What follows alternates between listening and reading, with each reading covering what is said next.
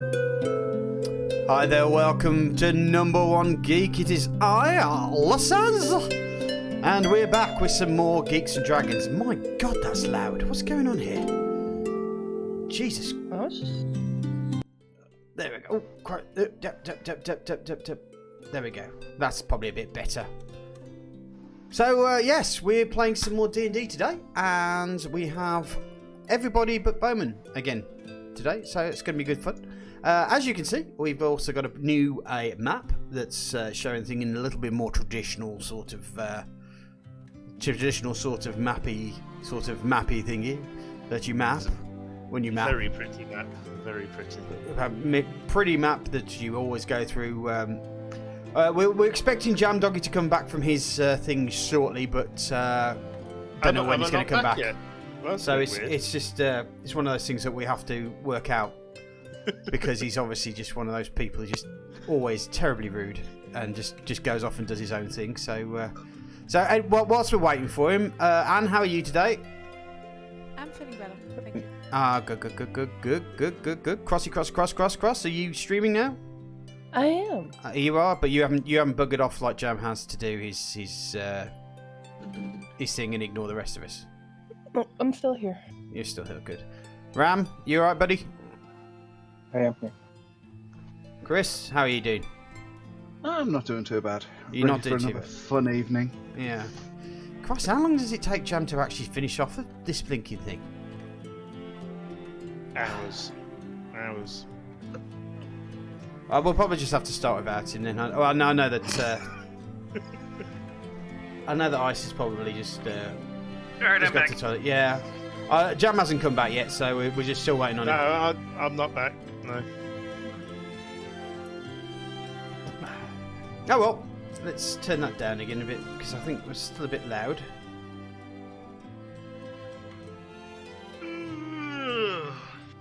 Okay. Right. So, guys, does anybody want to tell me what has happened? I'm sure Jam's busy doing his bit at the moment, so we might as well do it whilst he's gone. So, anybody want to tell me what happened last episode? I was mute. You were mute, yes. Yep. Yeah. That was the big one. I'll do it this time. Okay. I haven't got a turn yet to do the recap.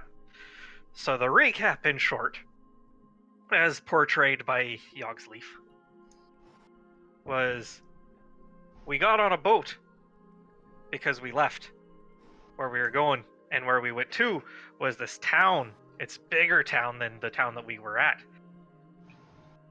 And Lake Shield, it was called. Yep. And at this place, the lady, what's her name? Loreda. Yep. Yeah, there we go. Loreda. I always get Loreda and Leatrice mixed up. Yeah, Loreda is filthy rich, has a big house, and she wants to take over the township thing and basically take over the territory, rule it, so that way she can quote-unquote save the people. I have doubts about this, but that's okay.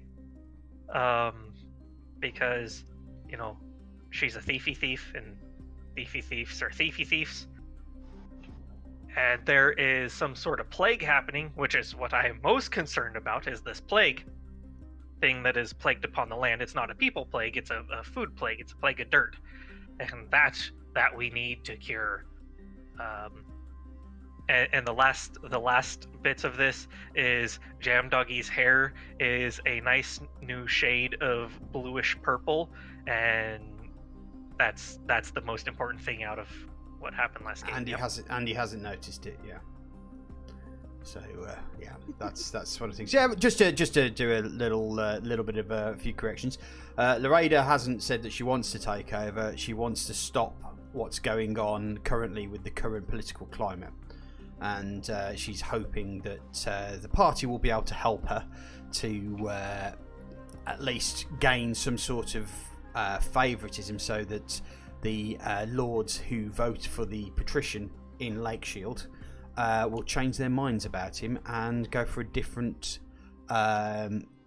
person. If it happens to be her, then she'll help out, but it not necessarily needs to be her. Yeah. Right. And what she did was she offered you all a room, which let's have a quick look at the lovely image of Loreda's house. I Okay. remember the girls sharing one room. Yeah, there's 1, 2, 3. There are 4 rooms, each with 2 beds in them. There's only 6 of you, so you can either share. Some of you can share, so even one of you can even have a room to themselves.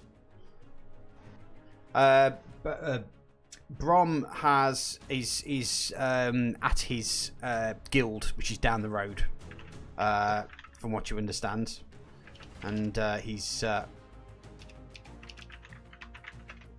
basically checking out there, so he doesn't have to worry about it. In fact, I think what I'll do is I will share this map with you. There you go. Fancy. Ooh. That's very pretty. So what I need to know is who's going to take which room. The one down in the bottom right is Loreda's room, so you can't have that The one. one with the double bed. Yeah. Well, I think you mentioned last time that Quas and I would share a room. Okay, so which room are Yeah. you sharing? I'll let Beatrice decide which one. I have no preference.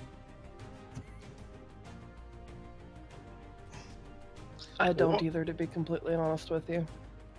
The room at the bottom right has a double bed. That's hers. Right. So The room in this thing is the toilet, by the way. Yeah, they usually it's a like a French toilet. It's a pit that goes all the way down into the sewers, straight drop. You mean top middle? That's not a fireplace.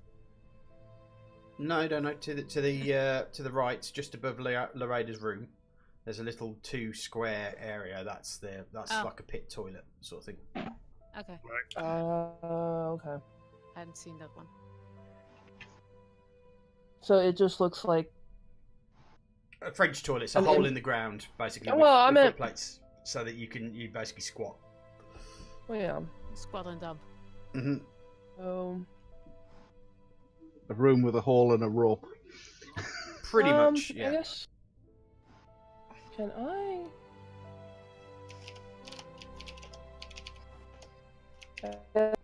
We'll take this room.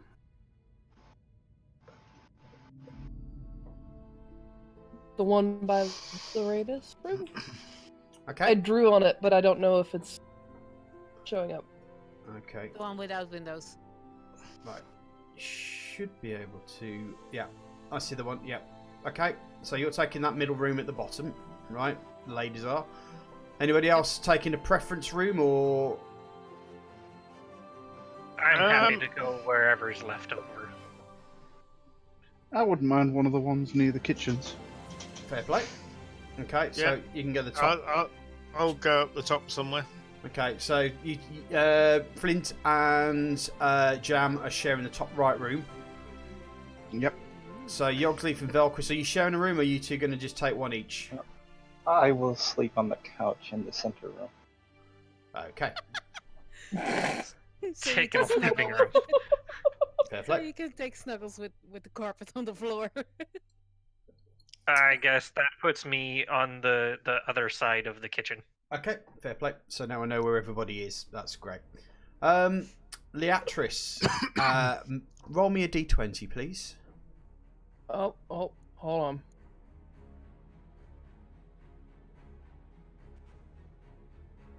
Okay. You're sleeping in your bed, and a familiar dream starts waving over you again of people's blood's just seeping out their eyes, out their mouths, and they're getting gaunt. and they're slowly dying, and you can see their lips come back and teeth go forth as the brightness in their eyes disappear, and you can see them all shambling towards you. And behind them, you can see this group of cackling old ladies coming at you again through the mist. But they stop. This time, it's a little bit different. You feel there's another presence in your dream.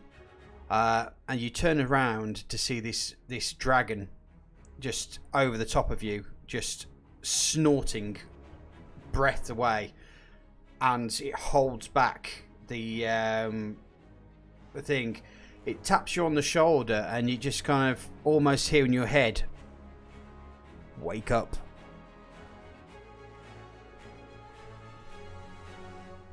And you wake up with a start, and you just sit up bolt right in bed, and you see on the door there's an animation of like a stick figure crawling through a window. And then it disappears in front of you.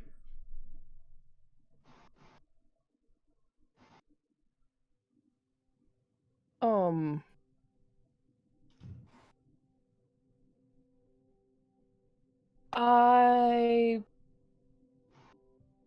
go over to Anne and try to wake her up.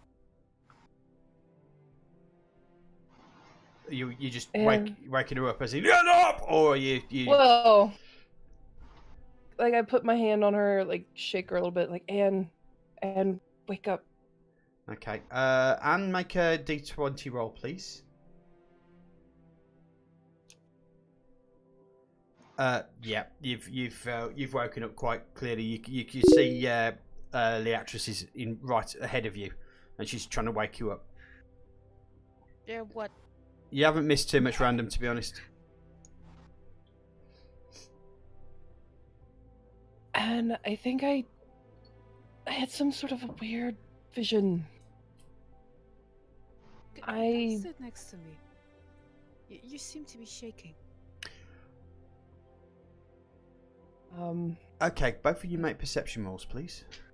Oh God. Oh boy. Why is font the way it is? What? Oh God. No, Leatrice is just completely nutty gone. And you hear a creak outside your door. Like a floorboard creak? Yes. But we have no windows.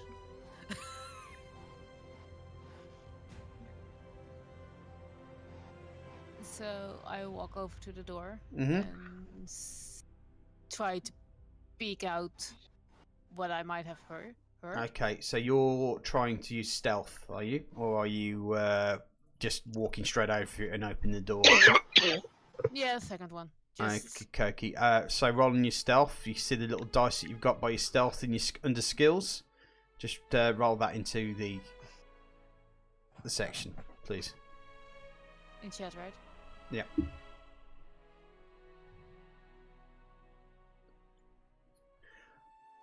Okay, you open the door and you look into the dark corridor. You don't appear to see anything there. Uh-oh. But I heard something. Leatrice, you've noticed that Anne's just gone up to the door. Something's attracted her attention, and she's opened the door and just looked out. And then looks a bit confused.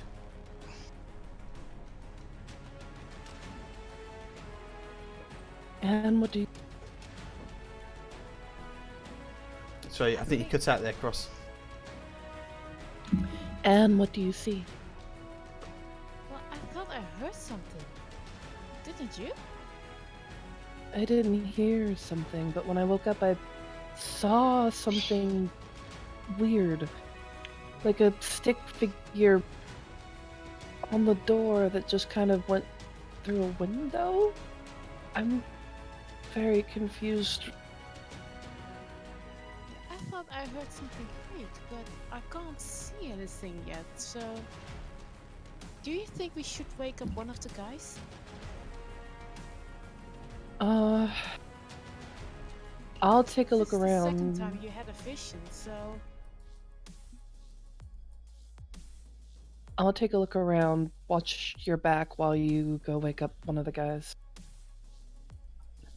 So I crossed the hallway and Okay. wake up the dude that's You- on the couch. So which way? Hold on. Let me just put you two into the combat tracker. Not for any reason, just I know that you're there. I think he's just wanting to see where we're going. Yeah. Does that put you in there? No. Right. Okay. So, Anne's on the map, and Leatrice. Ooh, come on. There we go. Leatrice is on the map. Oh, let me lock the thing so we don't start doing that as well. Okay. So, first things first. Leatrice is on the bed. Anne's at the door. Yep. So let me just.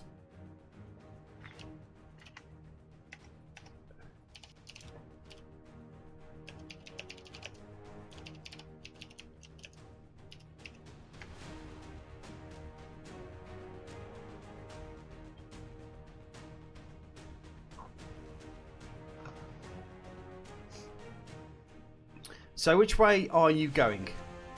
You Straight across and see who's laying on the couch. okay? Because I remember one of the guys said he would take the couch. Poor Yeah. Chris is always getting pulled into this bullshit. So you will see that. Let me just bring Velcris into the encounter. So Velcris is lying on the sofa over there. Let me bring Yogsleaf. Let me put these guys into.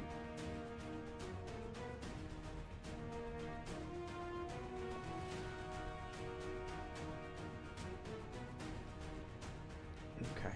So Velcris on the sofa. Yogsleaf is sleeping in one bed. Flint and Jam are sleeping in another bed. And finally,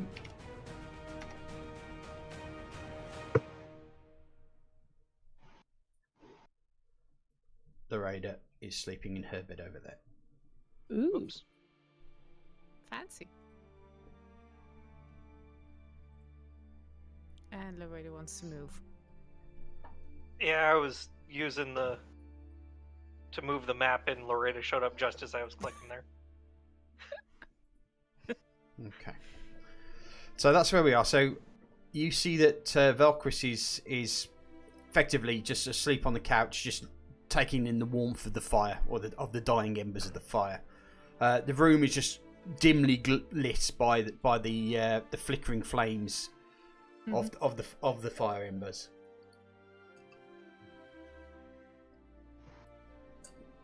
So I shuffle my way over to the couch and Okay. try to wake up Velcris. Okay, Velcris, please make a roll, please.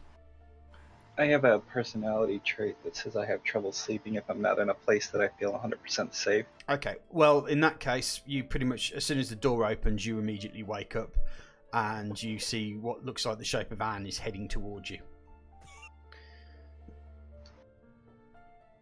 Does she appear alarmed or? She just seems to look like she's coming over to. She's directly coming towards you, and she looks like she's going to try to wake you. And then I'll casually rub the sleep out of my eyes and wait for her to tell me why she's heading here. Leatrice, can you Yes. make a perception roll, please?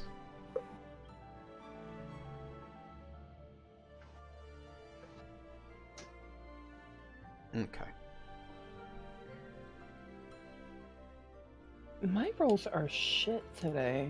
Mm-hmm. Like, what? You have just woke up. True. From a very startling dream. Mm-hmm. But you guys don't know that yet. Okay. You're looking around, and you notice on the wall there's another picture of someone with a dagger, and it seems to be stabbing it in the back of somebody else.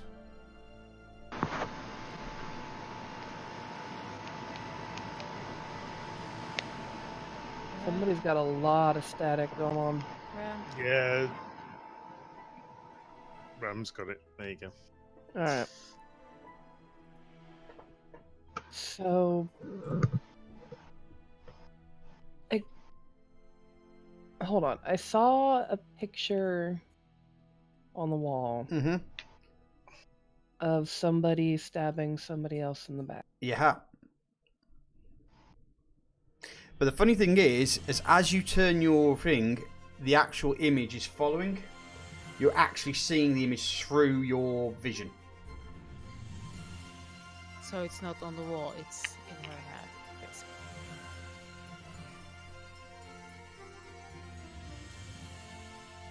Oh, I'm still in draw mode, sorry.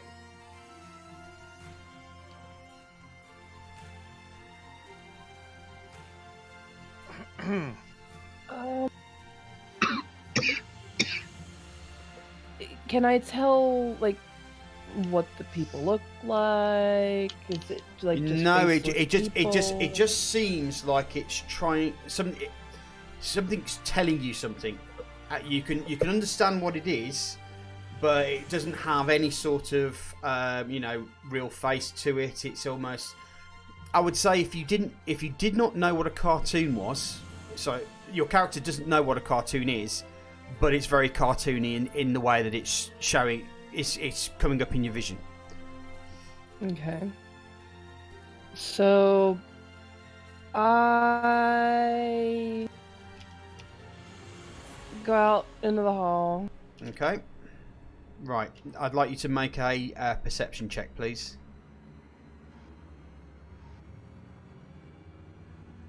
Better.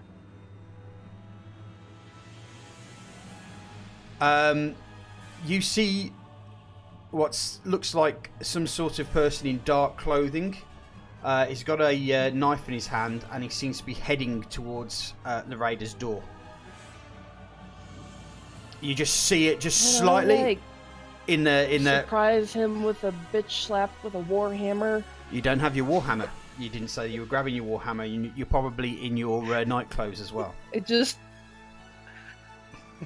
I don't know, bring my hammer down on his head or something. As I said, wouldn't have your warhammer because you've just got out of bed, and neither you or Anne have stated that you're putting on your armor or grabbing your weapons or anything. You've literally just got yourself out of bed, and you've just seen that there's some sort of person in dark clothing. He's heading for you, and the thing is that he hasn't just noticed you. However, I will ask now everybody to start making initiatives, please. Here, I want to roll my initiative, but what I want to do, can I cast Sacred Flame at this guy to kind of get his attention on me, make a big burst of light with the flames, and hopefully get everyone's attention? Give me a second. I just need to sort something out. Okay. I need to roll the raiders' initiative.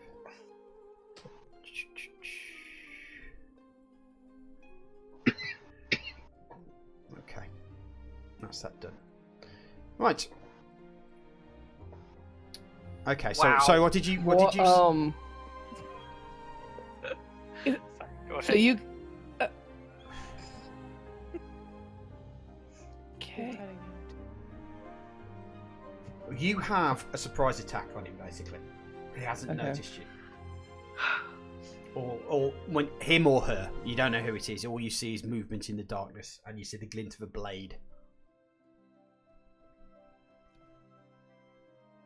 Okay. I'm going to cast my Sacred Flame Okay. at this person. Right, just to get you used to the idea, your Sacred Flame is, let me have a quick look at that, is one action, and that's a cantrip that you think. That means that you can cast another one, an instantaneous action as well, a casting time, another action you can use as a bonus action, so you can't use the same thing. So you can't do anything actually, just thinking about it. But you could actually punch. I was going to say I don't have my hammer. Yeah. I don't have my. Yeah. Okay, so so it's failed. It's failed a DC roll. So do whatever damage that you need to do on that one. Okay, so he's taken two wounds, and he is surprised. Anne, you hear the chanting glow, and as you see the door behind you, it just flashes, and you kind of hear a sort of noise. We're now into combat, so what I would like, each person, Anne is awake, Velcris is awake, Leatris is awake. Everybody else is going to need to make a perception check of 12 or more, because it was quite a loud spell that just went off. But Anne and Velcris have seen the. No, I'll need you to do it on your go. So, Jim, I just want to say, you sleep like a log through all of this. It's true. Anne, you have seen it, so you can react. Just to point out that you don't have your weapons with you. Yep, I just sneaked over and didn't think about it. And there's no way for me to get back to my weapons, right? Without being engaged in the fight. You can't get past Leatris. You might be able to sneak past Leatris, because Leatris has probably got this guy engaged with a spell at the moment. One thing I will need to do is just roll that. Yeah, okay. So, what are you going to do, Anne? Can I grab the chairs from the dinner table and use those as a weapon temporarily? That's an improvised weapon. While I ask Velcris to ready for a fight. Let me have a look at your skill. Do you have any sort of an armed combat sort of skill here? Let me see your abilities. Weapon clubs. Yes, I would say that you could probably use a chair as a club. Well. So I walk over to the dinner table, grab me a chair, because I realize I'm without armor, and walk over to the door I just came out of. Okay. And just you can move yourself, because it will show you how many inches you can move. So you can move up to 30 inches if you're running. So first of all, you need to move over to the chair. Yep, that's 15. Okay, so I'll approve that.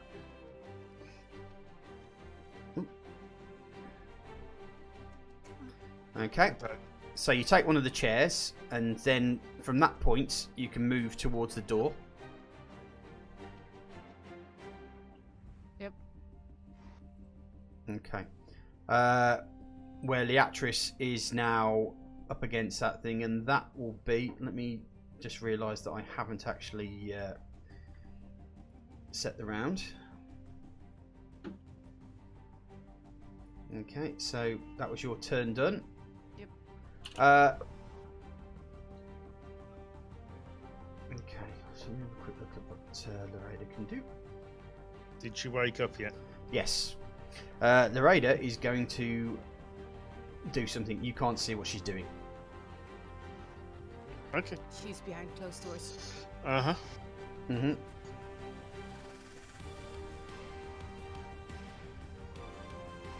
Just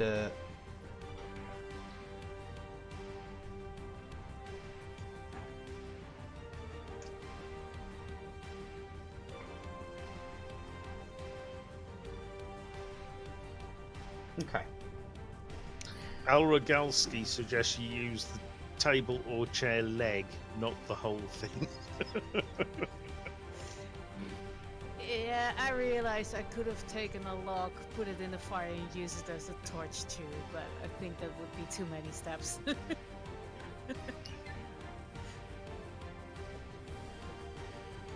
What are the walls made of?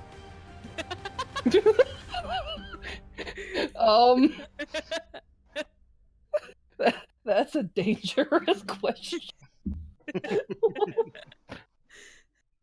Okay. Just- Right. Can't do a sneak attack, so it hits Leatrice with his short sword. Where is he? Yeah, he disappeared. There he is. There he He's is. back. No. Okay, Leatrice, you've just taken a good whack of damage off this guy as he's shocked by the fact you spotted him, and now you know it is a him. As he comes back, just almost like takes his sword out his hilt and just pokes you with it. Well, that and I don't have armor on right now, so. Yeah. Nope. So you've taken quite a bit of damage from that attack. Velcris, what are you doing, buddy? What are the walls made of? They'll be made out of wattle and daub, most likely. So an oak beam with a straw and mud filling to Something I can break with a Insulated. punch. Oh, good lord. you can try. All right, Kool-Aid Man, show your shit a little bit. Okay, well, if that's the case, you won't be able to. You don't know where this person is. I can see they're fighting something right there. There's a door there, right? There is, but both Anne and Leatrice are in the way of the door. But can he see what way I we're can see that they're facing? fighting something. I may not be able to see what is there, but I can see that they are fighting something there. He could have seen the flashes right from. He saw the Leatrice's flashes. spell. He saw the flashes from Leatrice's spell. Yeah, I know there's something there. I just don't know. You know what there's it something is. there. You know something's there, but you don't know exactly where it is. So if you're going to try punch through the wall or try to hit it through the wall, then there's going to be a serious difficulty thrown that direction. But Yeah, that's fine. okay, that's fine. I will. But once there's the hole in the wall, he'll be able to see it. Right, exactly. That's the idea. Oh, Jesus. Well, fortunately, Velcris slept on the sofa, so he'd have probably kept his equipment with him random. I don't need it anyway. I'll just punch it. Okay, so you're going for the wall. Wall punch!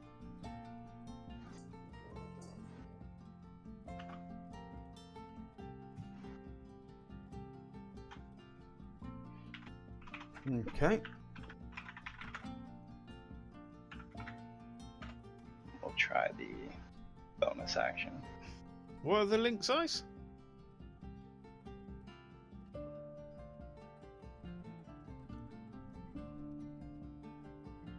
Hello. Okay, so you drop the 20 and you go, okay. Your punch doesn't do that, but you can see the wall slightly shake. Can you just roll me some damage, some unarmed damage on the wall? Sure.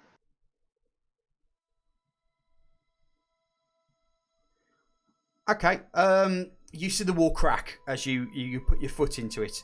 Whoever's on the other side will knows you're there, effectively. Mhm. So, okay. Is anything else you're doing? No, that's it. Okay. Flint. You know something's up. It's quite obvious something's going on now. Someone's punching a wall. There's a commotion. Yeah. Can I pick up my weapons and armor? You probably won't be able to put your armor on. Your armor would take a few turns to put on. Right, But okay. you will Well, be able to pick up your weapon.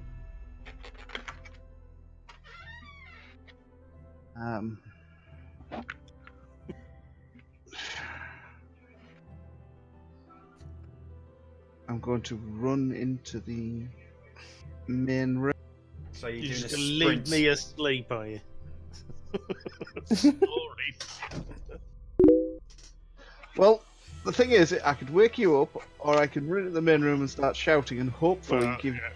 Bowman's not Yeah. there. Random. Okay, I think what there's I need you 15 to do is, there. is to take to the door first. So that's your 15 there, so I'll accept that. Now you can sprint to 60, but it means that is pretty much your go. Yeah, no. Well, my plan is to basically get to the doorway to kind of see what's the commotion is. Mm-hmm. Because obviously in the room I won't know what's happening, will I? No. And then once I get to the doorway, shout for the attention of the guys that are still not up and about. Right, yeah. So just move. You've got another 15 inches then. Okay. There we go.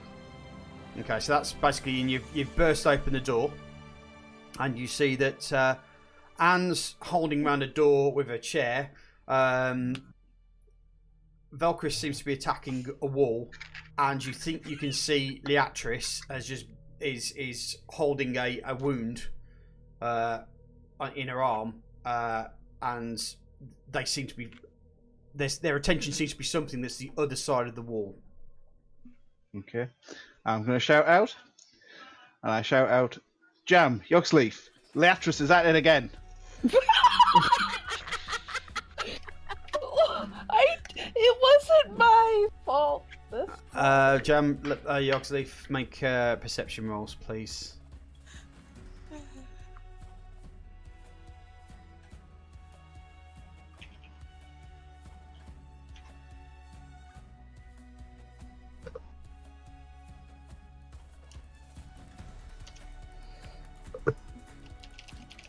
Okay, that's quite easy for you. It's quite an easy task. You hear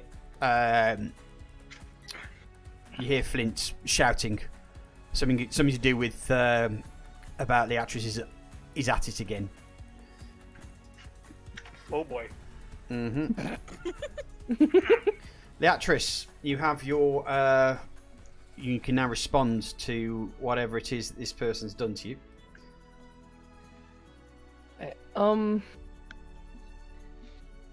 Am I able to hit them with a cantrip and then grab my hammer?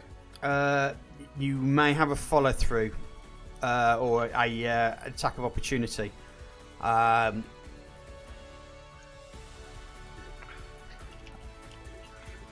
let you make an intelligence check, I think. Okay.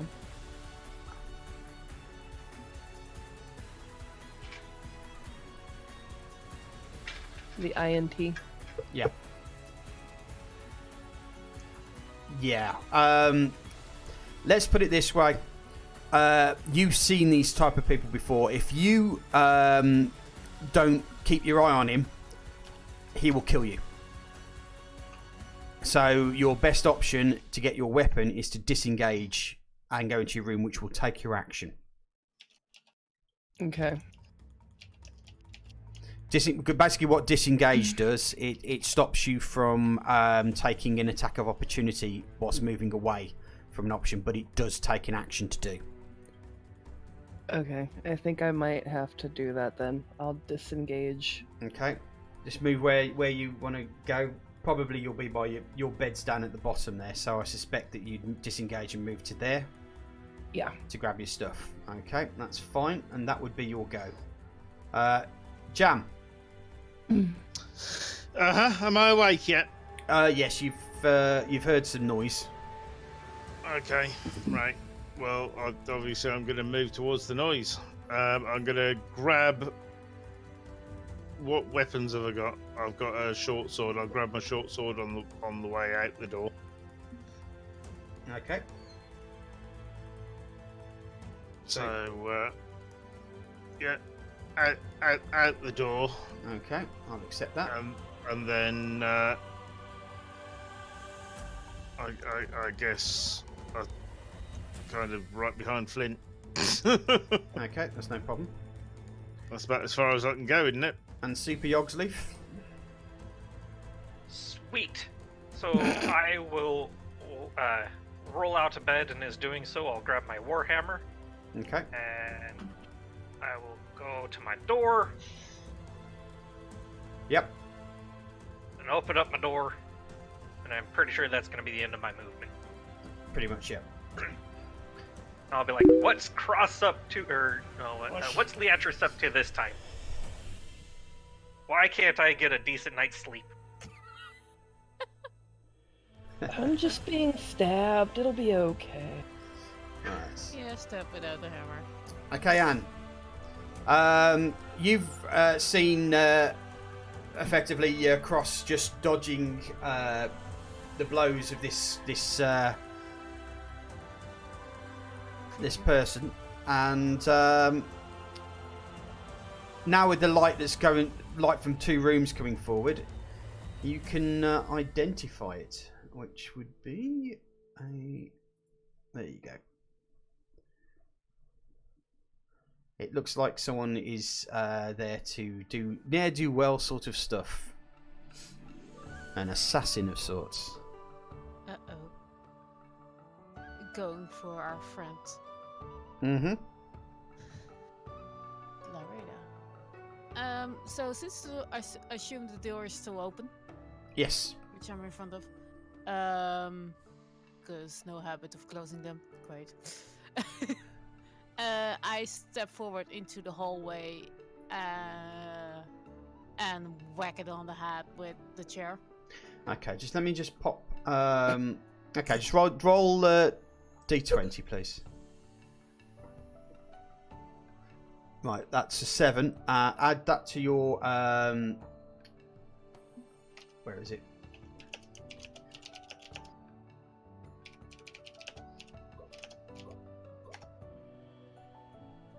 Come on, brain. Yeah, so you've got 7 plus your what's your attack skill goes under? It goes under. It's going to be under strength, isn't it? So you got +1. So no, you miss. You miss the. Hold on. How the hell did she miss him when she's swinging a damn chair at? Because he has an armor class of 15. True. She has to get a 15 or more. She rolled a 7 + 1. Basically, the chair was too heavy, and I didn't have enough strength to hit him. Mm. I underestimated the weight of the chair. They looked lighter than they were. Mm-hmm.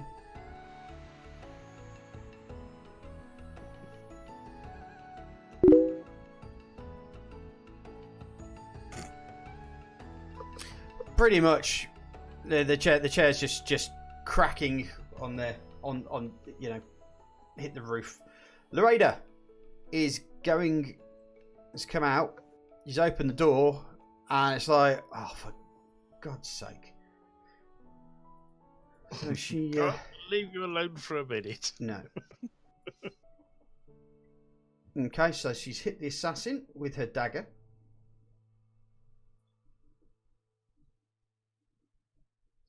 And she's actually just thinking about it. Does she have?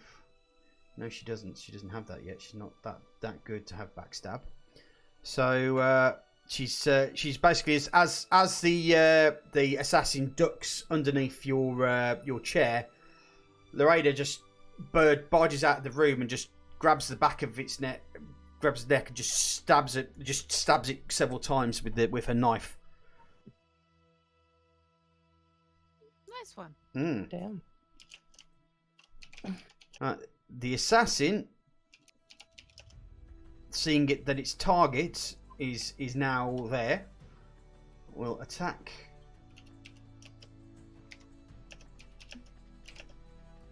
Lareda. Okay, and hits her for several damage. Right. Look, stab happy, yeah. Velcris. Was the hole I punched in the wall enough to see what is there? Not entirely. It's dark in that room. There's a lot of movement going on, so you know there's something behind this wall.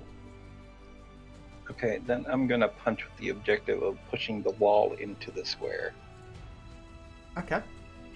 Basically throw debris at him. Right. Make a roll. Right. Okay. Can you roll me 1d6, please?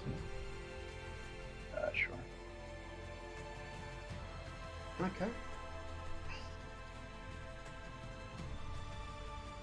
Yeah, as you punch through the wall, you knock some debris, and it just flies through, and the power of your attack breaks a hole for the wall, and part of the wood just comes off, and a big chunk of wood just cracks what looks like an assassin on the side of the head. He's now looking a little bit worried, knowing that there's more people going through. So what is you going to do for your bonus attack? I'll try to kick something that was lower than the punch with the same objective. Okay, make a roll. No, you don't get past the wall. You hit the wall, it crunches, you can see it judder, some dust comes down from the rafters where it seems to be holding on, but you don't quite get yourself through to the other side. But you can now see what's going on. Flint.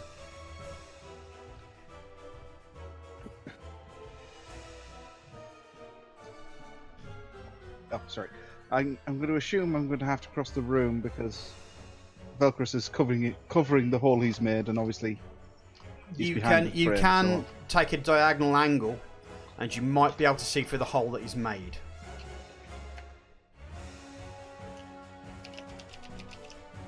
If I was to go somewhere like that. Yeah, give that a go. And then I'm going to try to use my magic dart. Okay.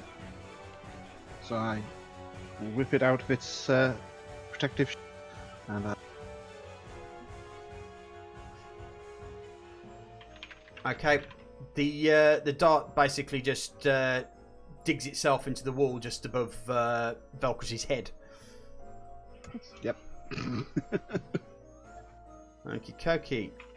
Leatris, you've picked up your weapon, and you can now see Anne's tackling this assassin in the pathway. So she's taking up a lot of the room.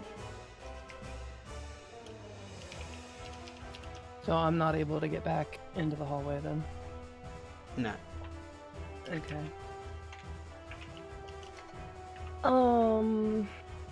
But you can see into the room. Okay.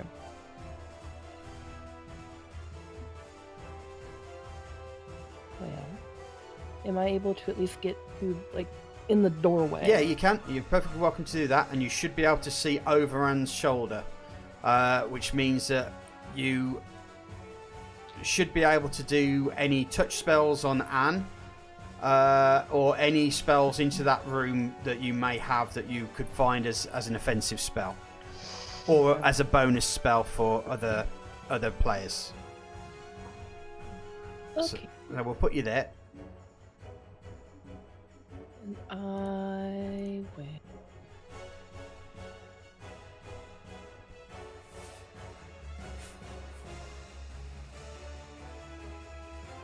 Since this person is going after Loretta, I'm going to cast Shield of Faith on her. Yeah, I'm just about to allow you to do that, yes. Are you able to pop that onto her yourself? Yep, so she's got an AC +2 there now.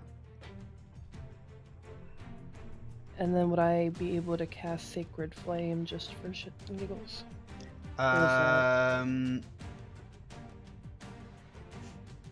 You've actually dropped her AC by doing that. How?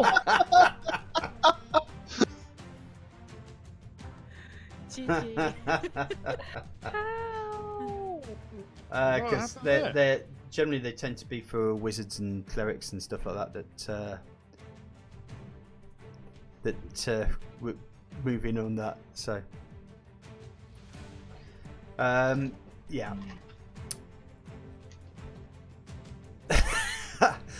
Right. Shield of Faith. Let me have a quick look at that spell. Yeah, swimming field appears in your surroundings, granting +2 bonus to AC to the duration. Oh, wait a second. No, that's not quite true. You should give her a +2, so she's actually at +4. So, yeah, okay.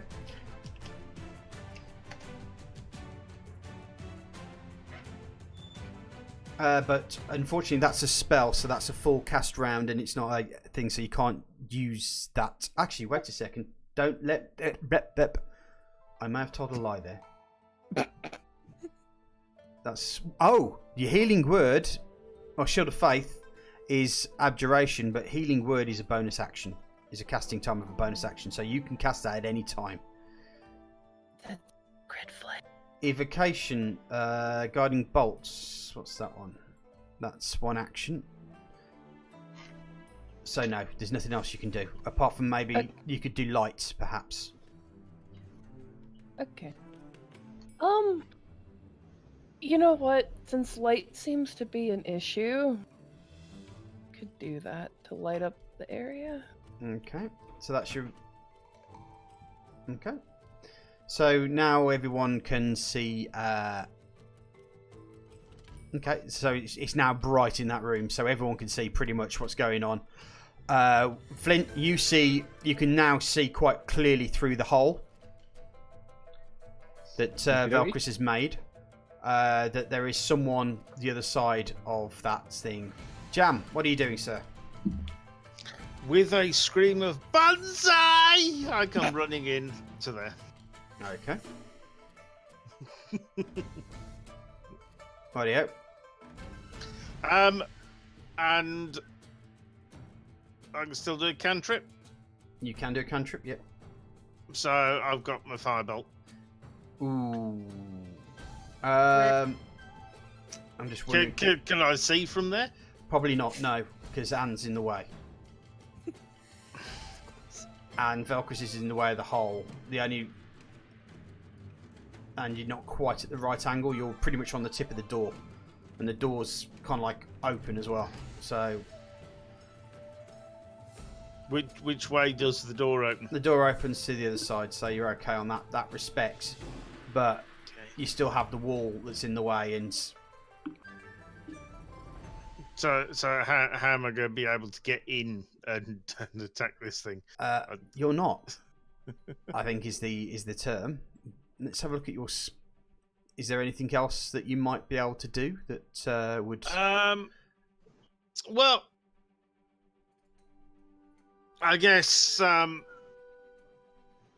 if my war cry of Banzai didn't provide inspiration, then I guess I can sing a little song.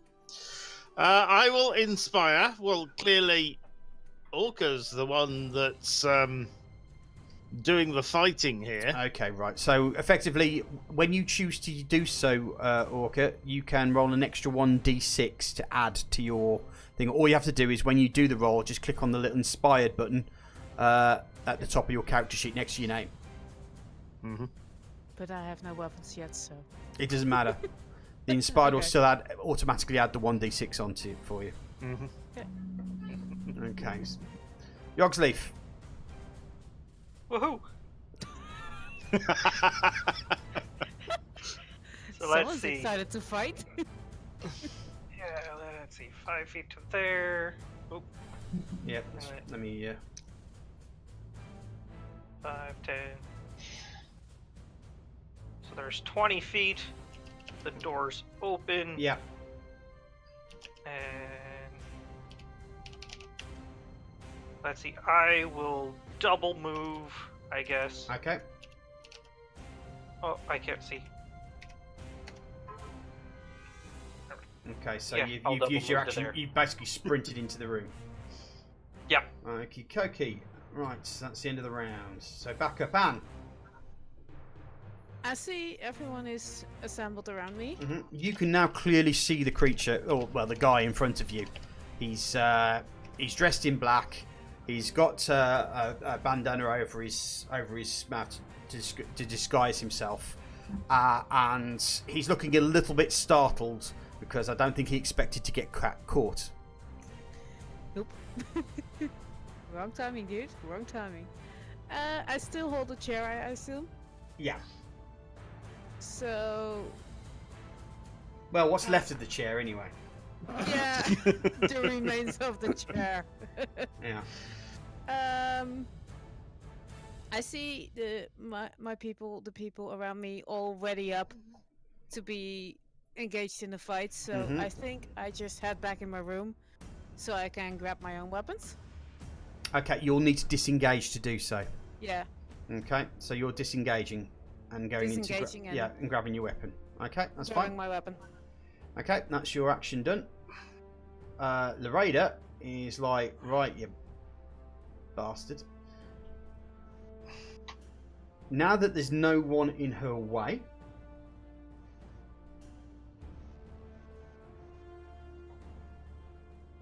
she is going to magic missile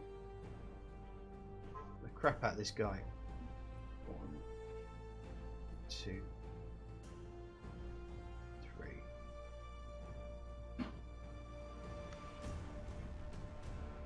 Okay. Look, Jam, you can now see because Anne's out the way. Leatrice, you can see as well, and you can partially see Valkyris. She just chants her hands, goes forwards, does a small chant under her breath, and gestures, motions as 4 large green long bolts come out of her hand, and they just pepper the guy as they hit him.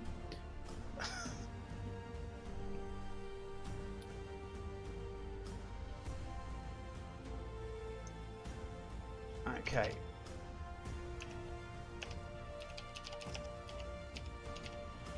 So he goes to attack Loreda, and he hits. Piercing damage. Okay. And he gets a second attack because he has a multi-attack. He hits again, and this time he... Okay. Even with the AC bonus. So he's now got his back to you, Leatrice. But Valkyris, you're up first. I am now capable of meleeing him through the hole on the wall, correct? Kind of, yes. It's big enough for you to put your fist through. It's big enough for you to put your bow staff through. So you're able to make an aimed attack, perhaps, but you may not be able to follow your bonus action, I would say, because then you have to get right into the wall. So yes, but at the cost of your bonus action.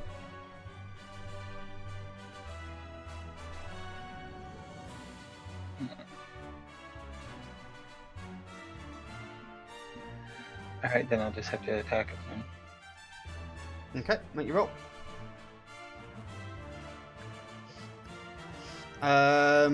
Did you attack the assassin then? I missed him. I missed the... Okay, you have missed him, yes, because with his AC, that's a miss. Yeah, that's fine. Okay, so Flint. Problem is now, Flint, you've now got Yogsleaf and Jamdoggy kind of in your line of sight. Yep. So sorry.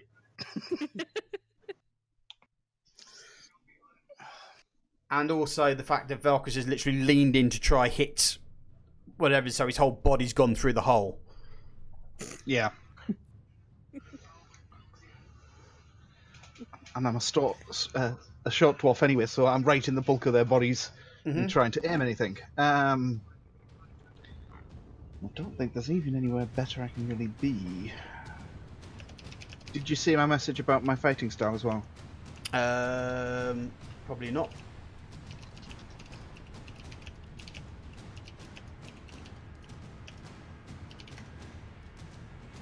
Go to there. Fighting style.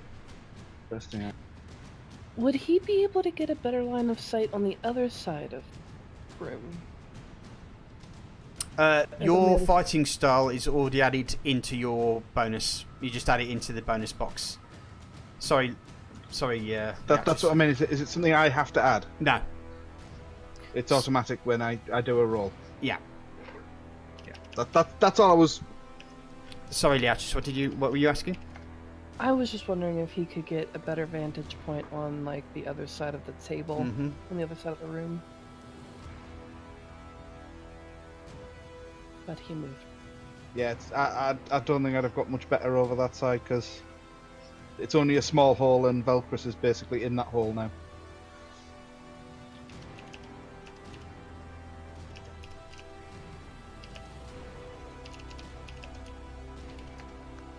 If I can't see from there, I'll end my turn. Okay, you only have to end your turn, I'm afraid. Beatrice, you have...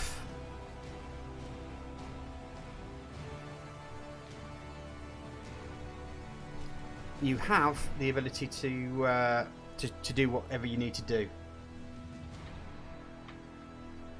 Okay, well now that I have my Warhammer, I think I'm going to get into the hallway and try to smack him with it. Okay. You should be able to move yourself. Oh, I thought that was disabled?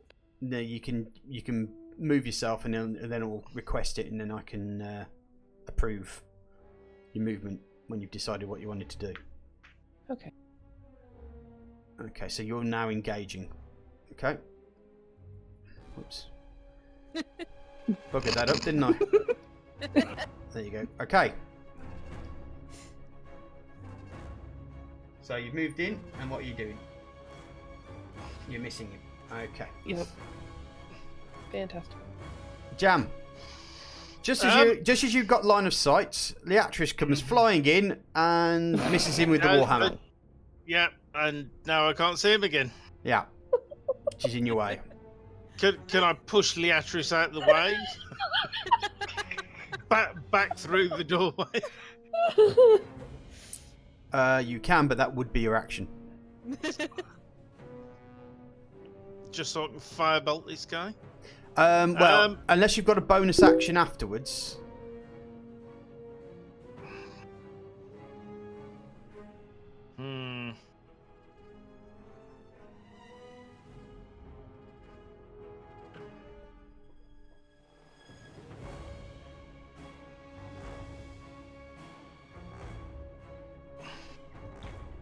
Because firebolt's a cantrip, so right, it's not a full spell, is it? Okay, it's not a full spell, but it still takes one action. And if you're using a major action, you can do two.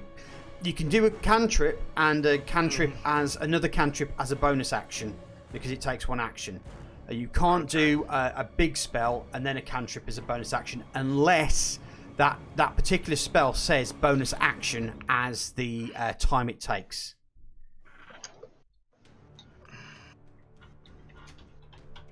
Yeah, firebolt is one action. Okay. So pushing Cross out the way would mean that you wouldn't be able to do your firebolt. Okay. Sorry. In which case, be a bard. Yeah, I the only thing I can do is say a little inspiring poem at Cross, whisper in her ear through the doorway. Okay. Hit him in the face, sir. Get out of the way. So how is this? What is this poem going to be? How are you going to inspire her?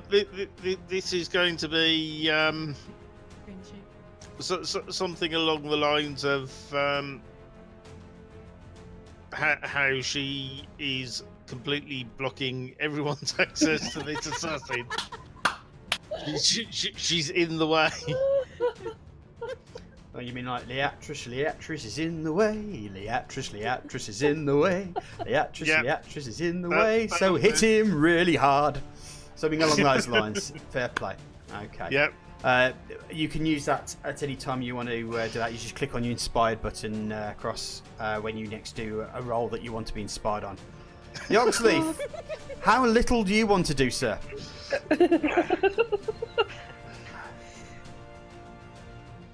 Let's see. Actually, I want to do very, very little at this point in time.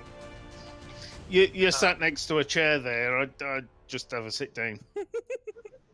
Yeah. One of those chairs isn't there anymore. No, what are the chair. heavy wooden chairs? The dining chairs is not there. The heavy that she wouldn't have picked up the big heavy armchair. No. Mm-hmm. Yeah. I was aiming for the wooden chairs, yes. Which is now in pieces in the hallway. So what I will do is I will take the attack of opportunity. Right. And move to behind Leatrice. Okay. So you're moving through. Okay. Yep. Right. So. Well, if he misses anyway. Yeah. I don't think he will. Well. Yeah, I don't have my armor on, so it's really possible for him to hit me. There you go. You've just taken a bit of a smacking as he sees you coming through. Just a bit. He just swings his short sword around as he sees you trying to push through.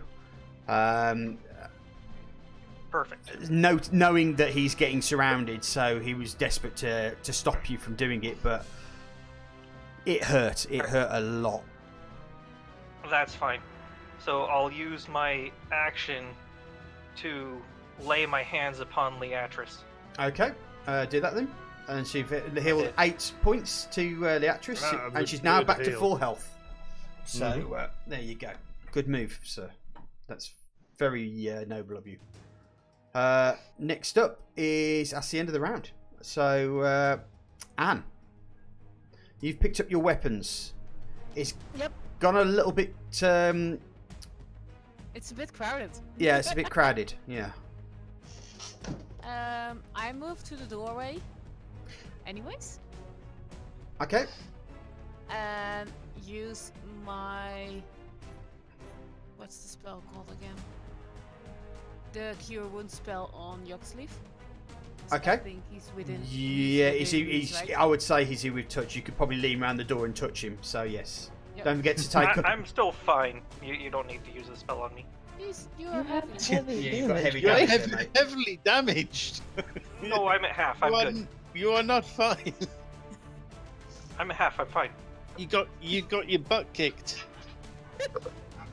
I saw something going through your body, so yeah, I think that's the best thing I can do right now. Okay. Yeah, Matthew suggests that you drag in that jam guy and use him as a shield. Sounds good to me.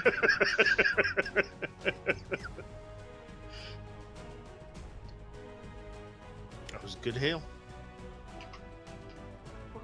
Good heal. Yep. So you're not perfect, but pretty much close on that one. Loreda just starts moving her enchanting around, the knife and a dagger in her hand, as she just cuts a little bit of blood from her hand and then just sprays out. And instead of blood comes out, electricity just arcs straight into this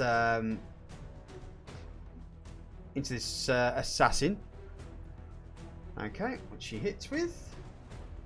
So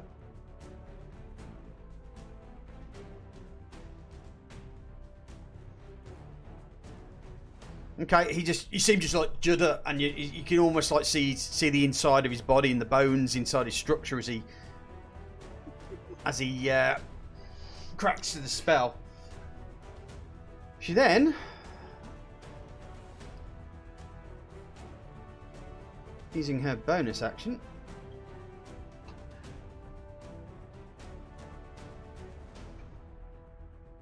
Oh, natural 20. Natural 1. As the lightning comes down, you see her just gesture her arms up into the air, bring them down, and you can start to see that flames are starting to appear into her hands as she just forwards through there and just fires a massive burst of flame at this assassin. And he's pretty much smoking, but he's still there. Bad for you. This guy can take a lot. Mm-hmm. He needs to strip. Flesh burns better.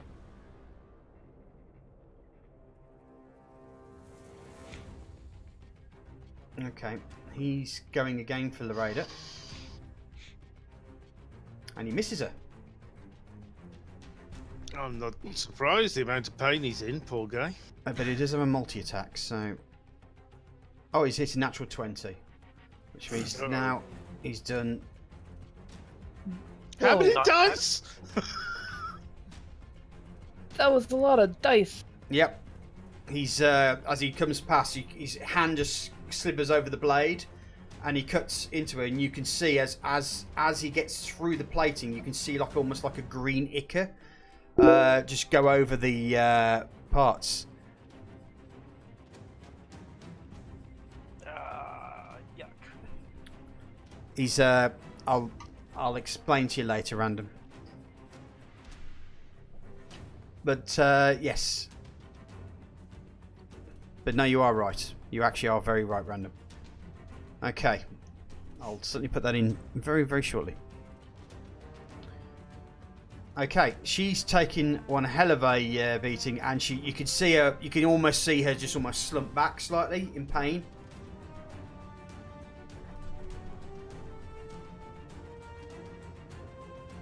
Velcris, as has been pointed out to me, you've actually got this guy flanked. I think that's correct. To see if 5e does use flanking rules now. It does not. Does not. That's the reason why I didn't use it. Okay, that's fine. So no, he doesn't It's a situational thing. If you think that the players should get an advantage, they do. If you don't think they should get an advantage, then they don't. Okay. Well, for Velcris' case, because he's trying to punch through a hole in the wall, probably not. So go for it, Mr. Velcris. Is enough of the wall removed now that I am capable of using my bonus action? No, you can either concentrate on the wall or you can concentrate on the enemy. You can use your bonus action, you can use your 2 actions on the wall, or you can use a single action on the enemy. Okay.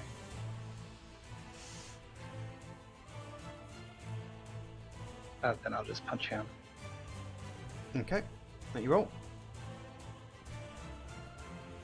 Okay, yeah, he's too busy quirking about and just dodges his head as your fist goes past his jaw. Flint, not a lot you can do here, mate. Now, would I get a better view from the other side of Velcris? Because I don't think I will, because he's in that hole, isn't he? And trying to get through that hole with any kind of arrow. You could probably get behind Velcris and try for that hole.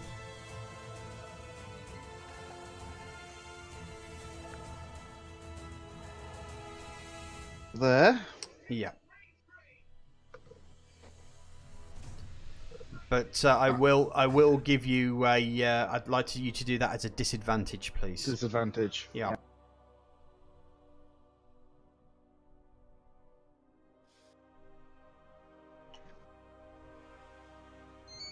You still hit him though, so roll your damage.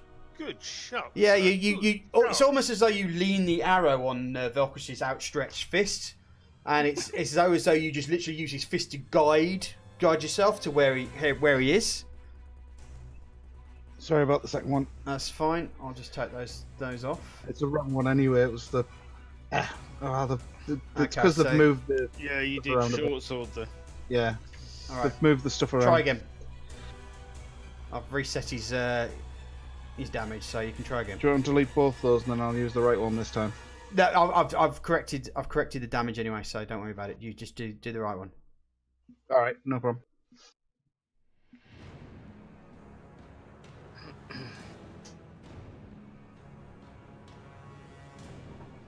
Okay, that's the end of my turn then. You need to roll your damage, mate. Right. But he did for just did. for the short sword. Yeah, I know, but he used. That's right. That's what I There you wanted to do. Yeah, there we Yeah. go. You haven't put it on him, but I'll don't worry, I'll do it. I'll sort it. Okay. Leatrice,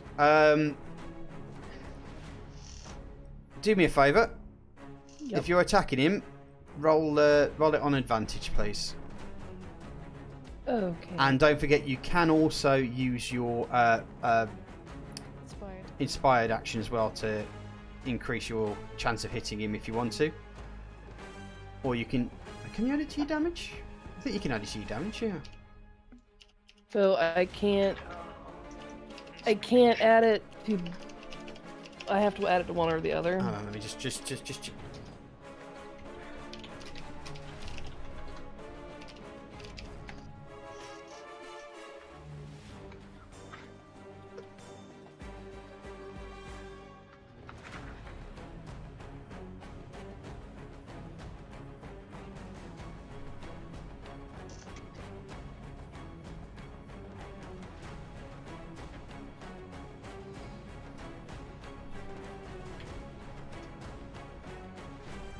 Page 125. No, it's just on the attack roll. It's not on the damage. It's any sort of skill attack roll and stuff like that. So. It just gives you an advantage. Yeah. So roll your advantage. You can add your initiative advantage to those rolls as well. So both of those should be +6. And you're inspired. That's what I mean. If you add your advantage and add your inspired, you should pretty much hit. Okay. Yeah. It's okay, random. That's fine. Unless you throw ones. DMs make mistakes, mate. Don't worry about it. Okay. Did you roll your inspired on that one? I think so. I have it. Yes, you did. Even though for some strange reason, it didn't seem to add that. Just roll me 1d6, would you please? Okay.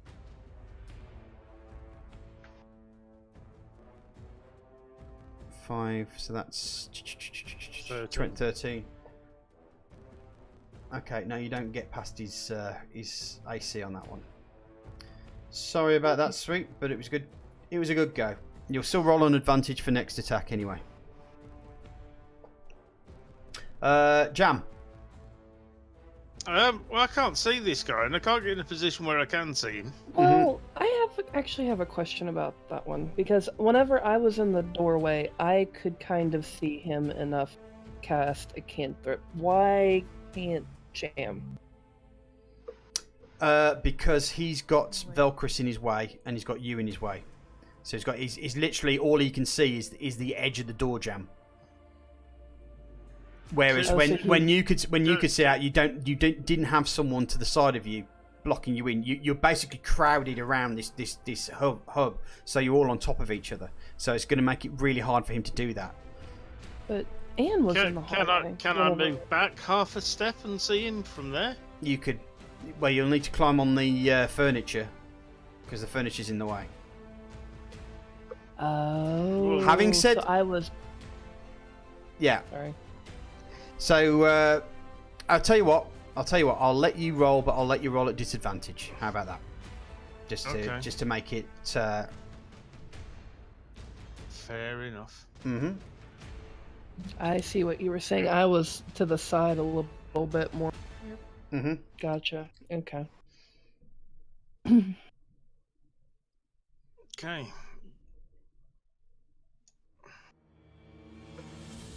Okay. Unfortunately, you missed, my friend. That's not surprising. Okay.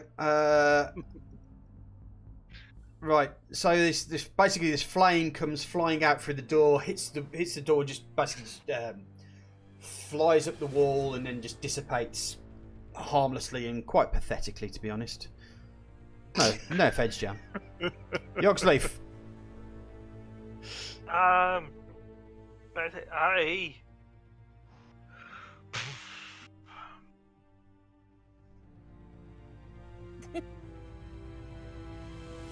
think I can perform an assist action. I'll have to look at that, see if there's even such thing as assist in 5th edition. Let me look.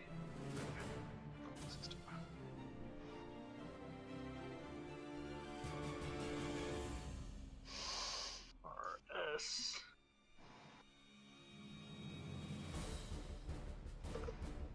I don't see there being an assist. Action. Let me bring up the PDF real quick. Sorry about this. But I may just sit there and hold my action in case anything bad happens, like Leatrice. What is the target of your holding action? What action are you going to do? What's your trigger? If Leatrice goes down or whatnot, and I can step over her body, I'll step forward. Wow. Okay. Just casually stepping over someone's dead body. Well, she won't be dead. She'll be down. Yeah. Was that when or if? Anne, you're going to find it a little bit difficult to go through, so I think I'm going to pop you at a disadvantage as well. If Jam's had to roll a disadvantage, so should you. Well, I was about to do the same as Yuxley, like hold my action until I can see properly in again. Okay, what's the trigger? What is the trigger what action are you going to do, and what is the trigger for that action? I will shoot my bow at the assassin as soon as the it path comes into is sight. Okay, that's fine. Yeah. So when it basically moves into Leatrice's place and I have a clear shot. Right. Okay. So you're holding your action. Yep. Fine. Loreda will.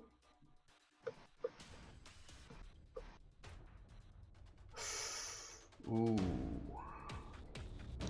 Uh-oh. Loreda will die. End of the story. Loreda will have man pieces Okay. for dinner. She fires another load of darts from her hand, which lights up the room even more. Pew pew pew. And then she pulls back and once again just takes some of the ichor and just turns it into a lightning bolt of some sort, or it's just like a lightning that comes from her fingers. It's a bit like bit Emperor Palpatine type. As she fires that at the assassin, and she hits. Ooh. Doing a lot of damage. He really takes that. He even screams in pain as his body just judders against the lightning that envelopes his body. Right, the assassin.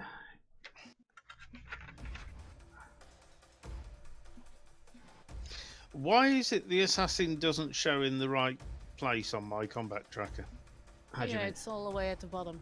Yeah, not But that's between probably the Raider and because Valkyries. That's probably Because of it's an enemy. parties.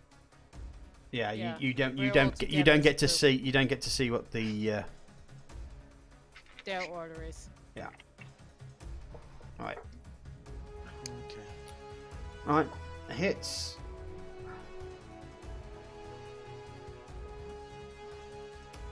You can see that this assassin is getting desperate, and he misses.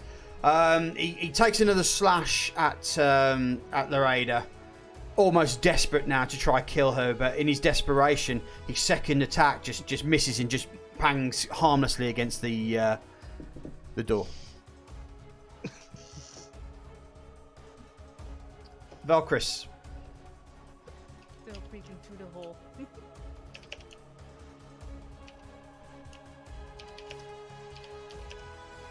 Okay. Once again, you try to hit him. Are you hitting him or the assassin? Yes.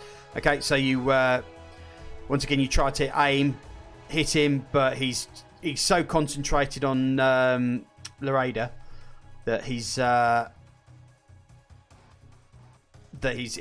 just avoiding you, quite almost like he's not not even thinking about you now. He's concentrating solely on the raider. Flint, you can go for another bold boat at disadvantage. Disadvantage bow. Yeah. So I get my bow and I peek for any shot I can take.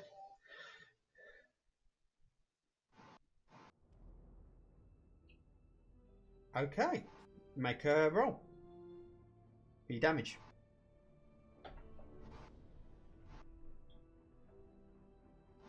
There we go. Right, okay. So you once again, as it's almost like you're watching what Velcris is doing as you're fine, and it's almost as though you're kind of watching him and see his avoidance. So you're purposely seeing how he's avoiding the action, and you fire at him, and as he's avoiding Velcris, he literally just dodges straight into the path of your arrow, and catches him right in the shoulder, just right high in the shoulder.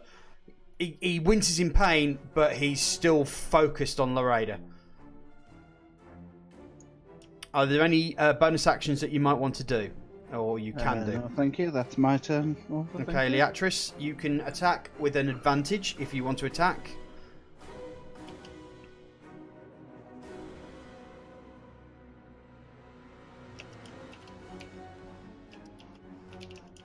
Okay, you hit him. So roll your damage. Okay. How do you want to end this?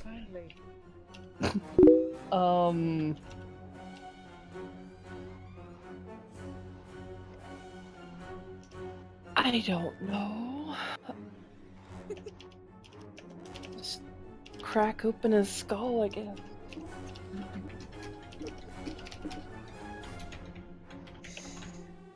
Okay. In his desperation to hit him, he's completely dropped all his guard, and he's not even concentrating on the people around him. He's just desperately trying to finish off Loreda. Unfortunately for him, he doesn't see the arrow that comes into his side, and then as he just turns around, you just see Leatris just bring a hammer as back far as she can and just strikes him straight square into his nose. And you can hear a sickening crunch as his nose goes straight into the back of his brain. He spins around, looking at the person who's hit him. Looks like he's about to say something to you, but just then drops to his knees and then falls flat on his face. Pool of blood starts spilling out from where the big gaping hole in his face is. Loreda then just drops to the floor. You cut out, says. Loreda then drops to the floor, holding onto the wall, holding onto the gash. I think. Yeah, you're gone. Totally gone? Yeah. Oh yeah, hold on. No, you're back. You're back. Am I back? Okay. What part did you get? The first 2 words. Okay, so effectively, he's so busy trying to attack. No, after he died, we Okay, got to yeah, Loreda Got a basically. hole in the face. Yeah, Loreda sinks to her feet, sinks to her knees, holding onto the wall, holding onto the. He was flat on his face, and then you cut out. Okay. Can you hear me now? Yes. Yep. Okay. Right. So basically, Loreda drops to her knees, and she's holding onto the wall and holding onto the blow across her chest that is now kind of turning black and bruised as she's holding desperately on to clinging on.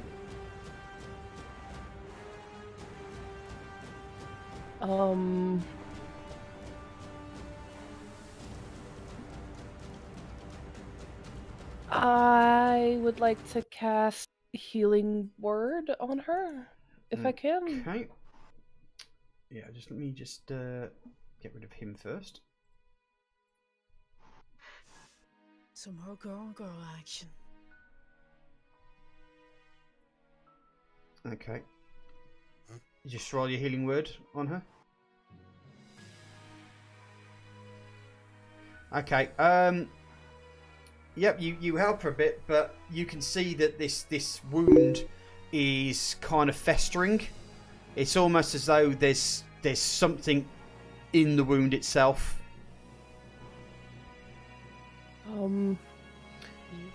I have a medicine. Am I able to know how to help? Like what I need to help her? Let me have a quick look at your character. Well, you do have one spell that might be able to help you. Oh,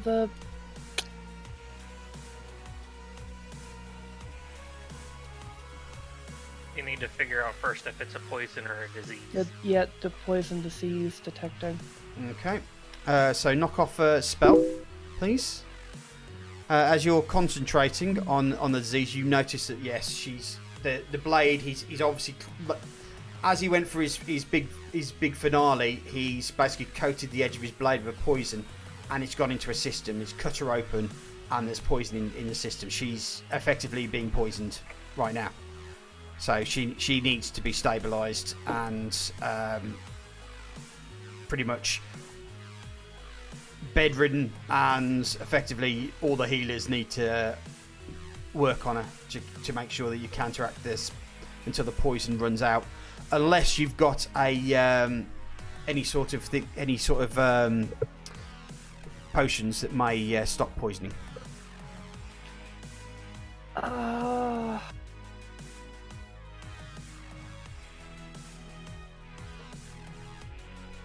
I have a herbalism kit and medicine. Am I able to make something that might? Yeah, let me have a look at that. Yes, roll on your medicine, please.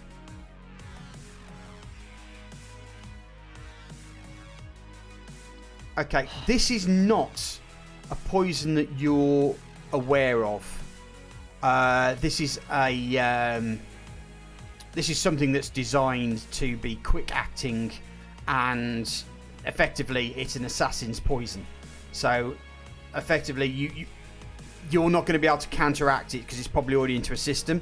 The only thing that you can think of doing is that anybody who's able to cast healing or any sort of healing spells is to basically keep her healthy until the poison goes through her system.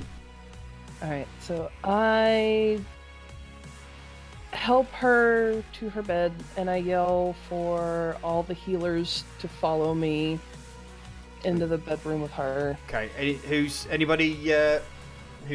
to help Loreda here? Me. Jam. Okay. So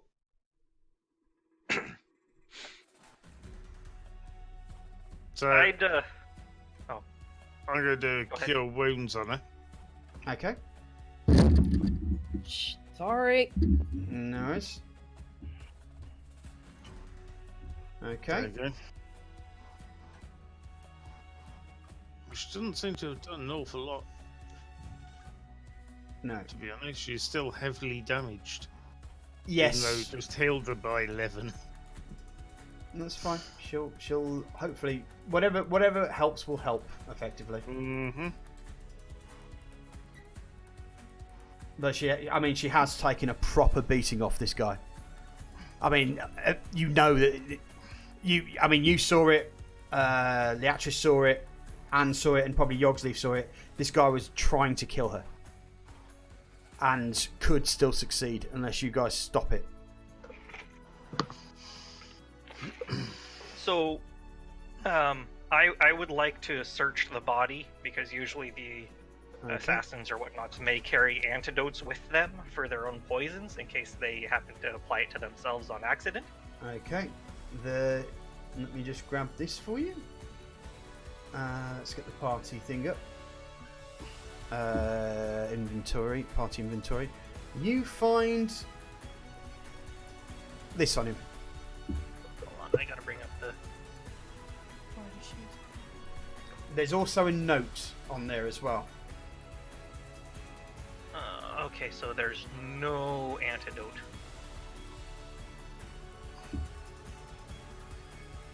Okay, No. then.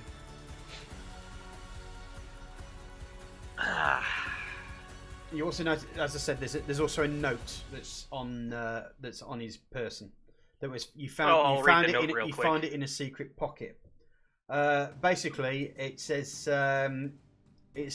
she's back, and it gives the address.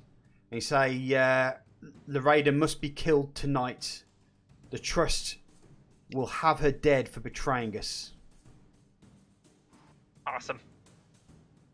Well, I'll just pocket that and keep silent about that.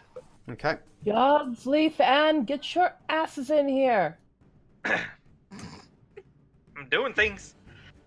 And so after that, I will then walk into the room itself. I guess I'll just stand on the other side of the bed. Somewhere over there. Yep, sure. You can move me. And I will apply a medicine check on her as well. Okay, go for it. And I do have an herbalism kit and all that fun stuff as well. I do not. Yeah, you but very much like the actress, you see the poison and you know it's a poison, but you've never seen this kind of poison. It's a very fast-acting poison, and it's in a system now, and there's not a lot that's going to stop it from happening. You've just got to basically, for yourself, you've got to basically keep her alive until the poison courses through her body. Usually what happens with these sort of things, and these poisons generally tend to leave no trace. So it's designed to fact out and get out the system quickly, but it should have killed them during that process.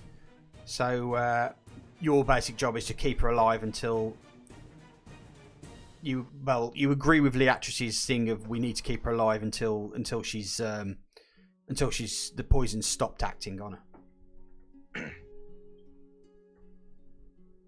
Okay. So I'll let nothing other they people can- make their turns, and then I'll go back to doing something else.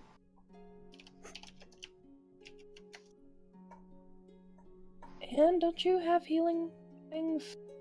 She's not here at the moment. She's gonna be right back. I Oh, am- okay. I'm back.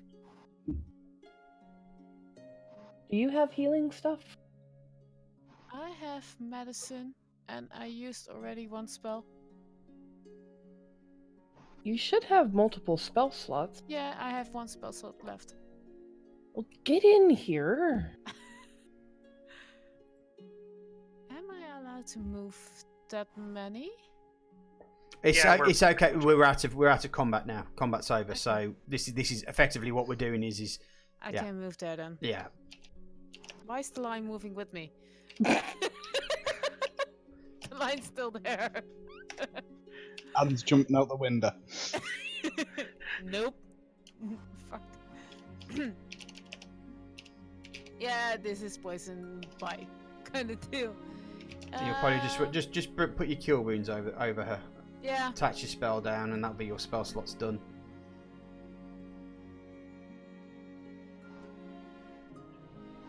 That's not.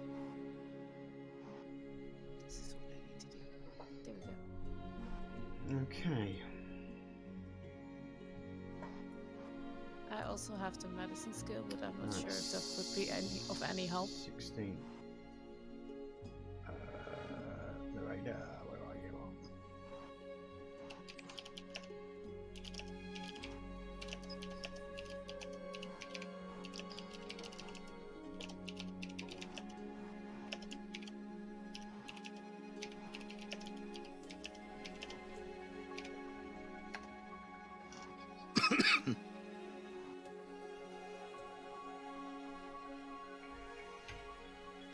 Okay, you see a groan as you see the poison starts to take effect again, and she starts getting a little bit worse again.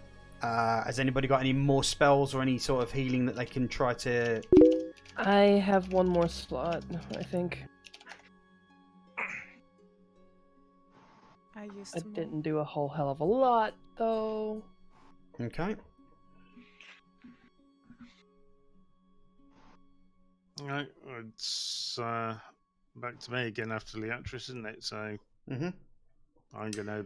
You've got your healing her word, as well. I believe, Leatrice, is a cantrip. Is that right? Oh, you got. No, my healing word is a spell. Okay, right, that's fine. I thought someone had a healing spell that was a cantrip. I have a spare the dying that's a cantrip. Jam, don't forget to knock off your spells when you use them, please. Okay. So I guess basically. Oh yeah. So I can only do cure wounds one more time because it's a full spell. Yeah. Well, I have to use it. I only have the poison spray left. I don't think that's a good idea. It might just be that you're just going to have to cure her, keep her going, and hope for the best. She might. Yeah. That's a nice roll. The other thing. Worst scenario, I have the spare the dying, so I can just kind of keep reviving her. Yeah, there is that. So you may have to stay up with her. Can we not give her a healing potion, or is that something she has to do? Oh, you can give her a healing potion. herself? Yeah, you can give her healing potions. There's no stopping. There's no stopping you from doing that. An antidote would be the best, or antitoxin. Cure poison potion. I mean, you are in a city. Yep. So someone could go run out and get.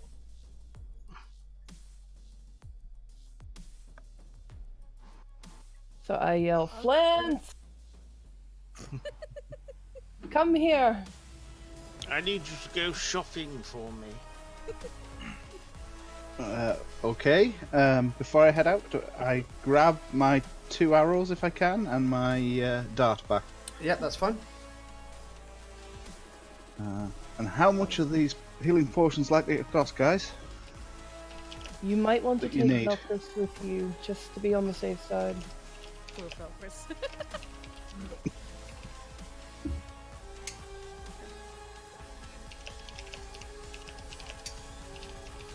And how much are we looking to spend on these healing potions, guys? An antitoxin is 50 gold Antitoxin. pieces in base. It might be more expensive here. It might be less. It's also the middle of the night. How likely are we to find an apothecary open? Just try. Just bang someone's door open.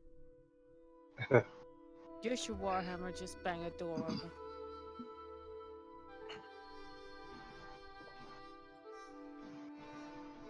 Well, it's either that or She's gonna die. So Saz, Mm-hmm. while they are getting their plans and squared away, I will go to my room and grab my bag of stuff. Okay. And I will come back and I will set up a little shrine to my deity. Mm-hmm. And I will start praying as my deity. I just don't remember it. Let's see. I'm a good paladin. I don't remember my deity's name.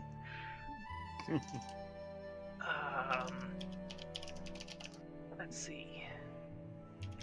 Why isn't it on the character background? Are you ready to pop in, Sweet? Eldath, there we go. You sweet in the chat. Oh, do we? Nope, not yet. Anyway, so Okay. I will go get my incense, candles, and things like that, and I will set up a small shrine to Eldath, where I will start praying for a divine boon, in which I will possibly gain 3 points to my my lay on hands pool, Okay. and I will pray for Well, until I receive a boon, if I do or don't. Okay. Anis, welcome to the stream. Well, everybody, welcome FC Sweet to the game. Hello. Anis, you've just come into Lakeside to just do whatever it is that you're doing, and the first thing you see is a dwarf banging on an apothecary's door, desperately trying to get something open, but he doesn't seem to be successful. He's looking quite haggard and hurried. Come on, guys, we need some help here. Come on. Hey, is there something you guys need? Okay, Flint, you turn around and you just kind of like look at something, and then you kind of look up and see that this big giant dragon is talking to you. Scaly, I'm Well then. looking for somebody who can help a friend of mine who's been struck with a poisoned blade. If you look into your inventory, Anis, you look at your character sheet and you go, it's the third tab down under inventory. You may see that you might have some equipment that may help in this case. Let's see here. Now, he was poisoned? Yep. She was poisoned with a poison dagger or sword. Now, I have a potion of poison resistance. Would that help? That sounds like it could be very useful. Okay, so, like I said, I don't know what I'm doing. How do I give this to you? Well, to be fair, you've come into the city. You don't really know the city very well. You haven't really sorted out any sort of place to stay, rest, or anything like that. So, just as a whole thing, you have something that somebody wants. Great. So if I can give this to you, would you be able to help me by helping me find a place to stay?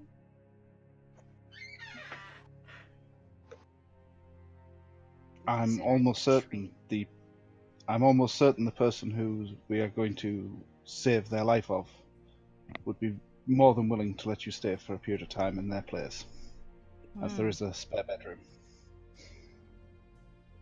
I think that Not sounds... really shoehorning, folks. That's how it goes. Okay. Right. You guys are busy casting your spells. So cast any more spells that you need to do onto Loreda, please. I'm all out of spell Me slots. too. Yep, same. Okie dokie. Alter used up. The only thing Oh no, think I no! still- I've used it twice, haven't I? Yeah. So I've actually got 3 spell slots now. I could do one more. Okay. We'll do one more. As you're casting your spell, you hear the front door burst open as you hear the tiny pattering of dwarven feet running in from the main living area. But they're also accompanied by some rather large pounding feet as well. Well, since I don't have any No, it's a spells special yet, ability random. I run out to see what's going on out in the hallway. Okay. You see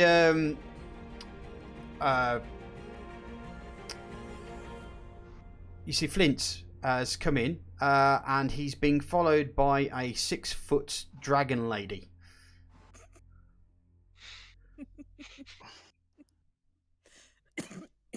I take it this person's here to help, Flint. Yes, she has a potion she believes may be useful in this situation. As you look at the dragon lady, Cross, you kind of see what can only be described as a smiley face with little arrows, like a ooh, just appear over it and then disappear.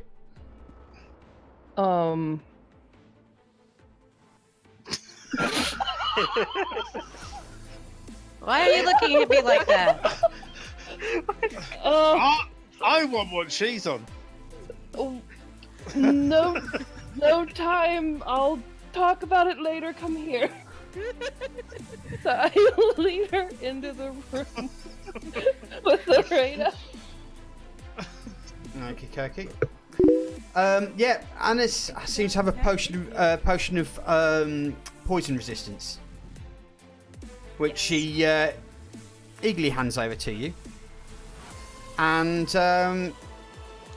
you point down her throat, and you can almost see her visibly relax. She's not in pain anymore. But it seems like she's now starting to settle. You kind of think that hopefully now she's had this potion, that she's probably going to survive the night now.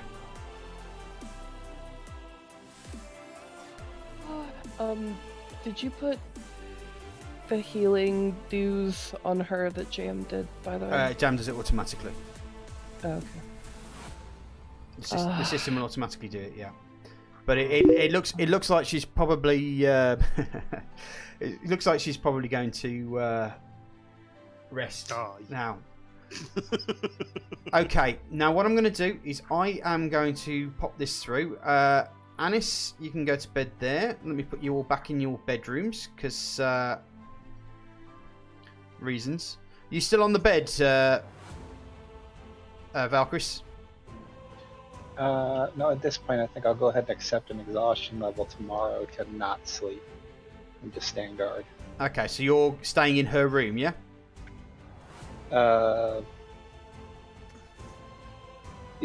If other people are staying there, I will. If not, for propriety, I'll stay out in the hall. Are you going back to bed, Jam? To be honest, I need to sleep to recover my spells, yes. don't I? You do, yeah. So, yeah. Since we only need to meditate, do I actually have to go back to my room? Or can I just meditate in the room? Well, you could probably, you could probably sit on the bed and meditate in the room with her. Okay. Yeah, can I sit on the couch there and meditate? Maybe. Yeah, you can do that. That's no problem. It's just that bedroom is a long way from. Okay, like, that's fine. If anything else happens, I don't want to be so far away. Okay. And I want to be in the room meditating. That way, if something happens, Velcris is there. He can wake me up. Right. Mm-hmm. Well, I'm just going to call a rest on that one, and we're going to call it a Wait. Yep. Wait. Me. You're missing me. Wait. I'm staying in the room. Right. And I'll continue my prayers. Okay. So you're not taking a rest. You're just praying in the corner. Yep. Right. Well, what I'll do is I'll can I do it from there? Whisper, kick, ring bell. No.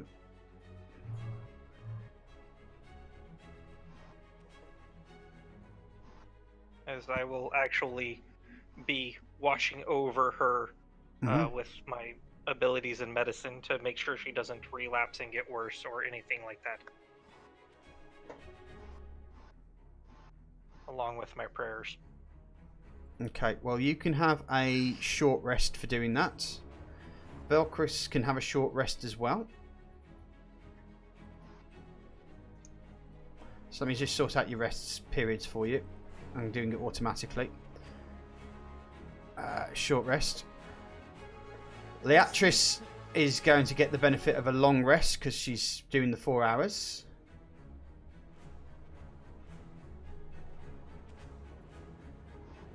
Me too. That's what Jam Dog it, yep. Can I just say I love being able to just meditate for 4 hours and be completely fine? Yep. Don't we all want that? Oh. Uh-huh. Yeah, it takes me at least 5 in the real world. In the real world, I get 2, and that's all I Flint, get. are and you going for a short rest, or are you going to take a long rest? Are you going to sleep in? I'm going to go back to snoring. Okay, so you're taking a long rest. Yeah, I'm sure if they need me, they'll... Anne, what are you doing? Are you having a short rest, or are you going to take a long rest? Long rest so I can use all my spell slots again. Roger. So the full 8 hours if That possible. should be everybody now. So, yeah,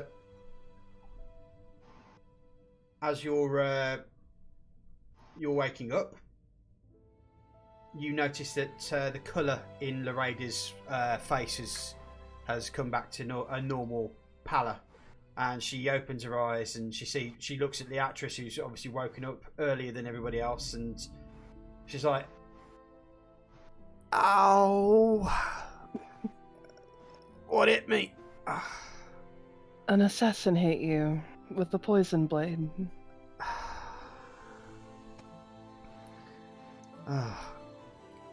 That really hurt, that did. An assassin's poison. How come she just holds her hands out. How come I'm still alive? A little help from friends and a little luck, I'm afraid. We all took turns healing you, and Flint found a dragonborn who had a potion of poison resistance. Well, once again, I'm in your debt. And I'm glad I'm keeping you guys around, to be honest. Had you guys left, I'd have been dead now. Do you need a glass of water or anything? I think we need breakfast. Everybody needs breakfast. Anne. Got any bacon?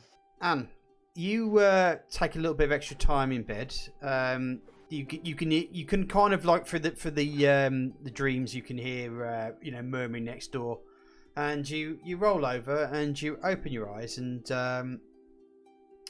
there's something brown and red kind of like staring at you. Brown and red. Yeah, you just see it through the look in your eyes. It's just like you just see this. You think it might be Leatrice's hair or something. And you just pull over.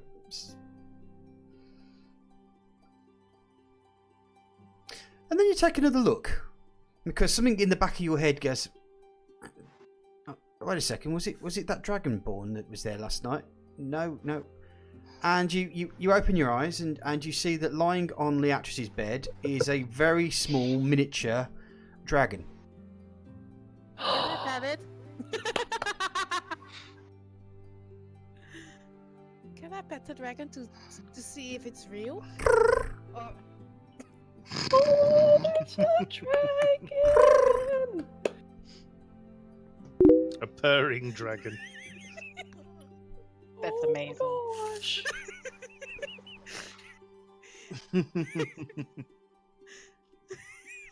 Leatrice, you Yes. can think you see like almost like a smiley chibi face as a hand kind of pats on the head.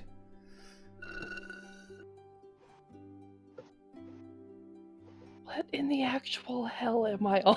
Like, what kind of drugs have I been given? Why do I keep seeing shit? So I see a chibi face doing what now? It's kind of like going. Its shoulders are going up. It's like really happy as a hand kind of just is patting on its head. It's getting head pets by a stranger hand. She won't know that. She's in another room, and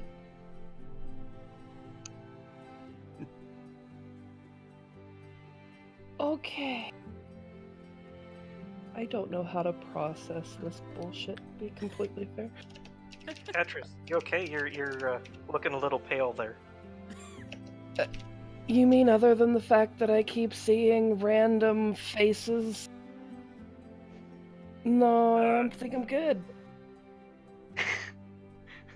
What do you mean you're seeing things?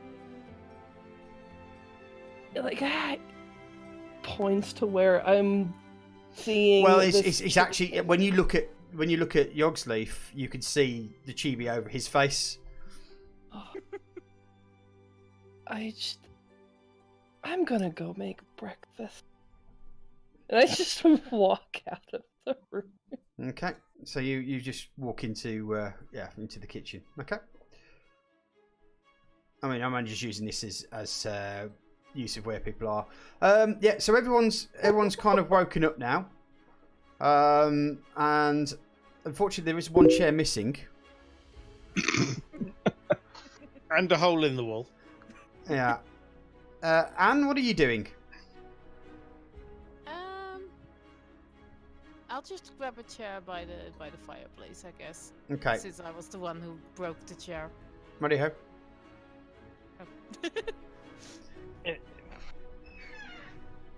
I think. Oh, Flint. Okay, so Leatrice, you've made breakfast, have you? For everyone. Yep. Okay.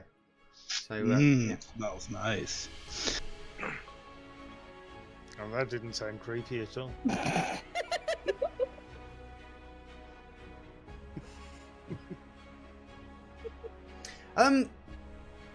You kind of see like a nose that sniffs as you come out. Just the nose. Like, where is this now? In front of you, you can see the vision. The thing is, it's really quite strange because you can see it, but you can also see normally. It is so weird. It's like you've got like a little sidebar in your vision. I suppose that's the only way that I could describe it. Is that it's not. They are. Yeah, it's HUD IRL. It's like, yeah, I suppose it's like a bit of like a HUD that you can actually see through it, but you also know that it's happening in front of you at the same time. It's like you're really like doing two things at the same time.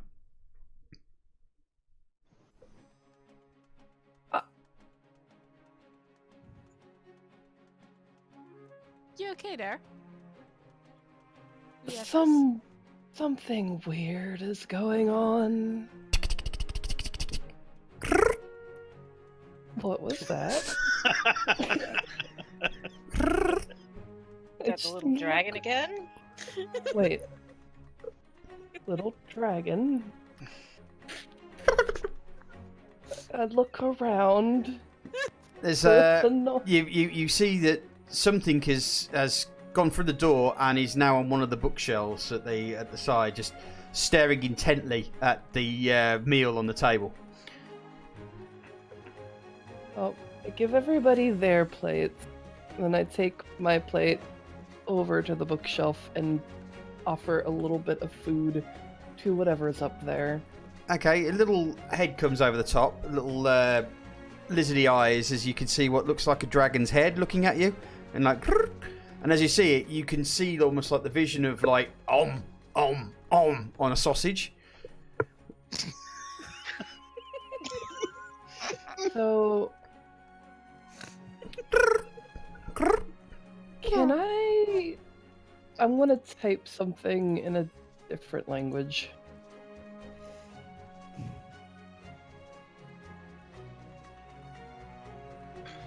Frey would love to have you as a patient. You're seeing visions of creatures eating sausages. And if anyone wants to know what that says, watch Sassy's stream.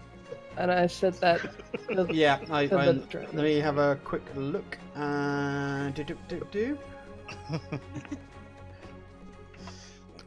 You see a little chibi go nod in your vision. Obviously, us in game, we're not allowed to watch Sassy's stream. Somebody else understands it though. Yes. Oh, okay. Yeah, try the dragon. Yeah. You'd think it makes sense. That's why I was like, this is the dragon we're talking about. You know exactly what this is. I knew exactly what was going on. Mm-hmm. What kind of dragon would I be if I didn't? Mm-hmm. Dragonborn. Yeah. Huh? Mm. Yeah, I don't speak Dragonborn.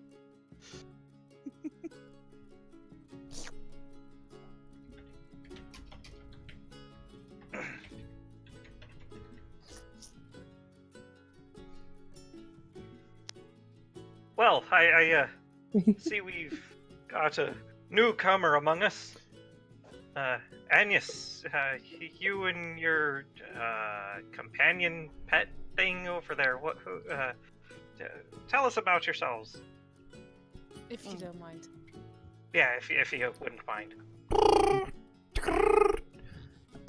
The dragon thing jumps on Leatrice's head and then just settles around her shoulders and falls asleep. Well, it seems that he's a little Dragon. fond of you there.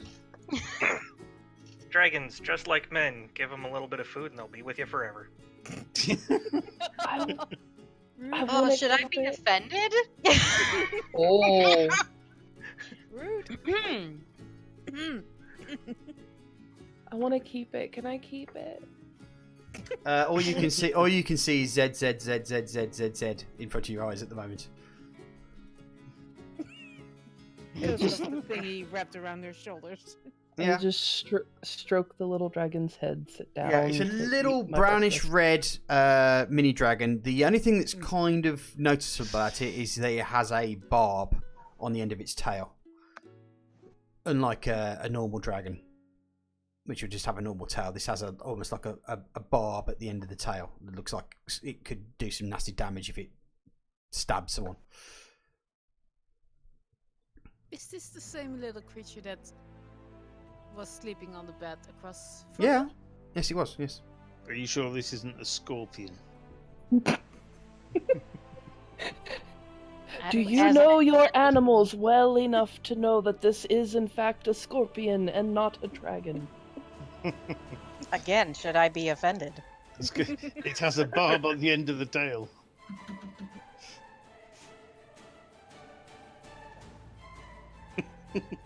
It's a dragon in training.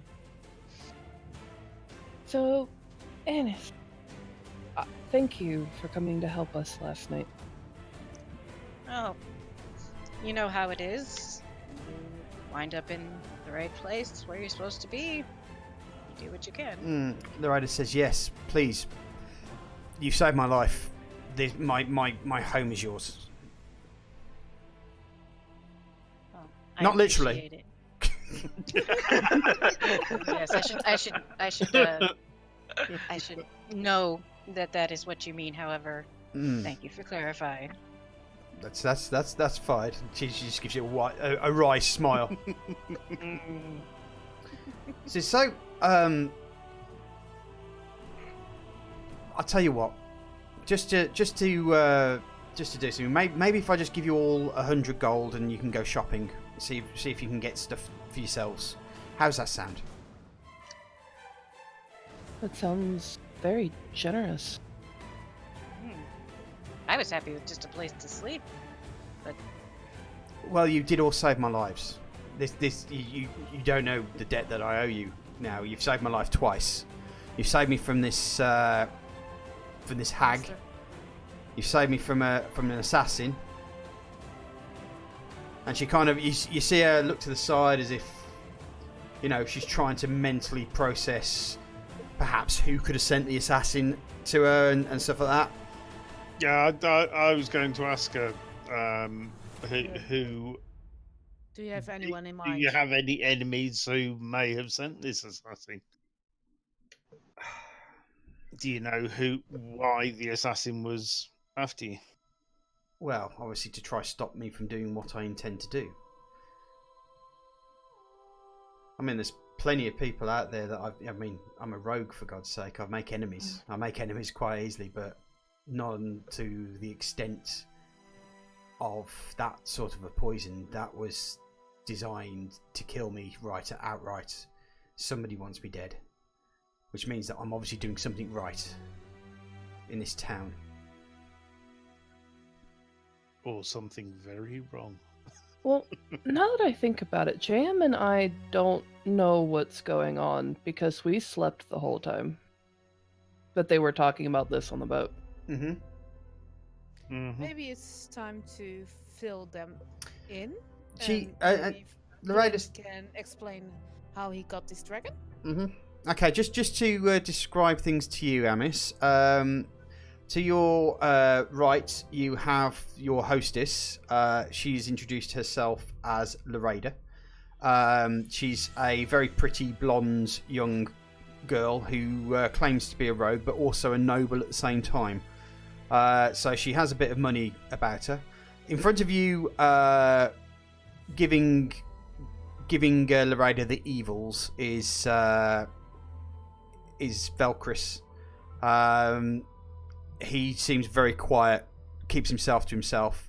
Yogsleaf, you can see, is like a bearded human who you can see that there's a fetish on his body, so he seems to be of cleric or paladin.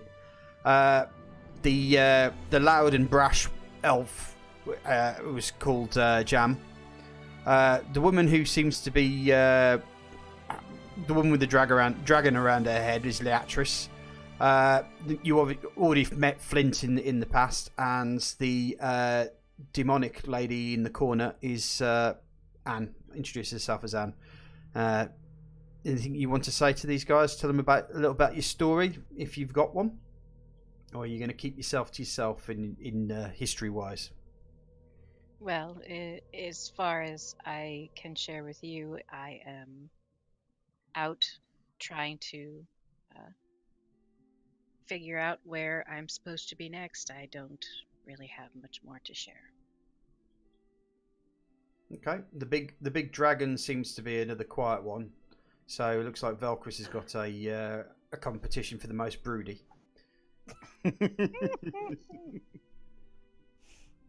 I may surprise you. That is a noble one indeed. Should we tell this dragon that we're short on one person right now? What did we do with Bromando? He's still somewhere in the forest. No, I think we left him somewhere. Didn't we? The other thing is off visiting the guild. Anis, the other thing is someone drop him in their backpack. No, he's gone off to his guilds because he's got some guild business that he needs to deal with. Also, Anis, this is the first elf that you've seen that has bright blue hair.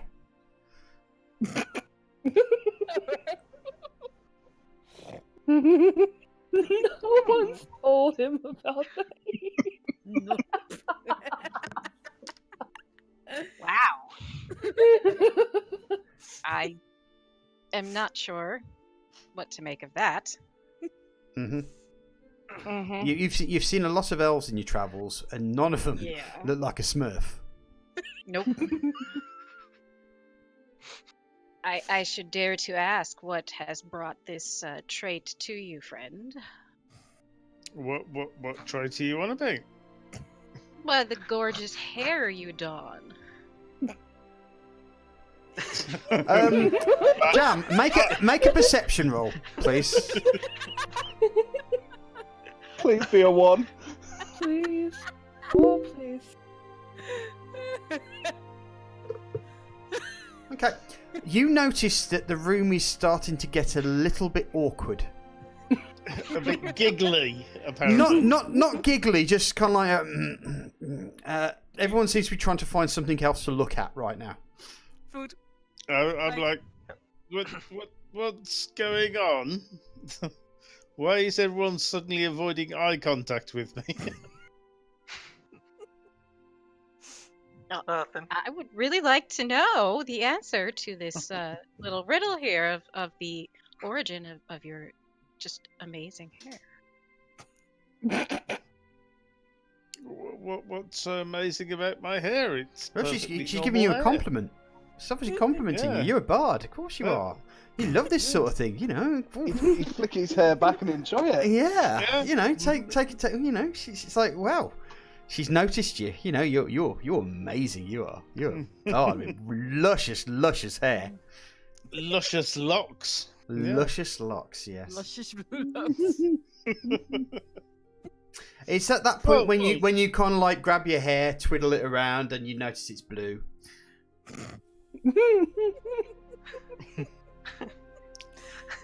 I just start busting up laughing at this point in time.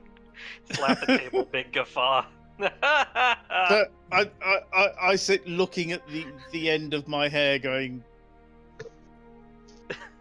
okay.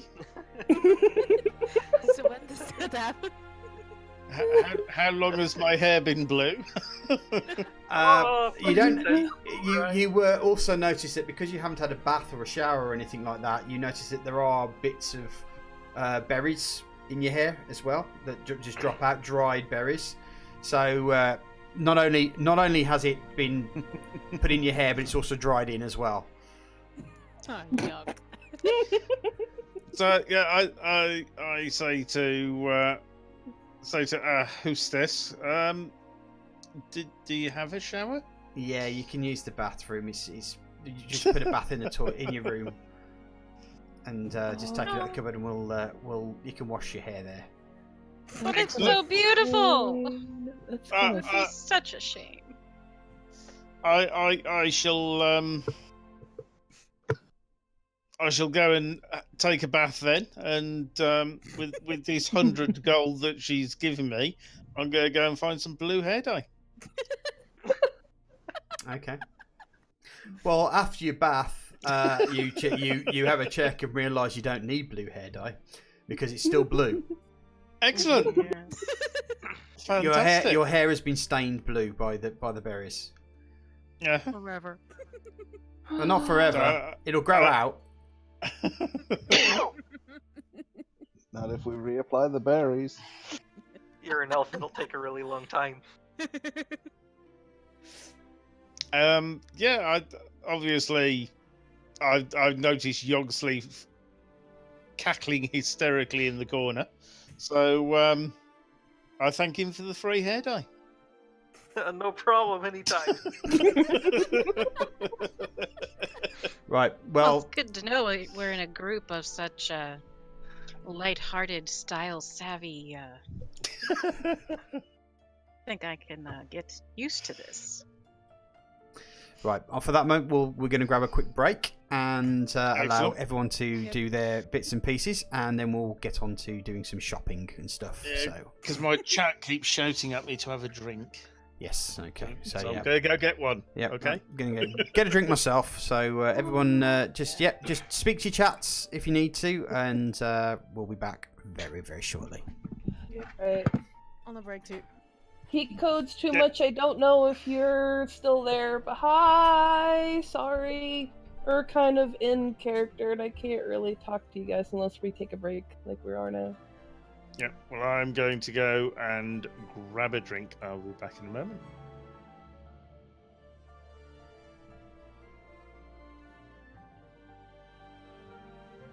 So it's nice to have you, sweet.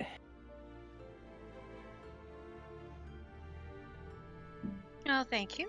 It's good to be here. I was really nervous, not gonna lie. Well, I mean, you're with a bunch of us who aren't very versed in D&D, so we're still learning a lot. So, was I supposed to remove one of the potions that I had in my inventory since I gave it to you? Yes.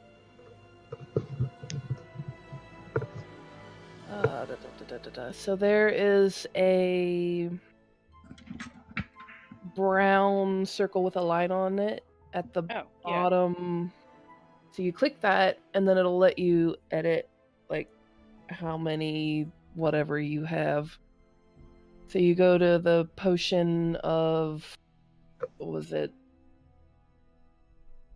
Poison resistance. I took it off. I had 3, now I have 2! There you go. Look at me! Woohoo! I know, right? And the one thing that I do laugh at is even after I get in here, there's no story. All I know is that I have a background of a sailor. We can sort that out. Don't worry about that. Yeah. Okay, good. I just, That was my biggest thing. Mm-hmm. You don't generally approach strangers and tell them your entire life story before you proceed with your business, right? I do. She's a good role player. She's a damn good role player. I'm gonna give you my backstory if it kills me. You would be surprised. I make myself a very good evil villain. Are you streaming? You sure you want to be saying that to the party that you've just met? Well, if we're talking about roleplay, I mean, come on. Do we have a hag test kit? I have never met a dragon that did not have to go through the battles of good and evil.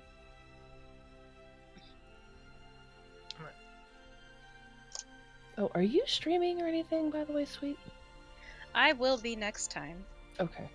Cool. When I came home, I was under the impression, thanks to Google, that this started at 6 and I was going to be home at 5:30 so that I could get it all set up and be ready. Nope. I got home and y'all were already doing the thing. Doing the do. Yeah. Yep. What are you, Pacific or Eastern or? Eastern, but it's daylight savings, which is probably where I went wrong. Yeah, it's BST. We've had this discussion. Yep. You have, but I haven't. Bullshit standard time. Yes. Yes, because it's not actually real. Mm-hmm. It's like the meter. Are we going to do metric? Or are we going to... Yeah, no. Not going to go there. Yeah, I'd like to point out that my state has just passed a thing where they're trying to do away with standard time and just go daylight savings time all year long. By the way, One or the other.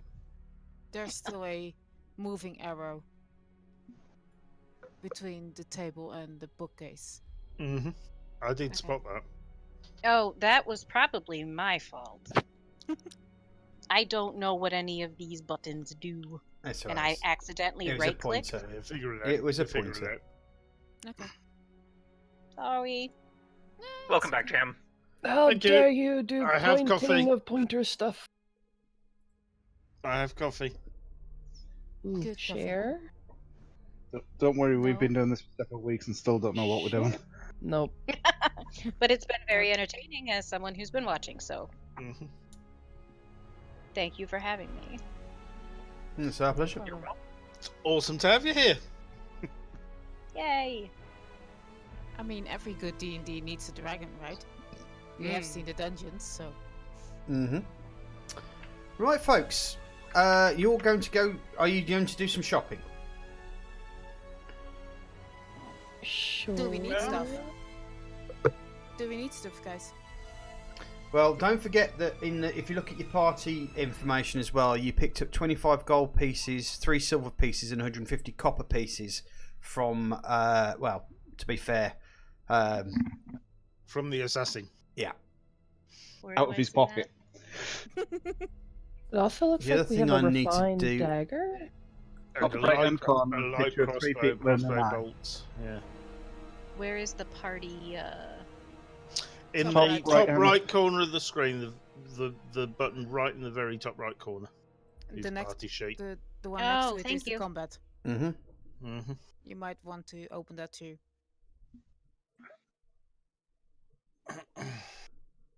Oh, So you can see wow.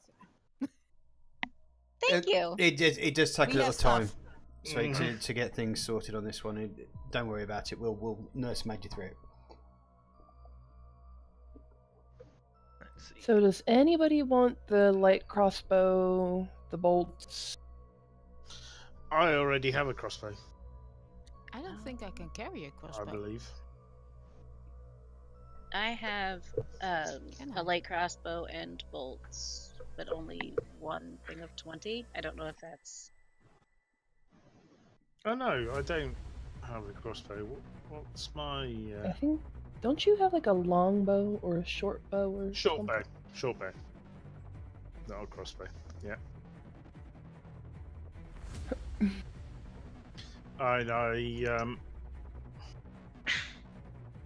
If people don't have a melee weapon already, I would suggest that person take the refined dagger.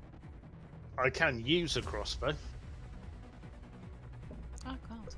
I think. The weapon is special. I have a crowbar and a hammer. So, Would what be kind those. of bow? I've already got it. Well, I have a short bow. So What kind of dagger does Loretta have? Is it like a really fancy one, or is it just kind of a? No, it's a high quality dagger. Yes. Okay. So she doesn't need that one then. Would She a doesn't crowbar need the or weapon. hammer be considered a melee weapon? Yeah. Because I have a warhammer, so I'm guessing you have a warhammer. It's going to be a simple. Probably a two of Dagger's a simple weapon. Crossbow's going to be. Oh. In fact, if you click on it, it should tell you the subtype. Simple melee weapon. The crossbow light. If you click on that, you'll find it is a two-handed weapon. And it's a simple ranged weapon. The dagger just says it's a fine the refined dagger says attention to detail and and the material used. Yeah. Mark this weapon out. Not special. Yep. So it needs to be perhaps examined to see what makes it special. Or is it just really high quality? I think that's what it means. It's a special weapon because it's high quality. That's what you mean, Cross. Yeah, Yeah, Yeah. but it's got no damage stats or anything on it at the minute. that's true. Yeah, it's not showing any details other than the notes. As far as the crowbar and the hammer, they're considered adventure gear. Oh, Yep. so you don't have. I don't Crowbar. have There's no crowbar. There's crossbows, but no crowbars. No, I've got a crowbar No, as well. I've got Uh, a crowbar. fair It's play. a standard adventure gear. It grants advantage to strength checks where the crowbar's leverage can be applied. Okay. If you go all the way down at the bottom of your character sheet, there's an actions thing. You'll get to see because, like, I have a. Yeah, the bottom one's your actions. Those are different things that you can use. You've got a club. You've got a light crossbow. Oh, okay. Yeah. Thank you. You're welcome. You should have 20 in there. So who would be able to actually use the? Like, is everyone able to use the dagger, or is it just specific classes? Or It's a simple weapon, so most people should be able to use it. Oh, you have a sickles and a scimitar, so Yeah, I think most people in the party knows that the pointy end goes at the enemy. Oh man, now I know what I've been doing wrong. I mean, I guess if no one else is going to claim it, I'll grab the dagger. Okay. it did poison it did poison Loretta. Yeah, be careful. So Yeah, you might want to cast an eye over it of some description. you might wanna Well, wrap it in some cloth or something to make sure it doesn't accidentally stab you. Is it worth me doing an identify spell on it? Yeah, you can if you want to burn the spell. If you're so desperate. I'm with them though. I'm wondering why it doesn't have any damage or weight or anything on it. It's just Well, I have Eldritch Sight, which lets me detect magic without expending a spell. Would that be There you something go. I could use to find out without having him to have to use his spell? You could, yeah. You're basically detecting magic on the dagger, effectively, aren't you? Yeah. Yeah, it does have some magical properties in it, yes.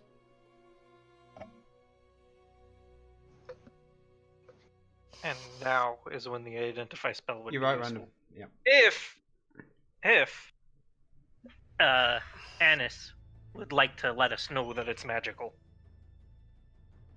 This definitely has some kind of magic going on with it. There's definitely something going on. Might be Alright. worth looking into. I'll throw my identify at it then. I'll Okay, use a okay. spell slot. There you go.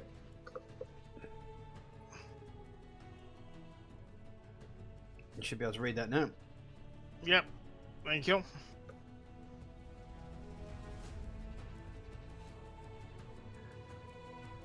So it's got a +1 bonus.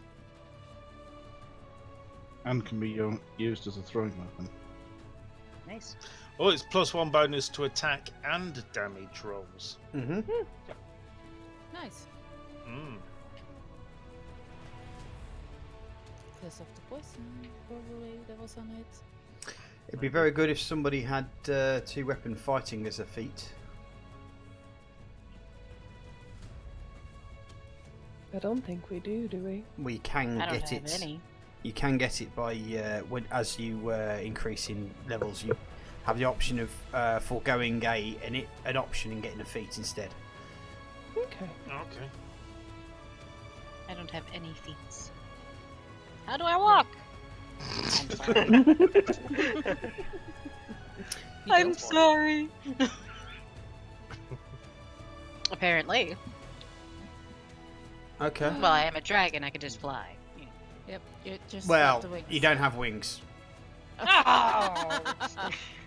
You gotta let me dream. Come on. Bringing her down before she's even had a chance to get up off of her feet that she doesn't even have. He didn't say you might get some someday. Anis, are you wanting to take those crossbow bolts? Yes, please. Okay. Can I just query the DM here? Go. In the party inventory, it seems that Bromundo has 1 CP. Right. It's in the party inventory, not in the party coins. Yeah. Why is it in the inventory, not in the coins?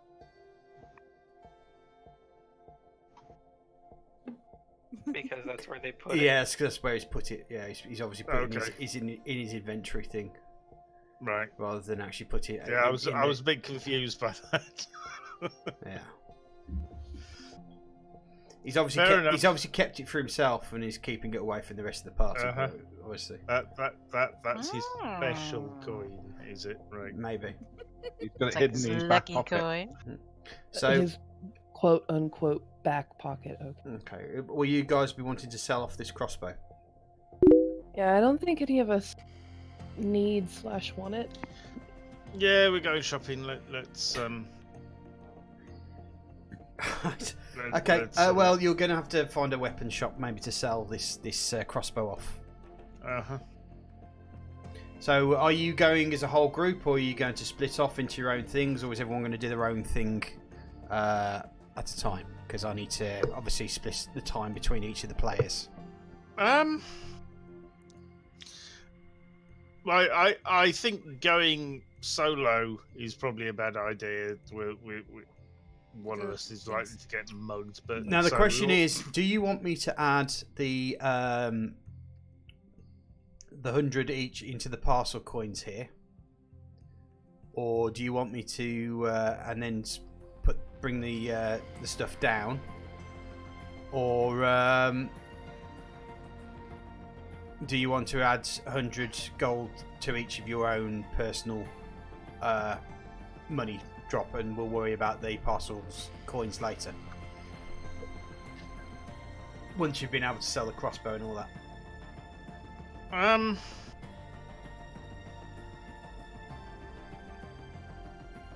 Sell the crossbow, then divvy up the gold, then everybody can buy their stuff.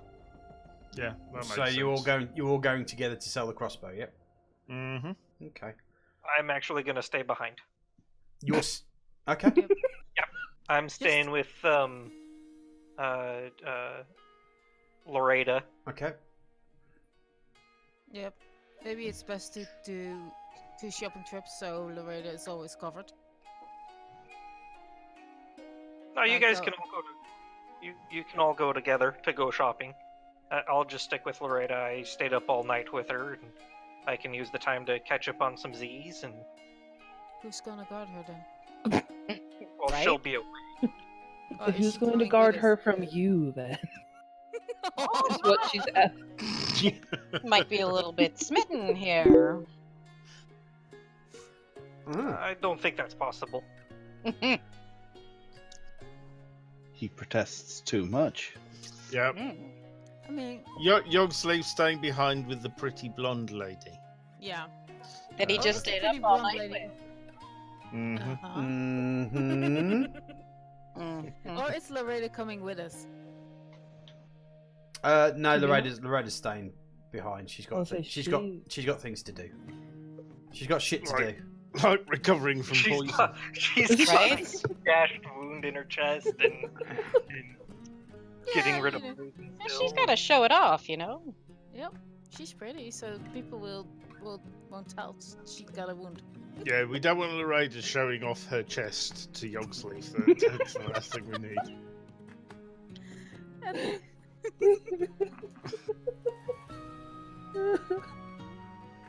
Let's try to fix the problems of the area first before we get them married off, okay? Sure. I love how he came up with this plan, and then it was like, okay, you guys go have fun with this plan that I made up. I'm staying here. I'm staying here with the big titty blonde. Thanks, guys. Yeah, see you later. Yeah. The chocolates and the wine is just waiting over the side there. Bow chicka wow wow. If they need a chaperone, I can always stay behind.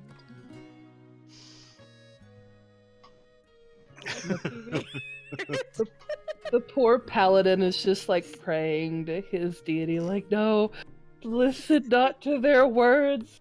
I don't have impure thought. It's a paladin of sure? not purity. So does anybody know where's best to go shopping around here to? Well, the writer says, well, there's the main high street and also the eastern streets as well.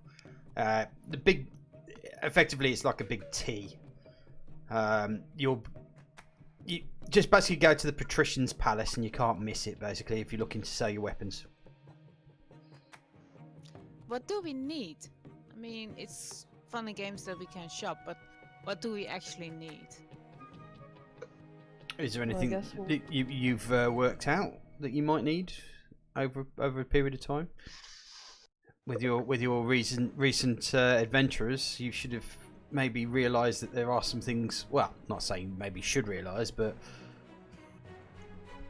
is there anything that you've realised as a player or as a character that you're short of that you might want to use in a situation that might need it? Like poison potions. A fire extinguisher. Or- I was going to say fireproof underwear. Yeah. Or for instance, I'm pretty sure that Flint is running out of arrows as well because he's broken half of them. So getting a fresh set of arrows. We bought them in Lake Shield, Okay. so I restocked up on arrows. Could probably deal with some poison potions, anti-poison. Yeah, I just keep throwing. I just keep throwing fire bolts at everything, so I don't need any more arrows. Can I have some sunglasses for the next time somebody decides to light a cable? Maybe. Okay, it doesn't take you. It's not really that hard to find. There's two major buildings in the city. The one of them is the Wizards, basically the School of Magic, which has a massive tower hanging over, which seems to crackle with an electric energy. And the impressive Patrician's Palace, which is guarded heftily by its own rank. Opposite that, there are several shops that you can see. There's Brahm's Tackle and Horseware, Archer's Rose Store, Sinbad's Weapons and Tools, Grecian's Buy and Sell, Sverin Magical Goods, and another shop quite blatantly called Sharp, Pointy and Heavy Goods.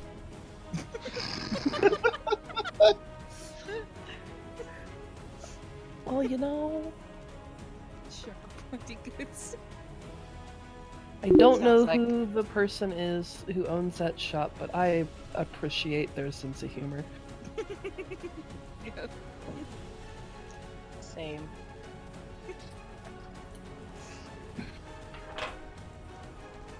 Oh. Where do you guys want to start first? Well, we should probably sell the crossbow. Yeah, first, right? let's go in Sinbad's and sell the crossbow. Alright. Okay, you walk into...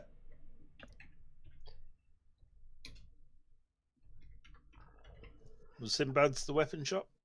It's one of the weapon shops, yeah. Okay. There also was a buy trade. There's a Or buy sell. Grecian's buy and sell, and sharp pointy and heavy goods. Because they're the ones that are probably more weapons there. And the little bell goes off, and you find yourself in a dusty, small store. As you can see, there's tools of different types, blacksmith tools, farming tools. Over in another corner, there's just almost like a rack of similarly made swords that seem to be more processed swords than they are anything special. But right at the back of the shop, you can see that there's cabinets that are a little bit more ornately created, and inside them are weapons that seem to have a little bit more tack and quality to them. Leaning up against a thing, chewing on a bit of wheatgrass, is an old wiry gentleman who kind of looks up at you and then drops the white wheatgrass and kind of shakes his dress to put on an air of respectability. He says, "Oh, welcome to my shop, my friends. What can I do for you? This is Sinbad's, the most greatest, wonderful, and Eastern promising of all the weapon shops here in Lakeside. What can I do for you? Some swords, perhaps. Maybe some. And he takes a look up, looks Anis up and down, and you obviously don't need something, do you? You're big. I just kind of breathe down on him with a very heavy breath. You kind of see his hair slightly flicker up from the breath as he just stands there and takes it with this big, stupid, shit-eating grin on his face. Obviously not. So, what can I do for you? Oh, there's quite a few of you here, isn't there? Ooh. Oh, and he sees his fingers kind of like wiggle with delight because he thinks he might be getting a sale here. Oh, says, oh, what can I do for you? What can I do for you? Aha! Well, we've got this crossbow we'd like to sell. To sell? You want to sell to Dusty Dunbull, eh? And once we've sold this, then maybe we'll have a look at your other goods. Okay.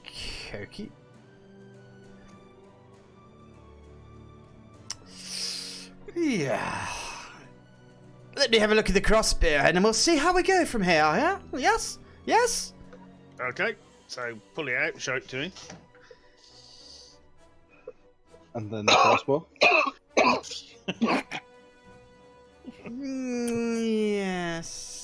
Yes.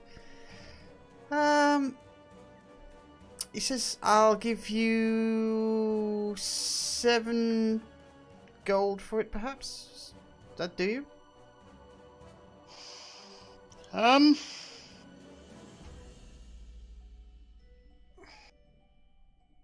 it would cost 25 to buy 7. Would you go to 10? Maybe. It all depends on how well you persuade me, sir. So, how do you sweeten the pot? What else do you have for sale that I might particularly want? Or, I tell you what, why don't you buy something from my wonderful shop? and then I'll give you 10. I'll give you 10. I'll give you 10 for that. Yes. Yes. Dusty Turnbull is the greatest.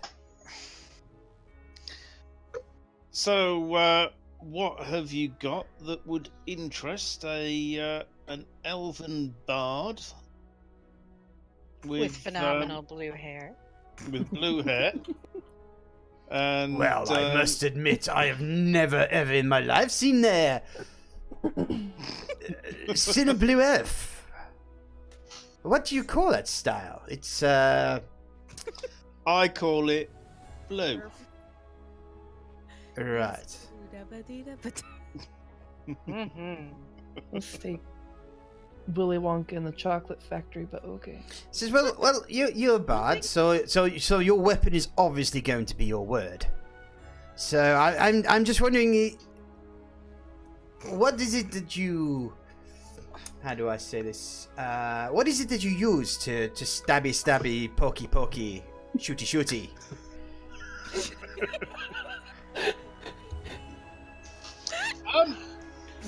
Generally, I use a rapier, but a rapier here. So you're a man of very good talent, eh? You're swashel and you buckle and you're all over the place, yeah?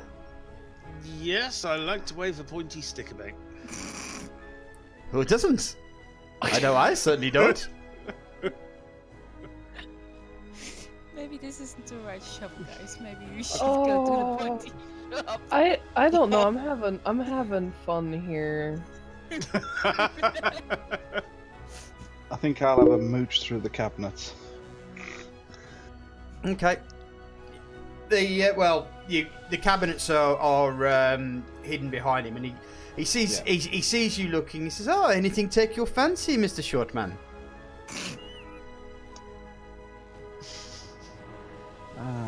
I'm looking to see if you've got any more durable leathers than what I'm presently wearing. This is a pointy sharp shooty shop. If you want something a little bit more stoppy stabby, then you may want to go somewhere else. If you want a stabby or shooty, then I have a few things for you.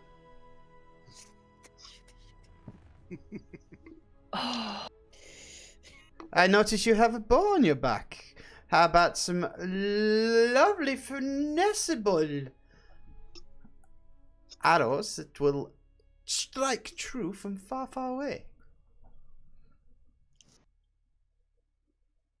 Granted, most arrows do strike true from far, far away. However, these ones are particularly good. Goose feathers.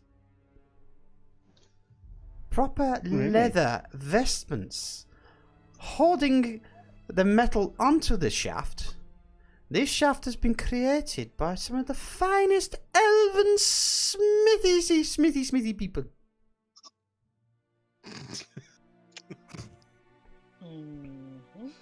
But as for you, Mr. Blue Hair, how about I give you this wonderful, finessable rapier? Have you seen this? And he goes up behind him, gets a key from on the end of his wrist, unlocks the key and pulls down a rapier, and he says, and he holds it as though it's his prized possession.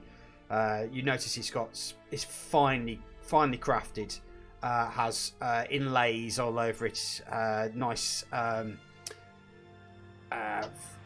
almost like roses that seem to go down the hilt of the blade and around the corner. So it's a lovely little blade. He says, "This for you, 500."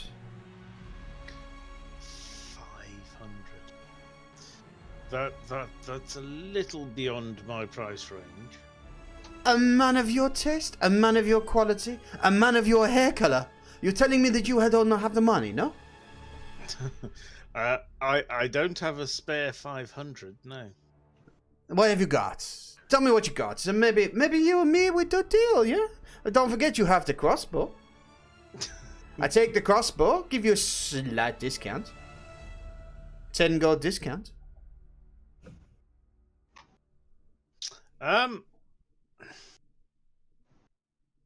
If we could do something in the kind of 100 gold maximum.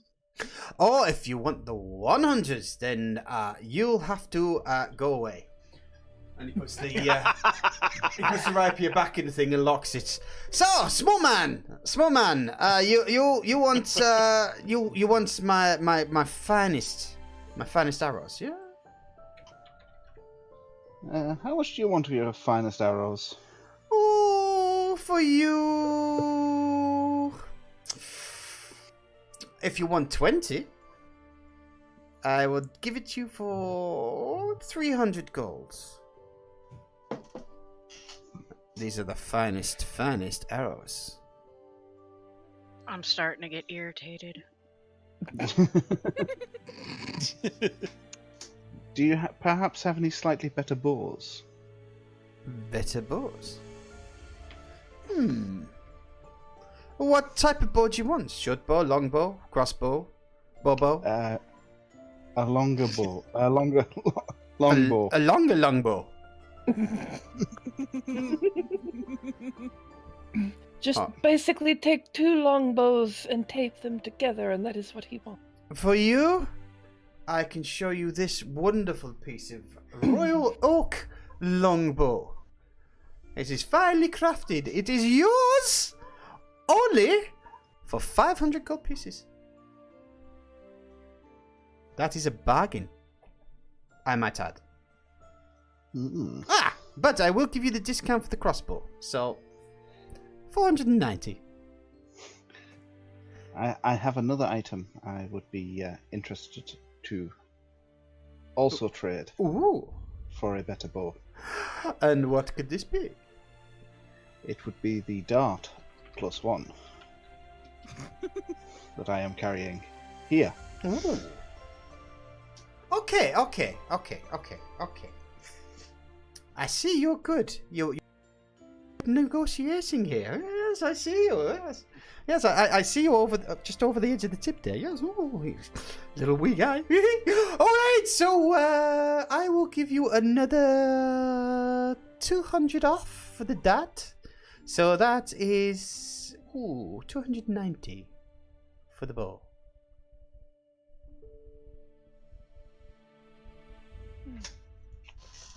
Unfortunately, I still don't have enough.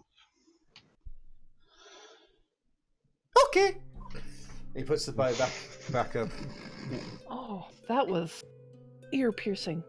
It was. I'm sorry, I just do it like that. Yeah, no, okay. Oh, yep. Anybody else? Or are you going to just want the 7 for the crossbow? Yeah. 7. He said it was 10 only if we bought some. Yep. Yeah. And now I'm getting more irritated. I think maybe we should check around and see what we can get at the best price instead of just going with the first guy we talked to. I agree. I think I agree with Anis on this. Okay, you will not get better prices anywhere else. I'm crazy. I believe that. Yep, I definitely agree. Yep. Okay, you have a good day. I will see you come back when you want the stuff. Okay, see you soon. You crazy kids. Alrighty then. Well, we tried Mr. Sinbad. Where are we off to next? What was the buy trade place? Wasn't there a buy sell? We could go there. The other shops that you've got there that are around you immediately, I'll tell you all of them. Brahms Tackle and Horseware, Archer's Roast Store, Sinbad's Weapons and Tools, which you've just already been in, Grecian's Buy and Sell, Sverin Magical Goods, Sharp Pointing Heavy Goods. What else is there? There is... you can see Northgate Meats and Butchers. Hugo's Curiosities, which looks like a pawn shop of some sort. Not a porn. PAWN, you dirty-minded. I was gonna say we gotta go there. A prawn shop. The shop with the 3 balls.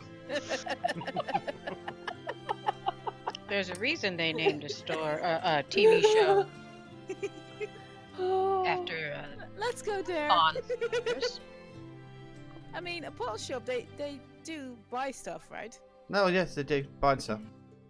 Yeah, they do, but they usually rip you off.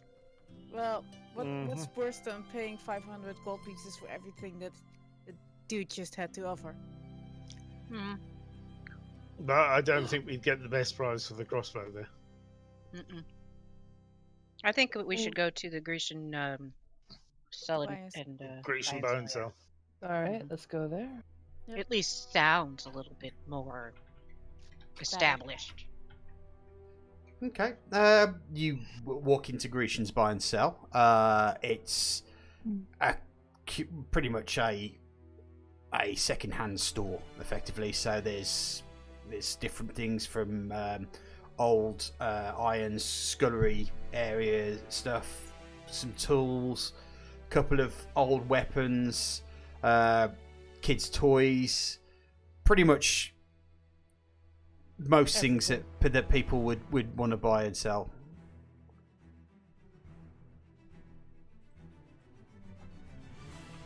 There's a lady sitting in the back, and she just kind of looks up at you, double takes, and well, hello.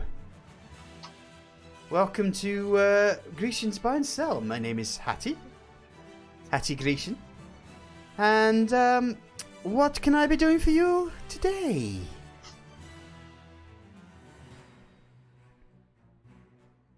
Well, we have a crossbow that we were wondering if you'd be willing to buy. Oh, I'm sure I could, but have you not perhaps thought of looking at some of the armourer stores? Perhaps maybe they'd give you a more favourable price for these things. I mean, I sell second-hand goods, so therefore I do buy quite low and sell for my profits. Well, we thank you kindly for being honest. Well, what do you guys think? I'd ask what she's willing to give for it. What price? Just ask her the price, so we know and can compare to. Okay. So she says, "May I look at the item?" Give her the crossbow. Okay. She's fairly well made. There's a marker's code on there, and she just walks into the back, and then she comes back with a big tome, and she slaps it down on the desk as she starts feeling through the things and looking through, and it seems like there's a on this thing there's a handwritten list of items and prices that would pay and what would sell for, and she's just looking through them, and then she says, "Oh yes, crossbow, yes, yes, with current to inflation, yeah, yes, I can give you about 6 gold coin for that."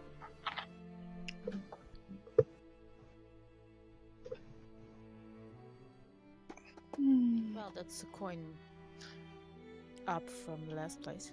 That's a coin down from the last place. Coin down. It's very hard to get rid of. People will be going to the shops, sort of thing, and I'll probably end up having to sell it to these guys anyway. So, just being honest with you. This is a curiosity shop, really. It's a second-hand store. Not many people will come in here for a crossbow. Let's just put it that way. Do you perhaps have any curiosities that may interest some adventurers like ourselves? I have a lamp, a couple of old tent kits, perhaps maybe some metal plates and knives and forks for your travels. Just basically adventurous stuff, really. That I could sell you.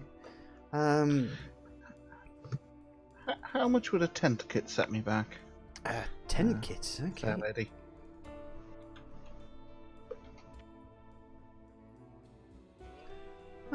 Well, how many people would you want it before? Just the one person, or maybe 2 people? I think we need to have it for at least 2 people. How much is your price for a 1 or a 2? Yeah, yeah. Okay, she puts the book back, goes for another one, which is, you can see on the thing is labelled stock, and she just wraps through. She says, "Yes, I have 2, and we'll be charging 4 gold pieces each for those." That's 8 gold pieces.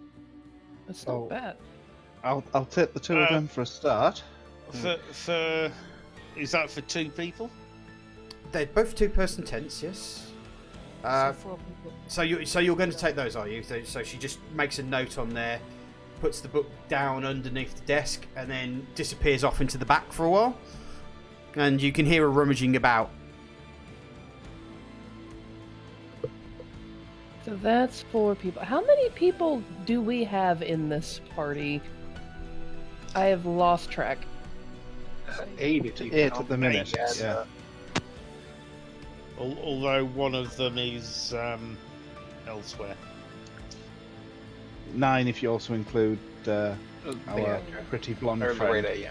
Oh yes, I forgot about Does the dragon need a Blonde sleeping lady. place? Or It's got its sleeping place. It's literally around Leatrice's shoulders, happily snuggled up. I meant the dragonborn. Seriously, do you not remember that I needed a place to stay when I first met you? Needed a bed. Yep. So she has some for 2 people. I wonder if she has any that could fit more than 2. She comes back. She's got 2 packs. One's kind of like a bit of a dusty bag, so it looks like it's quite an old tent. The other one is looks like it's seen some use over the time. Which is right. There's the second-hand tents. So that's 4 gold, please, my friend. Can we inspect them before we buy them? Oh, certainly. Yeah. So she opens them up, rolls the tents out.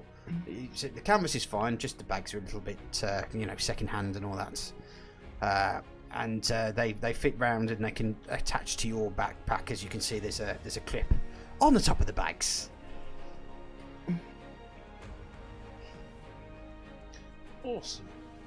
This sounds very good. Do you want me to add that to your inventory, sir? Yes, please. Okay. Here, take the gold and... You taking the gold off yourself? I can do. Oh, so I'll do it for you. So it's 8 gold, was it? Yeah. So it's 49 that you're left with. Okay. You do have 100, by the way. Yeah, I know. That's kind of why 2 places for some shelter is not. Was the extra 100 already added to our? No, you need to add it to your own. You each have 100 gold each to add to your treasure. Right. Are we going to add that 100 now? Yeah.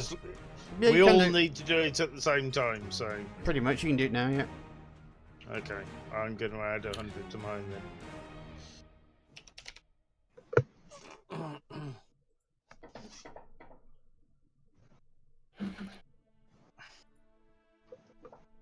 So, my good lady, you said that you had single tents and double tents. Do you have any that could fit more than 2 people?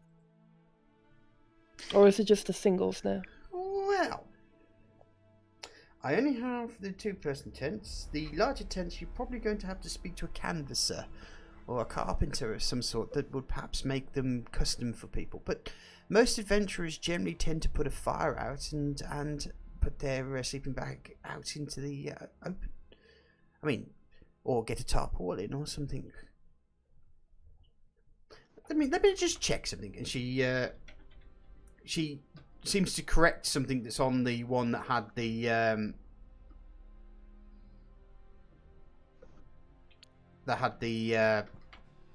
tents on it. Yeah. And she She says, well,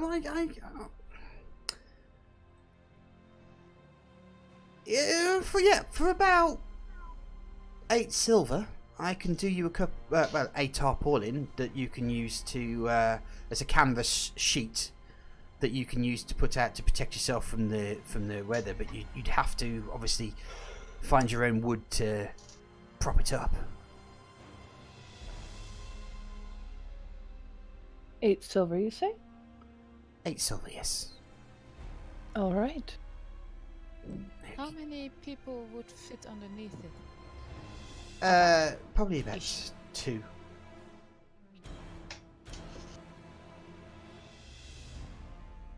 So a few of us are still left in the open then. Well, I do have more than one. We should have guards. I do have more than one if you want, sir.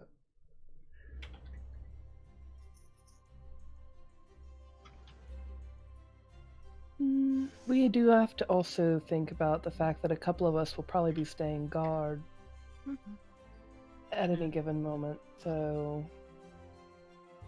Have you taken your silver off, or do you want me to do it? Oh, I can. Okay, so 8 silver Maybe. pieces. Basically 26 in it, you just put 26 left. Let's go.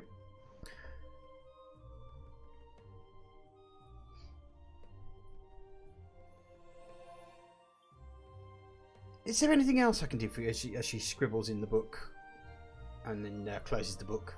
Is there anything else that I can do for you? Do you want to sell me the crossbow, or are you willing to take it somewhere else? I think we'll be taking it somewhere else. As you wish. But I thank you for your patronage. Well, thank you very much for your time, and thank you for your money. She smiles. Have a good day. Pleasure. You too. You have a good day, gentlemen and ladies, and dragon and dragon. Thank you. All right. Where are we off to now? Should we go to pointy, stabby place? Yeah. I would enjoy that.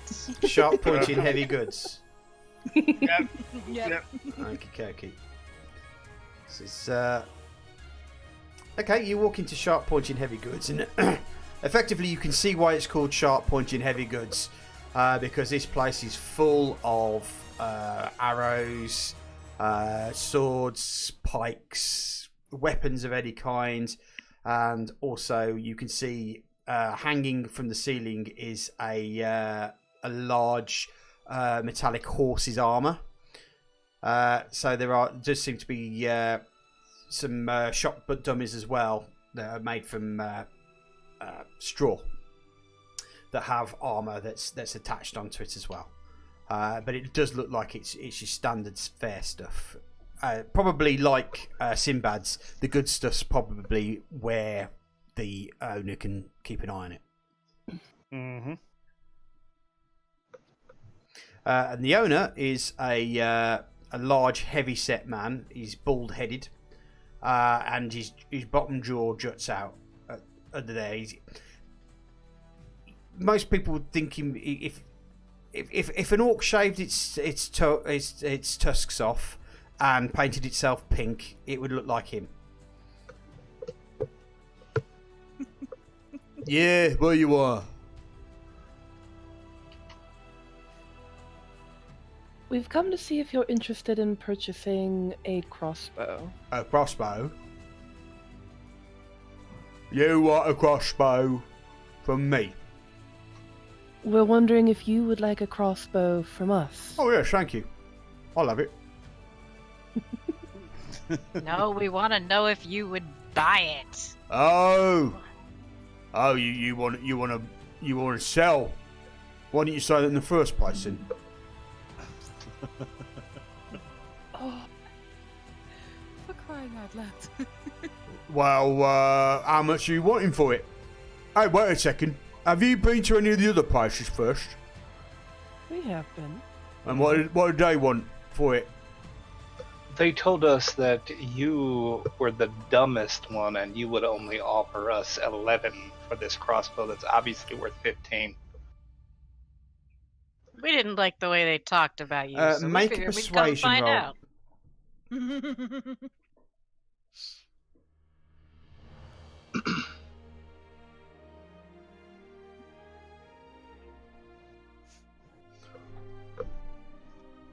Who said that?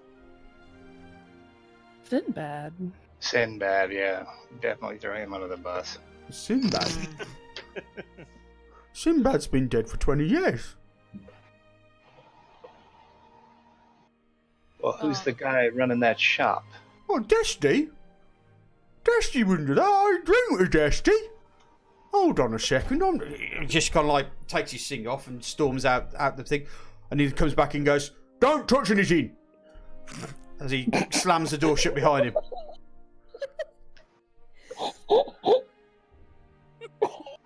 And you can kind of leave before he gets back. Yep. Get Yeah. back. Time to go. If Bowman were here, he would do some shopping before leaving. Uh-huh. Pull the whole shop out. Change the locks. So you're cheesing it, are you? Yep. Okay, well you haven't sold a crossbow yet, and you're running down the road as you hear this. Yeah, he didn't say that about me. What did he say that for, guys? Well, Guys, you think the guy's gonna tell you he said that? How dumb are you? I'm not dumb. You sure? Exactly. That's what we're trying to tell you. He told me he offered you 7. Like I said, he is obviously not gonna tell you what he said. Make a persuasion roll. And which do I? Are you talking to me? Yeah. Yeah, Oh yeah. on- Sorry. On your skills tab. Yeah, under your skills, you'll see that there's a little dice under total. If you can see your persuasion, you'll see that you've got a +3 because that's your charisma. You want to drag the little dice icon over to your. I'll do it for you this time, and over to the box, and then you can then let go, sort of thing in the what's it called box. So if you. Chat box. Yep, Chat. you've done it. Okay, that's Oh, yeah, that's he's like, did he? I should. And you can see like his brain's desperately trying to figure out. Well,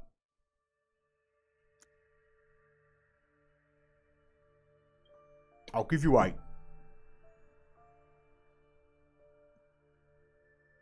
Do we take 8, guys? I think Yeah, we cool. take I think we Eight's the best offer we've had. Yeah, can we just get rid of that crossbow? Yeah. Before war.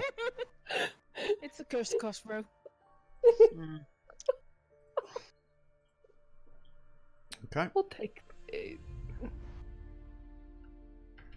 Okay, I've added that to your parcel coins. Mhm. It says you guys should stop yattering, you know. Hurt people feeling you do. As he snatches the thing off, throws you your coins, and goes back into his shop. Desty, you and he need to talk.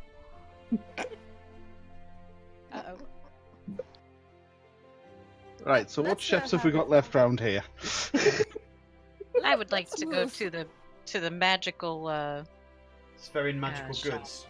Yes. Let's go for it. Okay. That place sounds expensive. Most likely. But I needs me some stuff and things to Do stuff. do some spells if I want to. Okay. Yeah, you walk into Sferin. You see that there is a elf standing.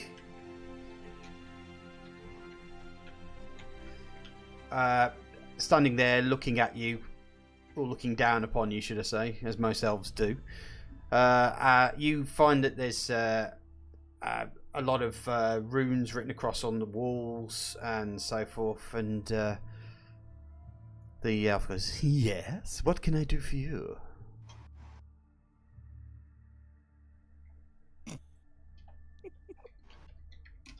I'm looking for holy water or powdered silver and iron. Oh, I see. You're looking for an apocryphus, aren't you?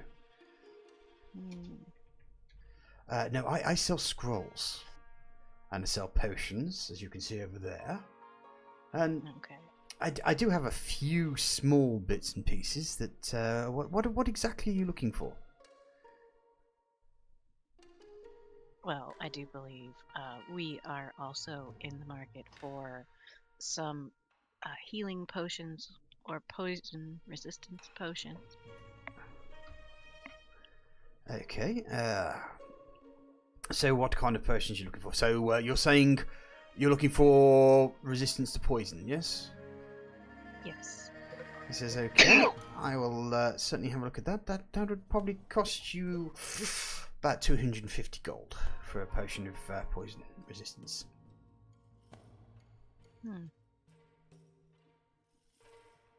These shops are expensive. Indeed. I think we need to go back to the boonies. Shops there were cheaper. Yeah, I take it for a boat ride again. It I mean, silences. It would be easier than having to sit here and deal with people who don't want our money. Because we have money. Oh, you do. If they want it. Do you have the money that you need to actually pay for stuff there? It is there. However, there has to be. Well, how much money do you have? Not much. And he kind of looks at you. Not much. And you come in here, giving me lip about not wanting to sell you stuff. You're paupers. Get out. Wait, did he just call us a porpoise? He did. Now this is where we need Brom with his torch. Right. Well, I think Cross has her warhammer still on her, doesn't she? Or Leatrice. Do you want me to smack him in the face with a hammer? An accidental fire is one thing. An actual assault is a different matter. Well, let's Besides- wait. So you hold on. You want me to hold him up with a No, rob no, the no, shop with money? no. No, I'm not doing that. This way we're going back. I'm sure these petty attempts to try and intimidate me. I have asked you to leave, so please leave my establishment. We don't need to sit here and barter with the likes of this elf anyway. Wow. Yes, the scaly one is right. You don't have the royalty to deal with me. Goodbye. Well, we're out of that shop. You could burn it down. What is up with everybody wanting to burn everything? The bard wants to burn everything. The gnome wants to burn everything. Not everything, just certain things with him. For what it's worth, there's nothing worse than an extremely arrogant elf. Well, we might have an elf in our midst, don't we? You have two elves Yes. in your midst. Yeah. But they're Yeah. not extremely arrogant. Well, I'm not. I don't know about the bard, but you know. Except for the blue hair. You know, he deserves to be extremely arrogant, at least about that. Yeah, you haven't heard him sing yet. I will take that into note. I think we should just go back and cut our loss at Do me a this point. favour, Anis. Do me a... Let me have a look. A Arcana roll.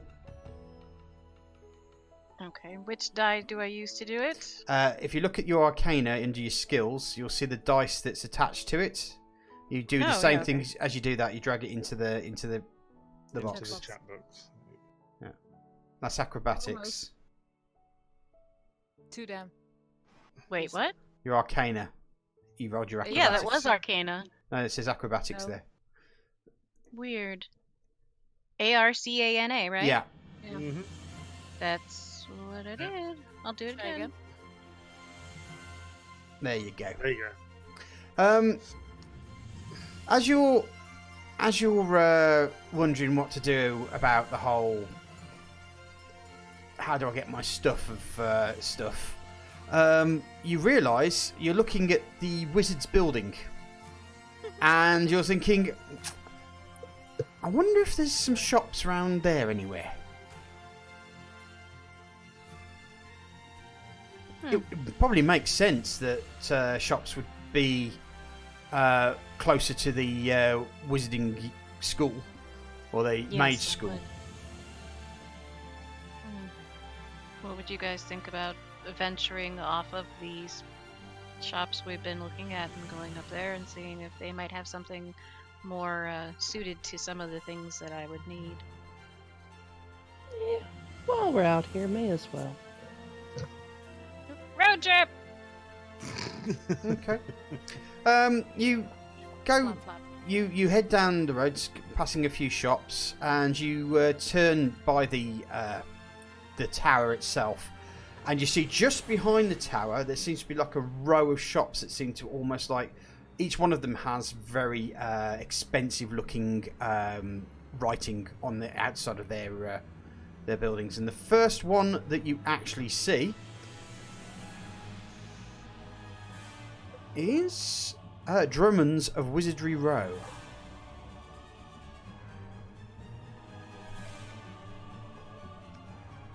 And in the window, you start seeing, looks like small pearl, boxes of pearls, feathers, and different items that look like it's maybe an apothecary shop.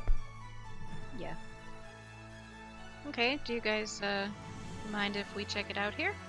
Sure. Not at all. Let's do it. Nice. Okay, you open the door and get wafted by a massive sense of smells of different types, herbs and spices, all just get into the back of your throats, and some of them give you, nice flavours. Some of them make you cough a little bit. It's some Sure. bits stick, but this place has a heavy air to it, as though there's a lot of stuff in here that creates a waft of some sort. There's lots of stuff. It's kind of dark, but you can see that the place seems fairly inviting. It seems very much a hip and swingy sort of kid mage sort of place to hang out in. Behind the desk is a man with a large beard, set of glasses, and a balding head.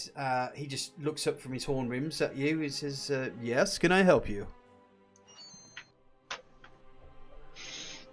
Yes, we are looking for some bits and bobs. Okie for- dokie. What can I do for you? Are you looking for herbs, incenses, magical items? What do you have in the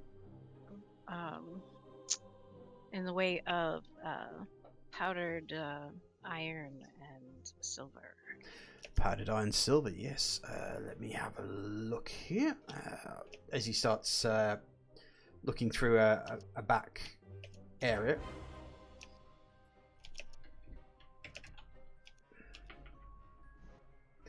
He says,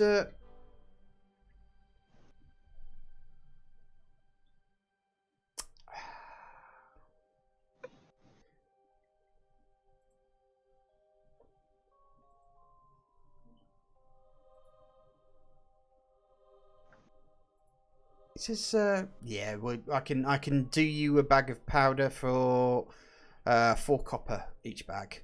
The silver is obviously a silver per bag because you're basically getting your weight in coin in silver.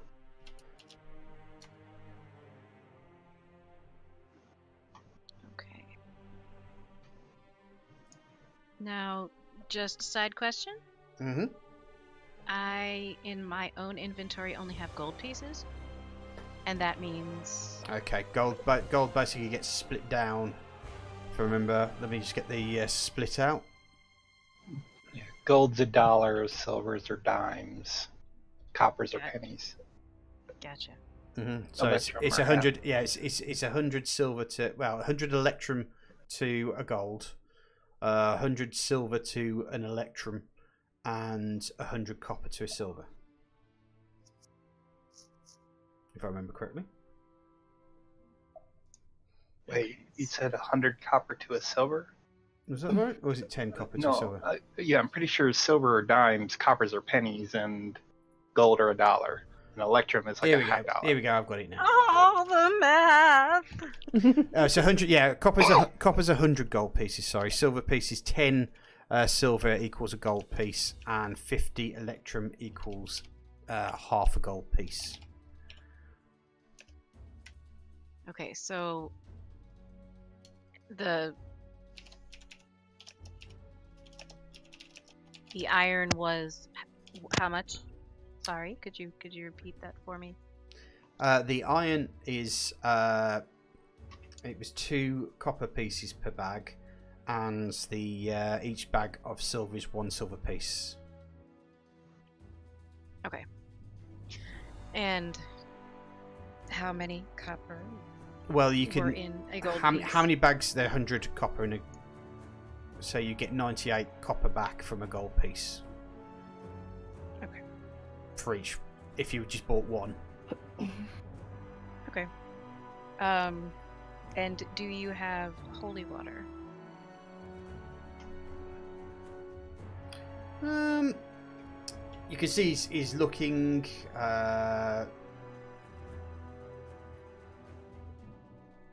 He says yes, but holy water has to be obviously partitioned by the church, the clergy, so it's going to cost you 25 gold.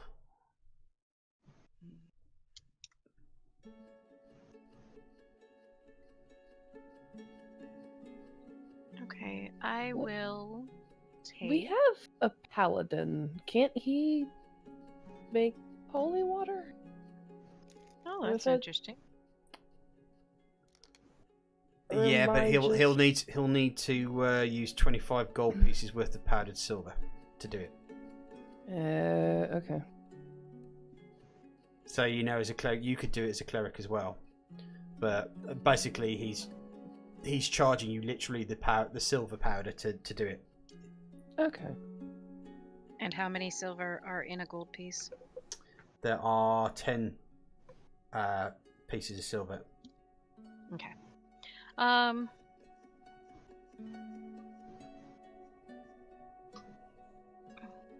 Then I would do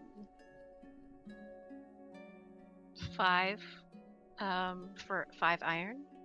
Okay. And So that's 10 copper, yeah? Mm-hmm. Okay, so that leaves you with 90 copper. Let me just do this for you. Thank you. Which will bring you to 144. Okay. And how many silver are you doing? In order to match it, that would be, because it has to be both silver and iron, so it has to be equal. So I got, what did I get? 4 or 5? You got 5, didn't you? Because it was 10 that you paid for. So yeah, so you got 5 copper pieces, which will leave you with 5 silver left. Sorry, 5. Yeah. So it's 143, and it gives you with 5 silver pieces left. Okay. Thank you very Let much. me pop that into your equipment as well.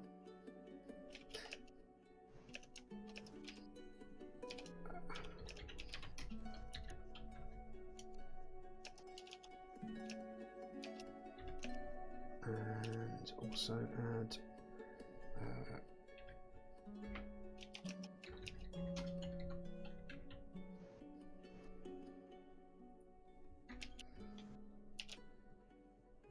okay. So that's you purchased what you need to purchase. Is there anything else that you didn't know you buy in the holy water?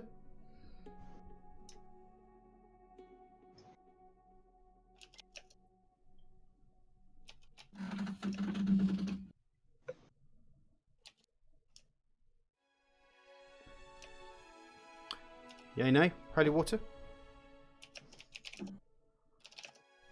Ernest?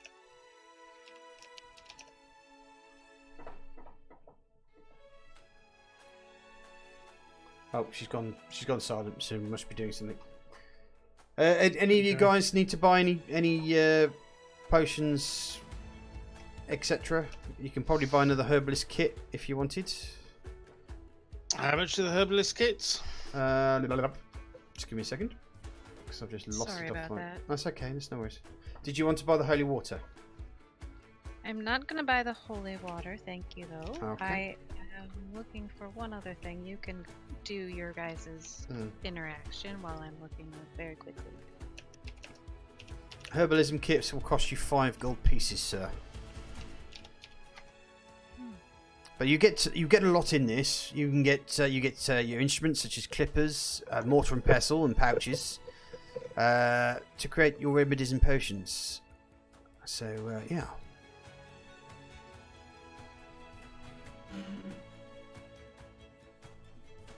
Of course, you can make your antitoxins and your potions of healing with this kit as well. So I think 5 silver's pretty good value for money there. What say you, young elf? It sounds good to me. I'll grab one of those. Kirky. So if you already have an herbalism kit, you don't really need a second one, do you? No, not unless you lose it or Use it. use it. Yeah. Thank you. No worries.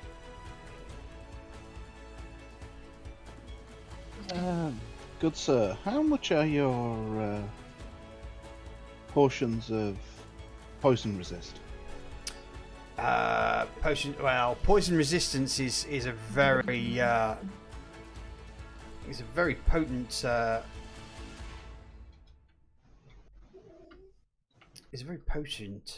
mix. Let me have a quick look. Yeah, depending on how good quality, I always do the best quality, so you're looking about 500, 600 gold pieces for a good quality poison resistance potion.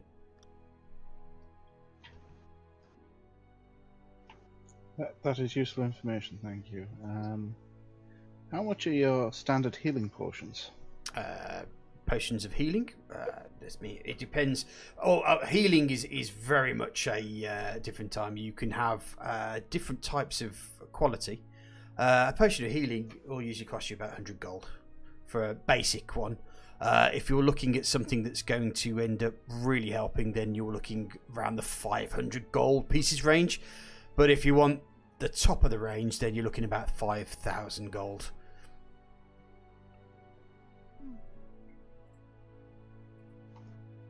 Again, thank you for this information. That's my pleasure, my sir. Trust me, I get enough young wizards coming in and mages and sorcerers coming in here asking me these sorts of questions, so I'm used to answering them every day.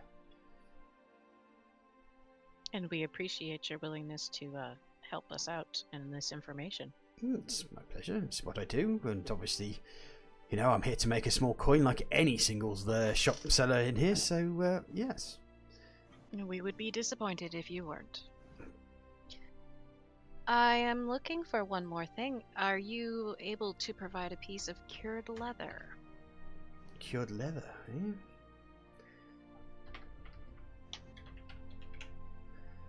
eh?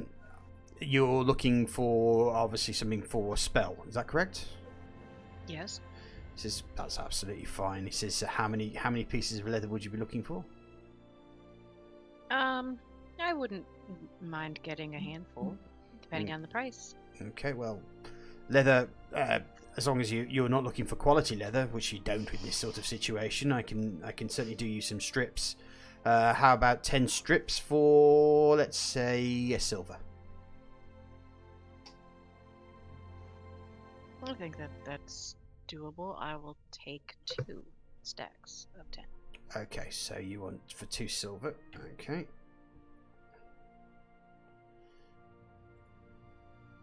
And am I adjusting it, or are you? I'm doing it for you. Thank you.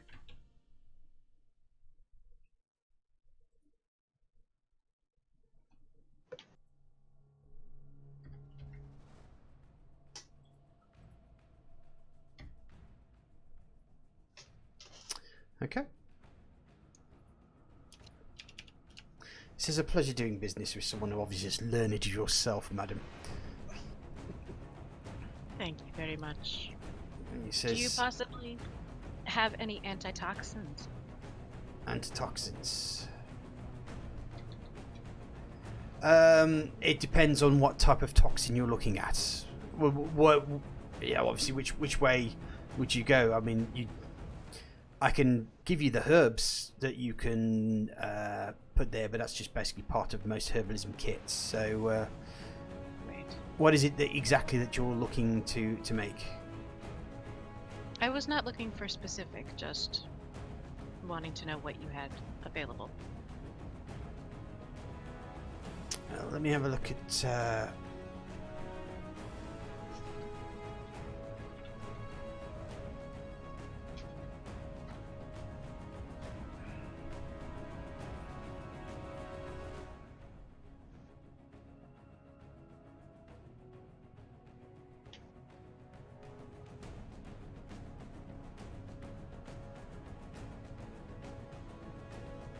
Just give me a second. I'm just checking a book. Guys, whilst the shopkeeper is checking on the herbal supplies, what's our plan going forward, guys?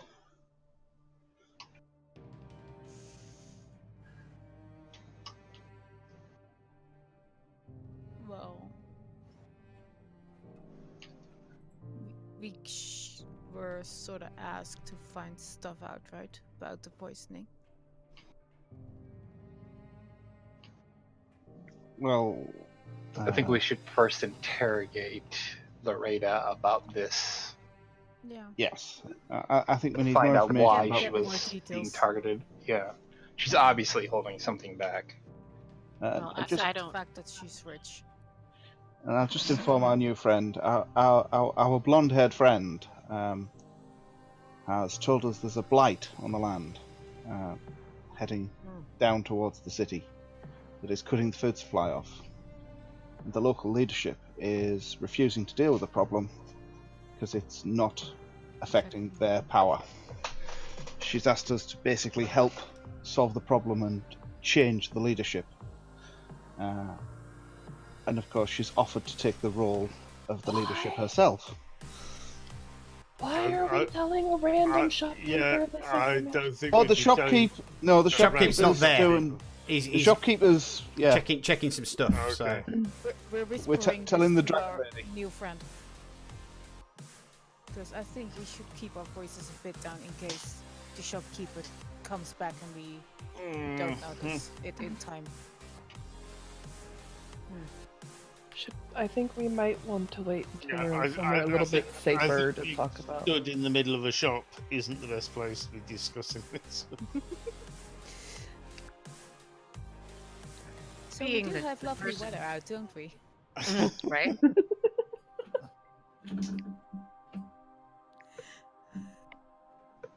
So I'm still checking through some. I don't understand how it would really apply to me anyway. At this point, I'm just hanging out with you guys. I haven't been invited to join your group. He walks back in and says, "Yes, you're looking for rowan berries, aren't you? Unfortunately, I'm out.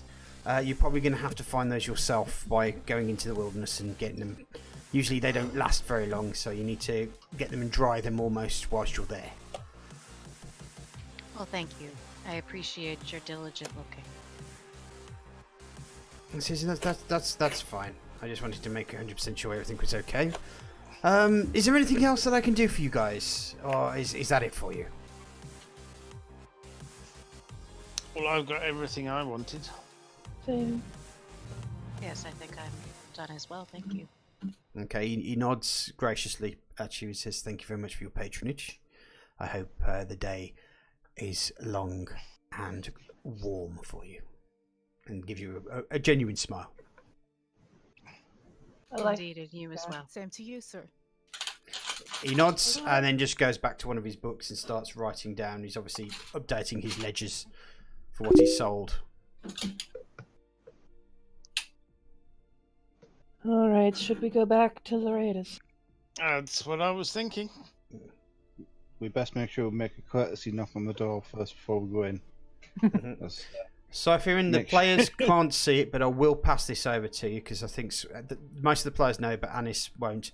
If you look in your inventory, you can see there's stuff there that has like a bag icon, a shirt icon, and other icons. Each one of those is telling you whether the item is carried or worn or equipped. Oh, yeah. So or an empty circle means neither. Yeah. So it means you've left it somewhere. You've got it, but it's left somewhere. It's not on your person. Because what that does is that actually works out the weight, your maximum weight, and will tell me if you're encumbered or not. Oh, okay. Yeah, that's come from one of the people who's been watching, but you can't obviously see most of what they're saying because this is the GM section. So, but I just thought it's a good point to make for you, Anna, seeing as you're new to this. So I have an empty backpack. Mm-hmm. How do I put things into this backpack? Do you already have a backpack that you are using already? I don't think so. You can. It just says I have an empty backpack. Mm-hmm. Yeah, we all have. Yeah, the backpack is probably what's holding the item, so you'd have that as worn. Stuff. Yeah. Oh. Yeah. Yeah, it shows us carried. No. The important thing is your armor. You need to when you don't have your armor on, because you don't have your armor on all the time. The only time you'll sleep in your armor is when you're out in the country in sticks. You'll take your armor off each time, so just keep an eye on that. Okay. And you can easily just take off empty off the back of it, as one of the people says there. So it's just something that's just come through on the pod. Right. So have we concluded our shopping? Is everyone, or is anybody looking for anything else? I'm quite happy. I think we're done. Yep. Okay. So what are you guys doing now? Because you seem to have a lot of coin. You're in the city. Uh-oh. Well. Do we need to buy earplugs again?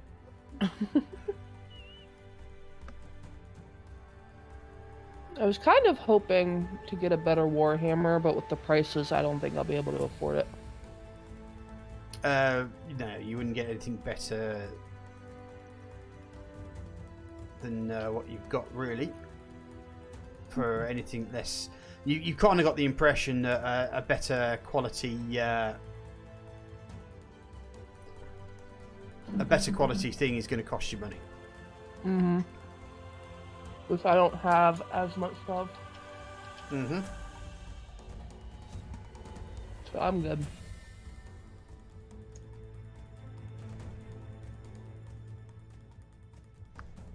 So what are you got? Are you guys heading back?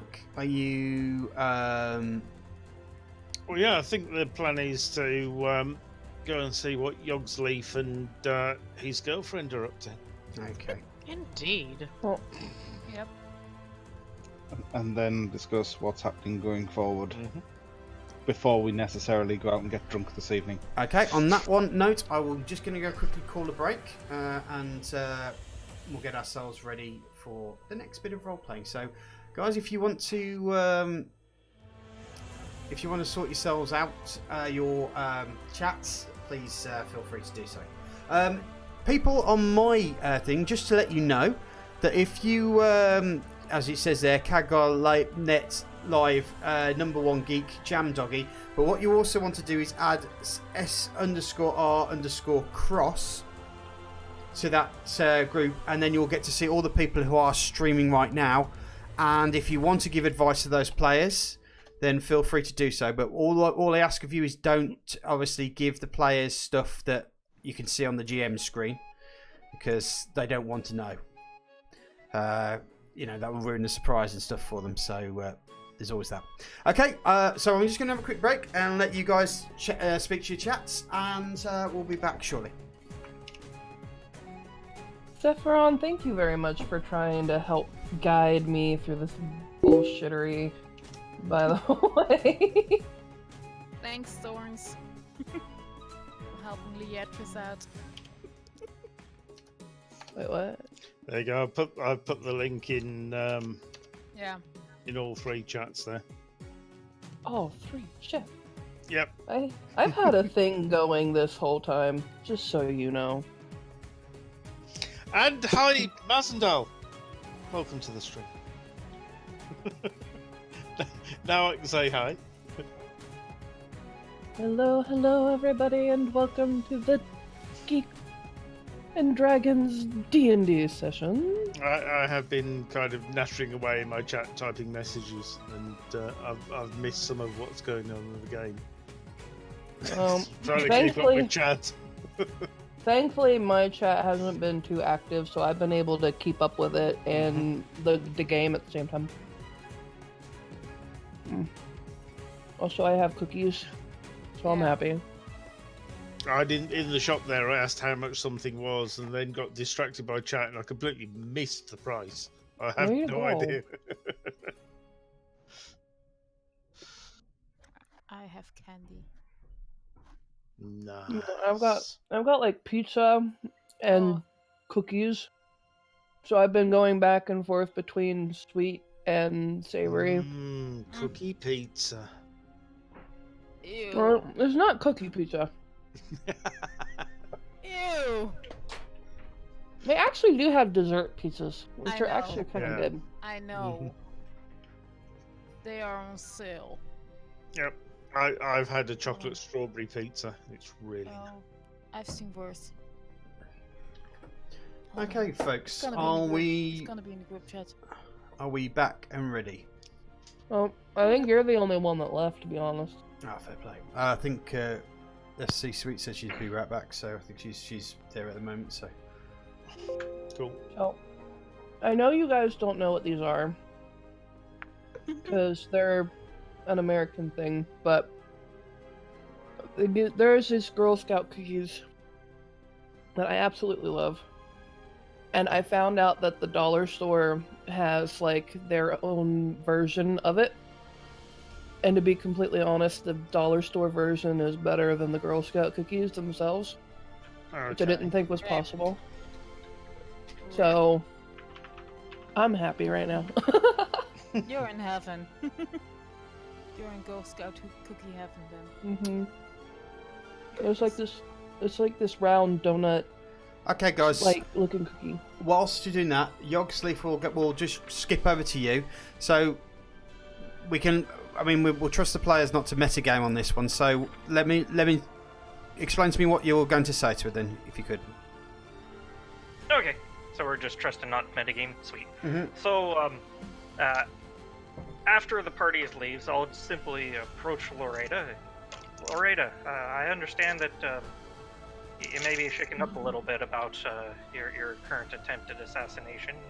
Here's a note that I picked off the assassin's body. I will leave it up to you if you wish to tell my acquaintances or my party members about your previous acquaintances. And I will stay quiet about it in concern for your privacy. But if you wish help at all, just let us know. I'm sure we'd be more than happy to.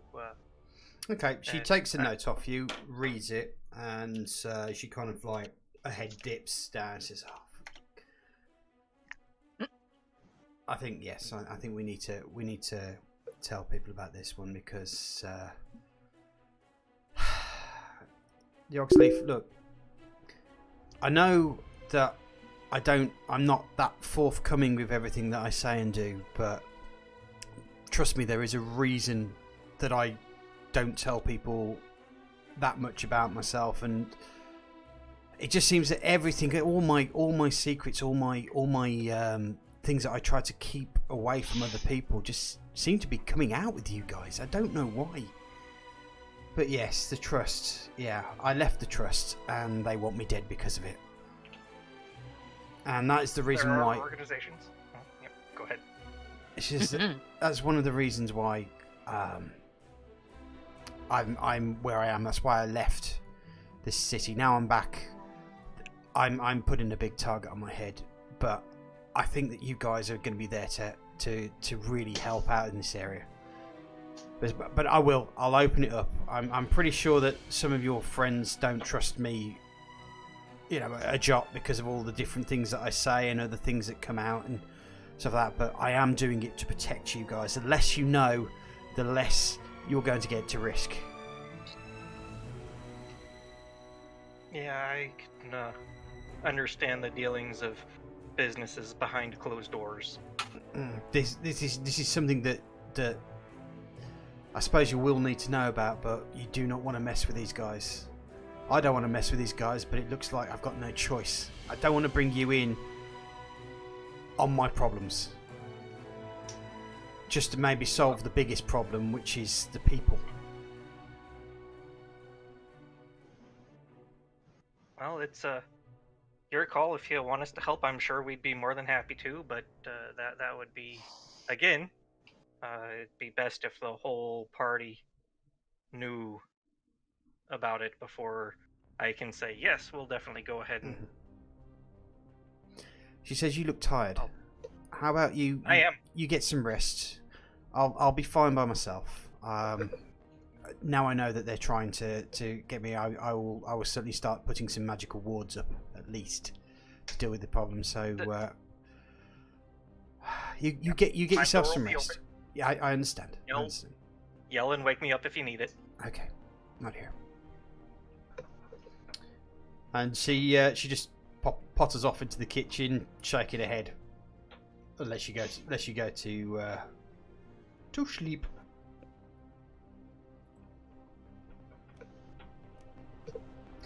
All right, guys. You're walking down the street. Can you order yourself? I'm going to unlock. Bad feeling.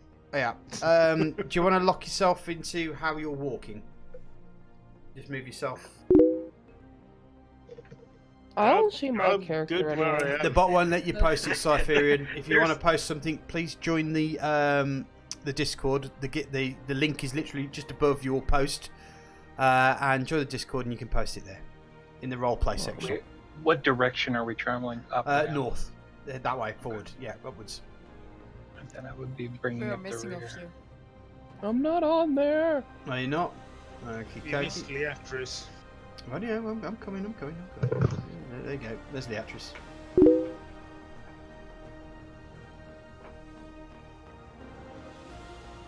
Oh, crap. Now I'm trying to reset. There we go. There we go. Okay. In this situation, doesn't Flint typically lead? Say again? When we've been in this situation before without Yoxley, Flint was generally toward the front, right? Well, Flint has to be in front. Being a dwarf, he can't see over our heads if he's behind us. Why is there a random P that's by me? That's your dragon. Oh, it's the dragon! It's the dragon. Oh. Where's the I love- spider? Hold on, you called him my my spider dragon. image. Is he really my dragon? Can I keep him? Well, it chose you to sleep on, so. I'm beginning to suspect this dragon may have something to do with your visions as well. Yeah, no shit. you. Oh, I already talked about that with the dragon. Don't worry about it. Okay. In your dragon speak. Yeah. It's a thing. And I'm secretly admiring the blue hair. Okay. As you're walking down the street, can you all make perception rolls, please?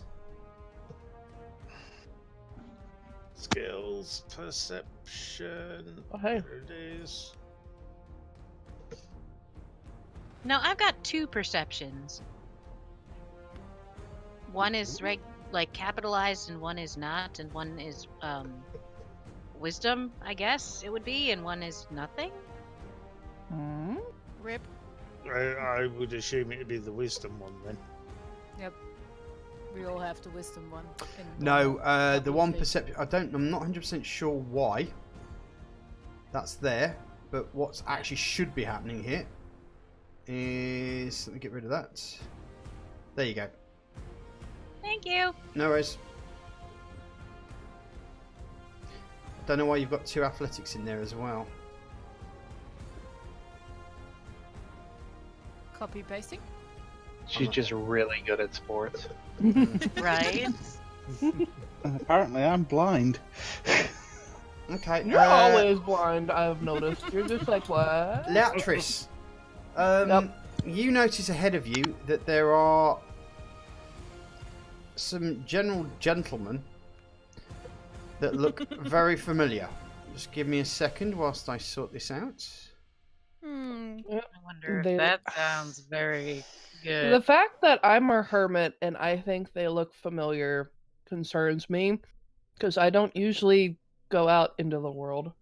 Maybe Yep. you dreamt. Maybe you dreamt. Are they the dudes? Yep, they are the 2 invisible The- dudes. the- I think. The dudes. Yeah, the fuckers that jumped us earlier. I thought. Oh, When Leatrice Well, was to going be for a fair- walk. to be fair, I jumped them. Yeah, That fight. They're all. Yeah, but You see, I they was just- kind of almost like ooze out of the crowd as they start looking forward to, and one of them says, "Yeah, that's the bitch. That's the one that did us in." And Yep. another one shouts, "We will give you a chance to surrender, give us your stuff, but we don't want to. We want to take you down. We want to kill you. We want to sell your bits to the nearest butcher." You didn't do a very good job of that last time, did you, bub? To be honest, they Roll did. initiative. They knocked you out about 4 or 5 times. Actually, I think I only got knocked out once. Okay. Twice. It was It was Valkyrie. I'm so sorry. About...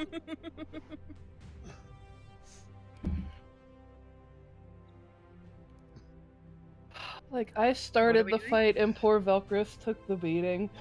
The I initiative felt is on the main page. so bad. by the Yeah. way. Top Middle. of the main. You've got initiative Yes, in the in it. middle. INIT, yeah. There we go. Thank you.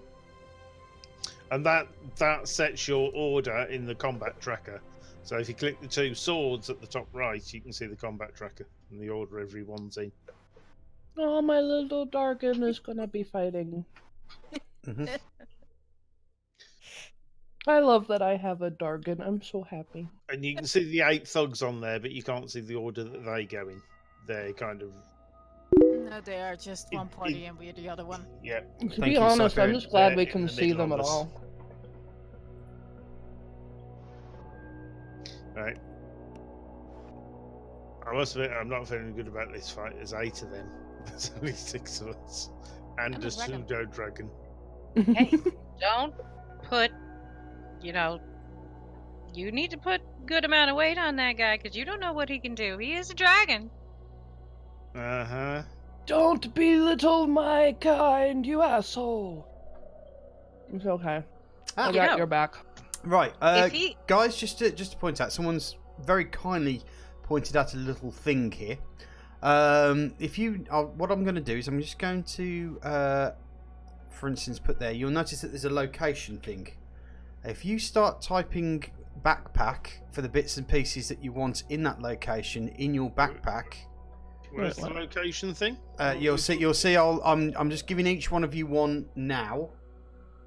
Thank you for that, Cypher, I really appreciate that. My heathen found you, did he? Mm-hmm. Oh, huh. There it is. Because he was trying to explain, and I was confused. No worries.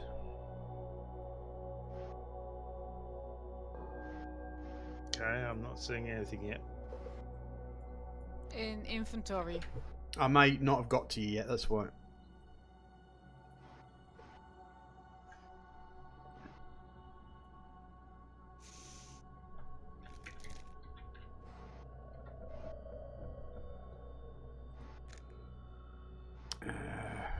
Jam. Yeah, I should have put your bedroll in your backpack. Yes. Yeah, I can see bedroll in the backpack. Yeah, Flint's got it. Jam's got it, yeah. So all the items that are in your backpack, you can actually say where they're located. And it'll... Okay. And it should be able to automatically fill in the bits and pieces. I don't see a thing. What are you talking about? Have I not done yours? On your inventory No, I haven't screen. done yours. Hold on. Yeah, if you go to your inventory now, I'm put your bedroll and your blanket in your backpack. Okay. And you'll find that that's the location that you pot it in there. Now, I think you might be... Yeah, we've got a location tab on there now. Yep. Basically, everything that has the backpack item, we can put in the backpack. We can put in the backpack. It's also out of sorts. Okay. It puts everything that is in the backpack together now. Well, Nice. It's a good little system. Right, folks. So, has everybody rolled their initiatives yet? So, Leatris, you are first. What are you doing? Well, since we're at a bit of a distance, I'm gonna find this guy. I understand, see if I Sophia, can- thank you. You're shooting short bow. Yep, okay. Roll your damage.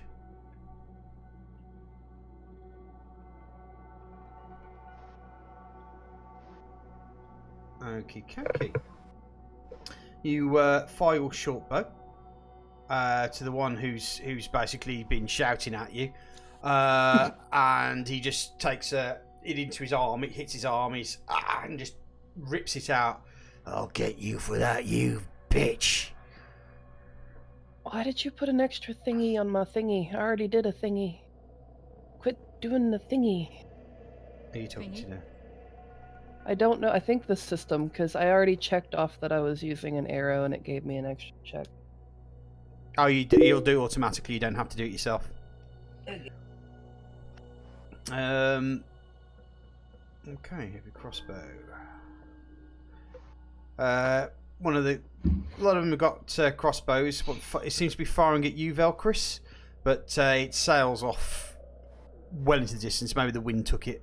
So the next one, he's at the front, and so he's probably going to want to have a go at the actress. But he misses. Velcris, what are you doing, sir?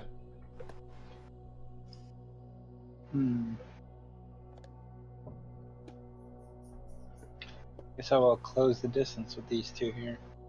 Okay. I suppose I better lock the token, shouldn't I? Probably. Yeah. Okay. So you've sprinted to them, have you, or have you just closed distance? That should be well within my Okay. So you've got your attack. I can move 40. So you have your attack and your bonus action to. Everyone has a bonus action, but obviously you use yours as a punch. So. Okay, I'll hit this one. Okay, you hit.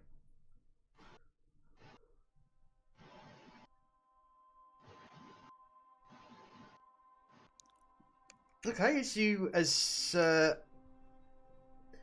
he's busy looking at the actress with evil eyes. He doesn't quite realise that you've come ninja running towards him and just backhand him with your staff.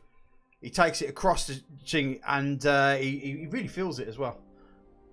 Okay, instead of following it up with a bonus attack, use a key point to use the dodge action as a bonus action. Okay, fair play. Right. So that's you done.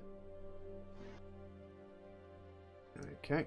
Thug 2 is not really going to see that because you're in there, so he's going to look at the blue-haired one and give him an attack. But I think everyone's a bit flustered that Velcrus has come rushing at them, and he's just panicking and just fires his crossbow off and just hits into the ground and just whistles off into one of the side window shops. So, and then you hear over your shoulder,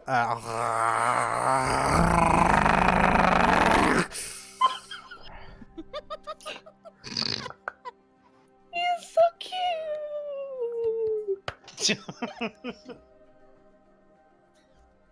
Oh! As he gets a natural 20. Oh. Rip. Good little dragon. It literally just comes straight through. Does he get his save? Oh yeah, let me just do the 1d4 dip piercing first. Okay, he does critical damage to him. Now he needs a constitution save.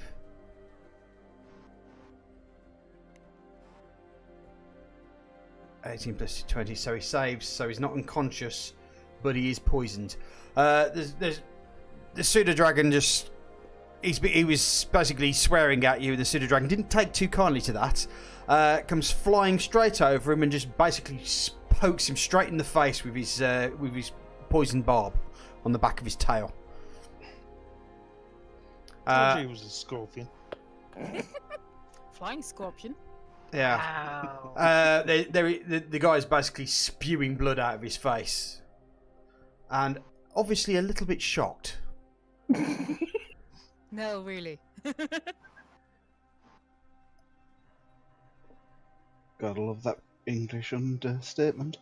And watching a little micro dragon come along and attack, obviously, who's the person who's been egging these people on, and watching a big barb go straight through his cheek.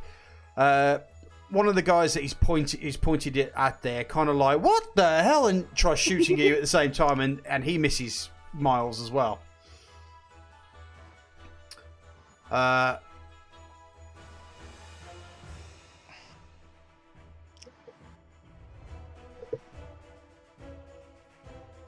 One shoots at Flint's, but also misses as well. Flint's, you're up, sir.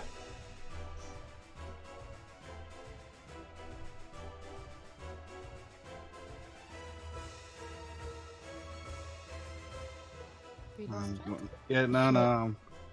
My brain's working, unfortunately, which is not a good thing. I'm going to take a shot with my bow and arrow at yes, 6. by the way, Chris, it can. Right. Well, I'm going to cast that first then. You're going to shoot at number 6? Number 5. Shooting at the dragon? Yeah, I was going to say, isn't Velcrus in I'm going to cast my Hunter's Mark spell. Okie dokie. Let me just have a quick check on that as a bonus action.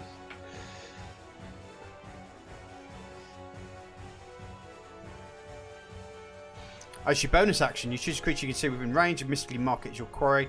So the spells you deal an extra 1d6 damage to the target. So what you need to do is, if you hit it, you can then put that effect onto that thing as well afterwards. Right. Also, you need to take a spell slot as well. Yep, spell slot done. Okay. Did you sell that dart, by the way? No, we didn't. No, okay. I thought you did. No, you didn't. No. Okay. was good, but not against what we was trying to buy.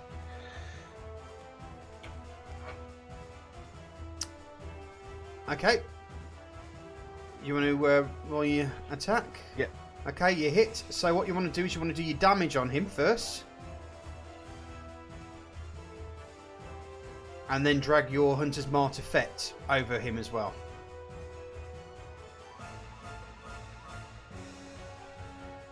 How do I do that? I haven't used the spell before.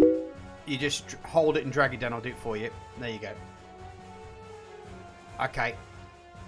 Roll 1d6 for me, because I think you now want to... Oh, no. Just in the chat box? Or yeah, just roll all that, yeah. So I'll take another 2 off that guy as well. So... He's 5, isn't he? Thug 5. Yeah, Thug 5. Mm-hmm. Okay, and you... How many was that? 2. So it's another 2, so that's 5 altogether. Okay.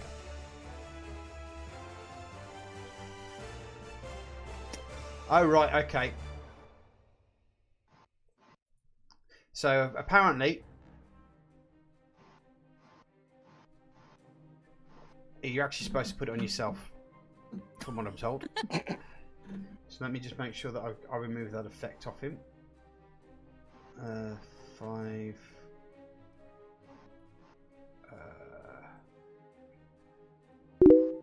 Okay, there you go.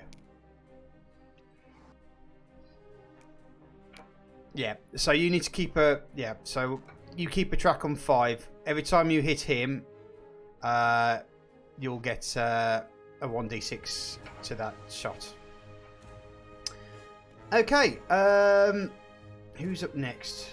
Let me have a quick look. That was your... Yes, you've done that. So, yes, so next... Next. Anne. Yep. I think I have a good shot at number 2, right? You shoot, yes. I don't think I can hit number 7 because Flint is in the way. Number 7... Would be a loopy shot, I think. No, you should be able to hit him. Then I take out my bow and hit number 7. Okay, so you've missed, I'm afraid. Have you got anything that you can do as a bonus action? Nope. Okay. Anis, your first combat. Indeed. Yeah, so if you look down into your actions slot, down at the bottom. Of your character sheet. Yeah, you'll see all the actions that you can take during a combat. And any spells that you can do during any time as well. If you see anything that has a magnifying glass, you'll notice that it spreads out into different areas on here, including effects. So you can put the mage armor effect. What you do is you hold the left mouse button and you drag it over what you want to do it on. So for instance, mage armor, if you wanted to do that, you would drag it over yourself or somebody else, which would add that to you. Protection from evil as well is another effect that you can drag over yourself. But there's also these things like cast and attack. You cast the items by dragging them over the enemy that you want to go for. If you want to see how the spells work, there's a dragon icon by each one of them. You click on that and it will tell you how the spell works. So you just follow the instructions of the spell.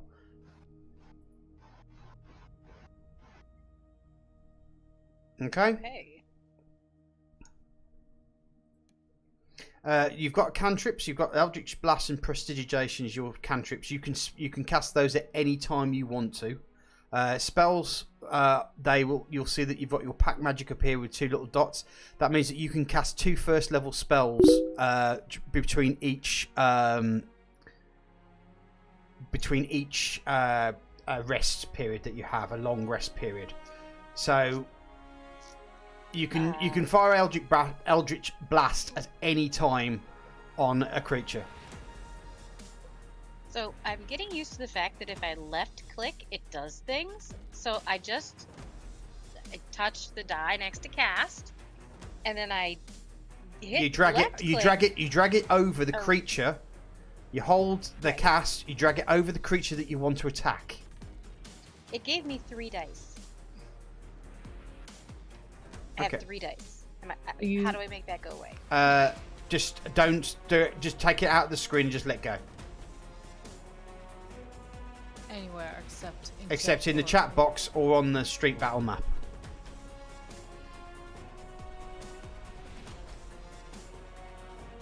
So I guess I will attempt to do an Eldritch Blast spell at thug number 7. Okay, so just click on the dice and hold the left mouse button and then drag the dice over the thug. That's the one. And you've hit it, so there's no save on that, so that's fine. Okay, roll, and then drag your damage over the creature. Okay, so Eldritch Blast. You gesture and you make some silent chants to yourself, and a beam of crackling energy streaks towards the creature, and the target gets hit by just a wall of force, and he just smacks into him really hard, and you can see his eyes roll back into his head for a few seconds. It's as though someone's just literally just smacked a wall into his face. And he just shakes his head off as the magic tends to just flows away down your legs and back into the ground. Do you have a bonus action that you can do? Where would I find that? You can have ability. If you just check your abilities, any sort of thing. I don't think you can, to be honest. Magic flowing down her legs, yes, and the wall of force just goes through her body and then just crackles down and into the ground from her legs. Hey, it sounds like a guided meditation I hear frequently. Yeah. Only it's water. It's the energy. It's the energy. Yeah. I think that's probably going to be you for your action, unless you want to move. I'm probably going to move slightly to the left to not be directly behind. So you're not singeing my left ear next time. Right, okay, so just move your character and I'll accept that. Okay, there you go. Right. There goes my line of sight. Thug 3, he can only see Velcris. So he's charging forward and he's going to attack using pack tactics, which means a thug has an advantage on an attack roll against a creature if at least one of the thugs is within 5 feet of the creature. So he's... But my dodge will cancel that. Okie dokie. So it's just one attack then. Okay. Yeah, because you're basically giving him a negative. He's getting a positive. Right. Okay. So that's a 9. That's a miss. But he does also get multi-attack. So he has 2 melee attacks with his mace. And that's also a miss. So as he comes charging in, he fires he brings his mace down on you, and you just definitely dodge it to one life, definitely dodge it to the other side. He's looking a bit confused as to why he hasn't hit you, but that's his problem, not yours. Thug 1 is moving further over, and he's going to be attacking Leatris because she's the main target. But he misses. Generally, probably seeing Velcris just dodging left, right, and centre may have slightly put him off the shot, but it goes wild, and they've really done a really shit job of this. So, Jump! What are you doing, buddy? Right. Well, I've got a nice clear shot at Thug 7 or Thug 2, so I think I'm going to go for Thug 7. Okay. I'm just going to firebolt him, because I love a good firebolt, me. Okay. I think I hit him. That's a very good fireball. You may have hit him, yes. Nice roll. See, I'm telling you, it's the blue hair. Roll your damage. Natural 1. Yeah, I did get a 1. Yeah. Okay. You bring your hands forwards. You fire your firebolt at him, and for some strange reason, you hear him scream, high pitched in pain. It hurt him a lot. It may not have done much damage, but it was just more the pain that he's gone through, and he's now looking at you, smoking with blinky eyes, and thinking, "I'm gonna get you, you son of a bitch." Where did you hit him, Jen? Where it hurts. Yeah. Sounds that way. Show me on the doll where he touched you. It was a tap, I do believe. Okay. Pack Tackett says Thug's on a run, and he's multi-attacking as well. So, give him advantage, and he's going to attack the pseudo dragon. No, not the pseudo. The pseudo dragon obviously has stopped the advantage on that one, and he's hit the dragon. Not the pseudo dragon. Oh, and the pseudo dragon's down, and he's unconscious. Oh no! You hurt my baby? It says that it's dying. Now they're gonna pay. How Leatrice, dare you? Leatrice, are you there for revenge, or what's going to happen?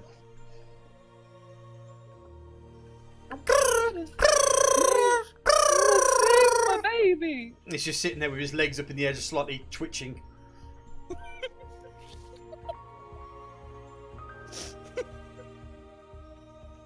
Okay, you're running over to your... My baby. I'm gonna heal my baby.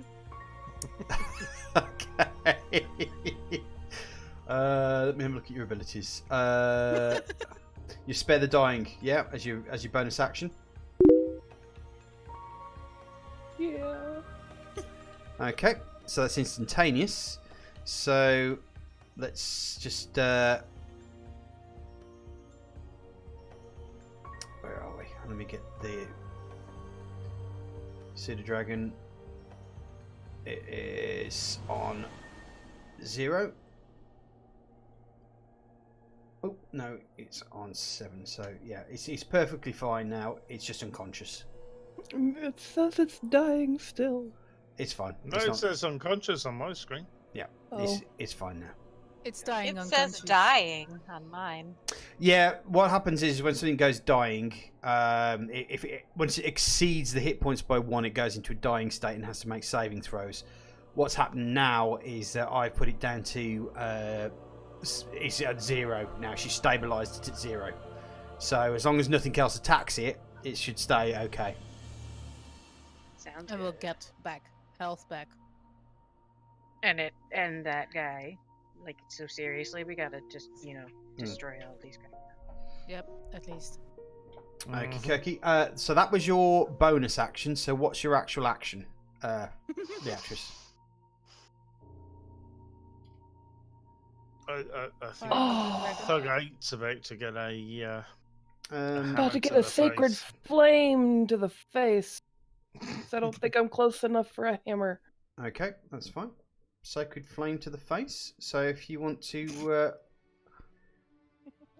okay, right.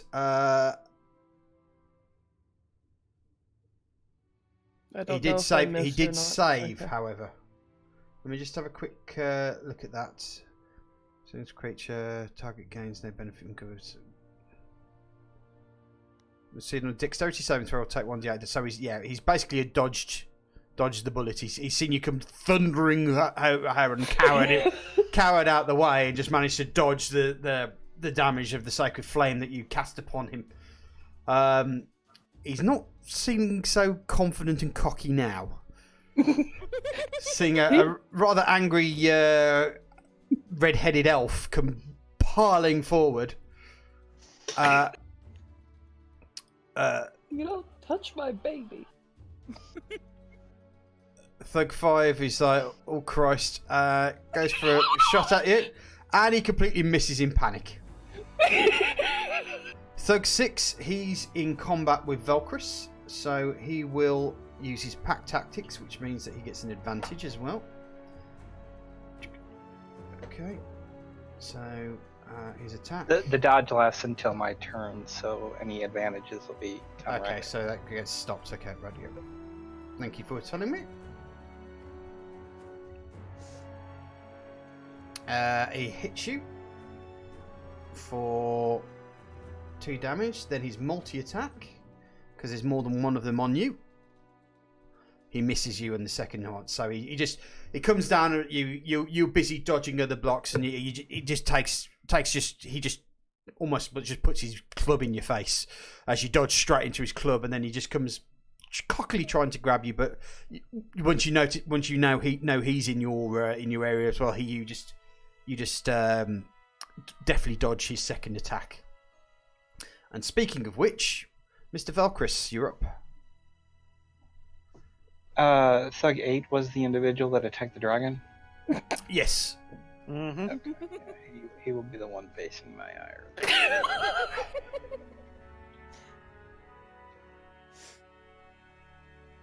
Save some for me. Oh no! Wrecked. Roll your damage. Oh. Okay. Actually, I get another die for the... You do get another die. I don't know why that didn't roll twice there. There it goes. There it goes. Just take the first one off. How do you want to do it? How do you want to win this? Just hit him with the staff as hard as I can. Okay. So basically, you just tip your staff up to right to the end of the tip of the staff and just look at it, weighing it up, weigh him up, and just crack him like a baseball bat. He literally flies about 10 feet backwards as he just cracks his head on the pavement and just expires. Done, son. Okay, I will use my bonus action to dodge again. Okay, fair play. Righty-ho. And Thug 2, seeing his leader has just gone down, he's probably not looking so great, but he's going to use his heavy crossbow against Jam. And he misses. Probably because his leader went down. Okay, the pseudo dragon's not in there, so it's unconscious, so it's lying there on the floor. Thug 4 is Beautiful. moving forward, and he's going to have an attack on Flint, and he rolls a natural 20. Darn. Ooh. Ouch. Which I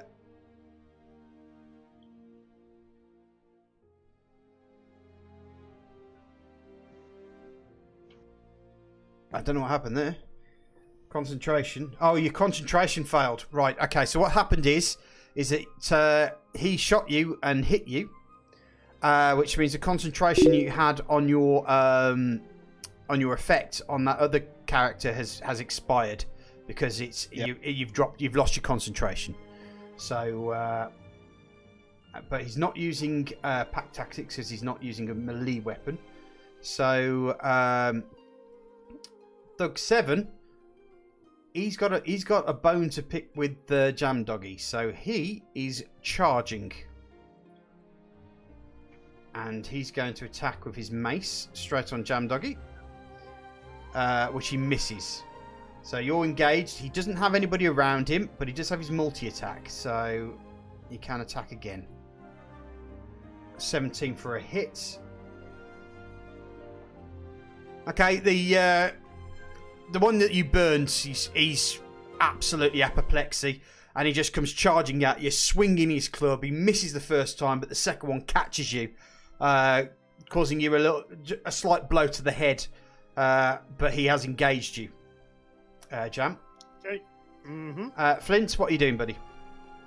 I'm going to take a arrow and aim it at that Thug 4 that just caused me such pain. Thanks, Safu.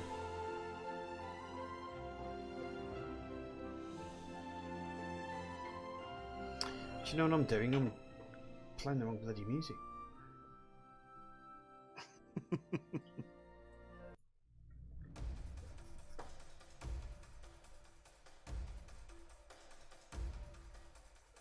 I'm fairly sure that's a hit. I'm gonna say I'm assuming that's a hit. Nah, that's a miss, dude. Yeah, that's a hit. It's a good hit too.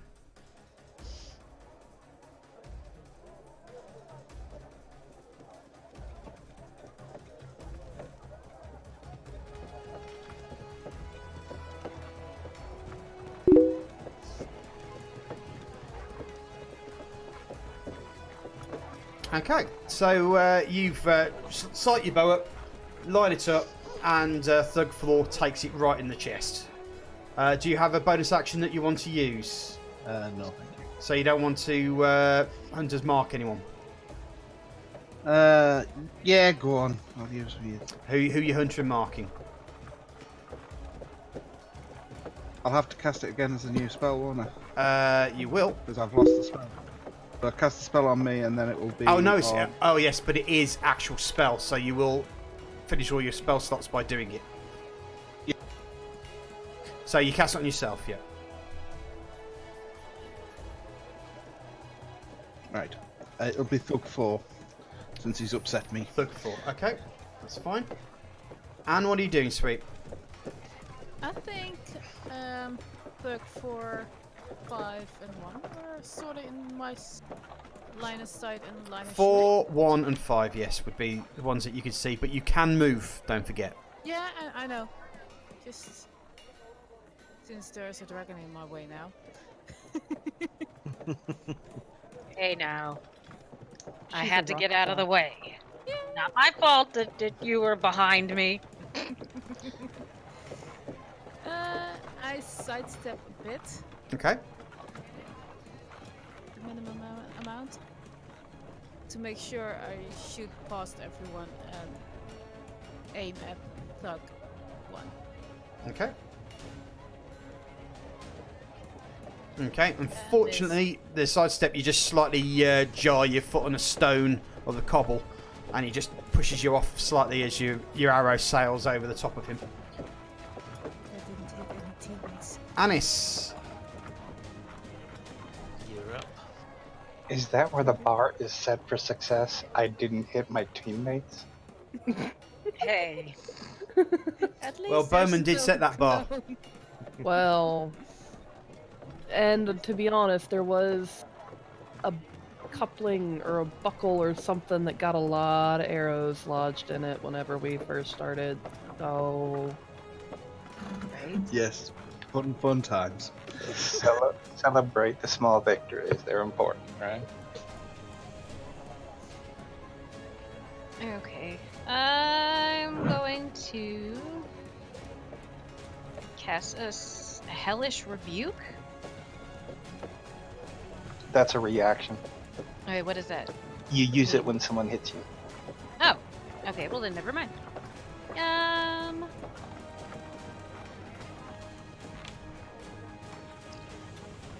You can try your Eldritch Blast. I think Burning Hands might still be in range. Let me have a look at that. I was gonna say 15 that was foot. the other one. That's a 15-foot cone.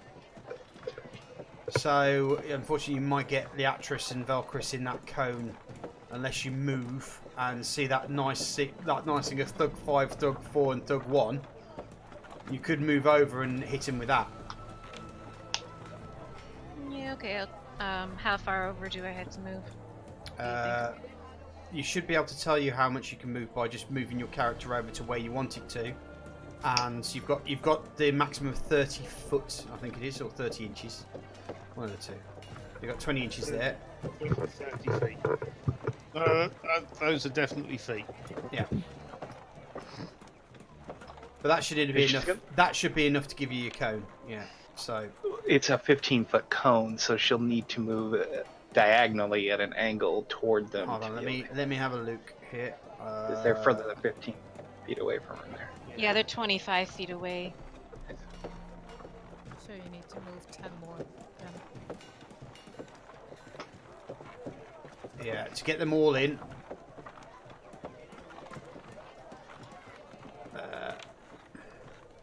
If she had moved at an angle, she'd have enough to get all 3 of those in it.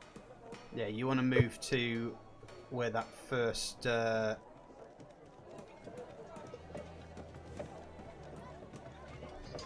Okay, I'll let you move to there from that point. So you can fire that cone. Now, it's not an attack, I don't think. I think it's literally just a cast with a saving throw. So if you hold the dice of the cast and hold it over... Now, because it's just going to be on one, do I want to put it in the middle or literally just on one of them? I think you might have to do it on each of them, to be honest.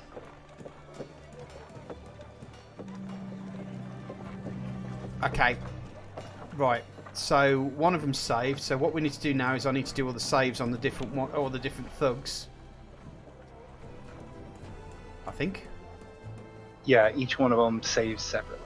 So do I just roll the save over them, or does that's you? Hold on a second. Let me just have a quick look here. So, right.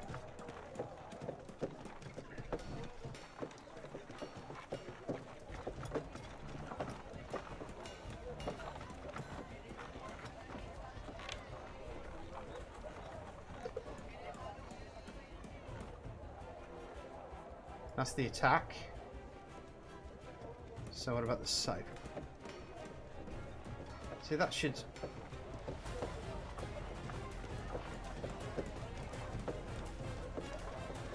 Why is that save not coming in? So what's the save on it?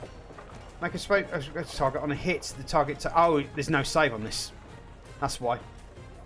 Yeah, most things are either an attack roll or a save. Yeah, so effectively they all have the same DC. So you've hit them. So roll your damage on each of them. So drag a damage over each one of them.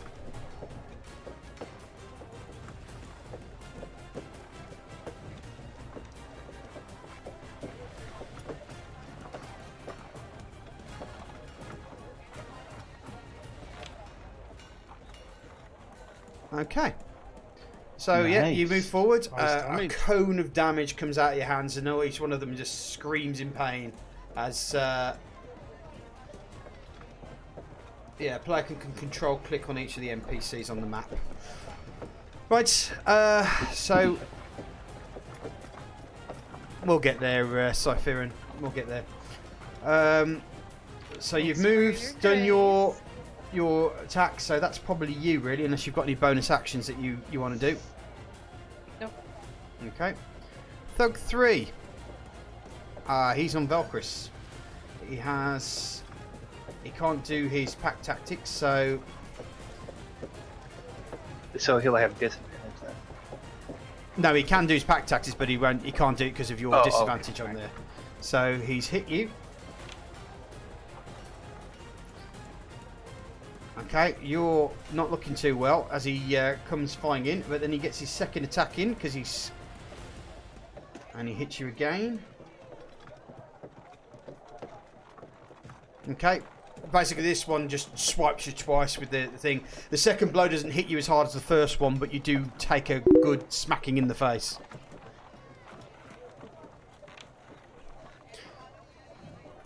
Okay, Thug 1.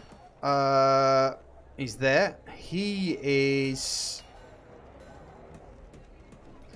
not too happy, but he won't, because he's going to use his... No, he's not going to use his mace. He's going to use his heavy crossbow. So forget that roll. But he misses. He fires at the Dragonborn and misses completely. Jam. Well, You're in combat. Yeah. Engaged with Thug 7. Yeah. So I assume Rapier is my my friend here. Let me just have a quick look.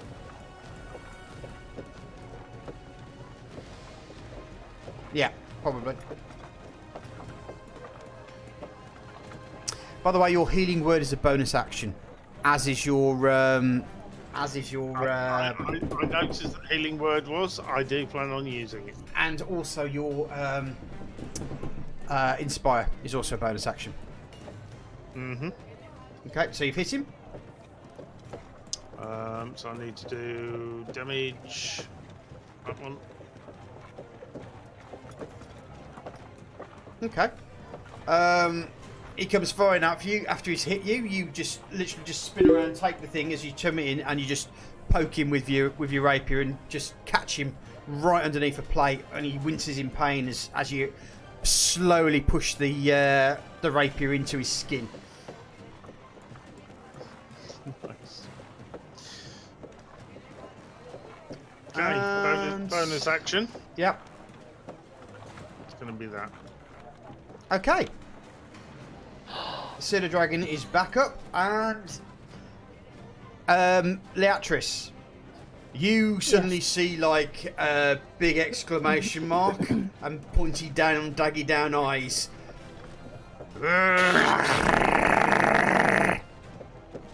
Somebody's gonna die. Leatrice. Cute dragon. I'm so glad my baby's so pet. Alright, so If I'm she gonna... misses, we know that why now. I'm gonna move a little bit into engage range with these two to help Valkyris out a little bit. Okay. Right, you step over your growling Cedar Dragon.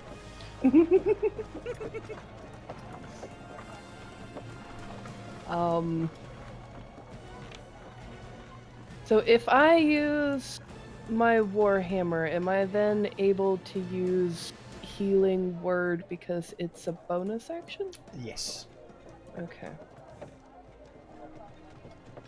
I'm gonna do that. Okay, you hit it. You step over your Cedar Dragon, wind up your hammer, and crack him right into the jaw. And you crack him quite hard. You even hear a crack as you hit him in the jaw. Well, they decided to go after my baby. My baby. My baby. And your healing word.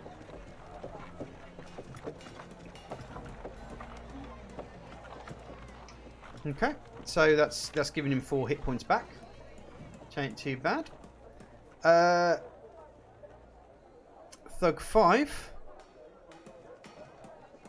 is going to charge at. Oh, did not mean to do that.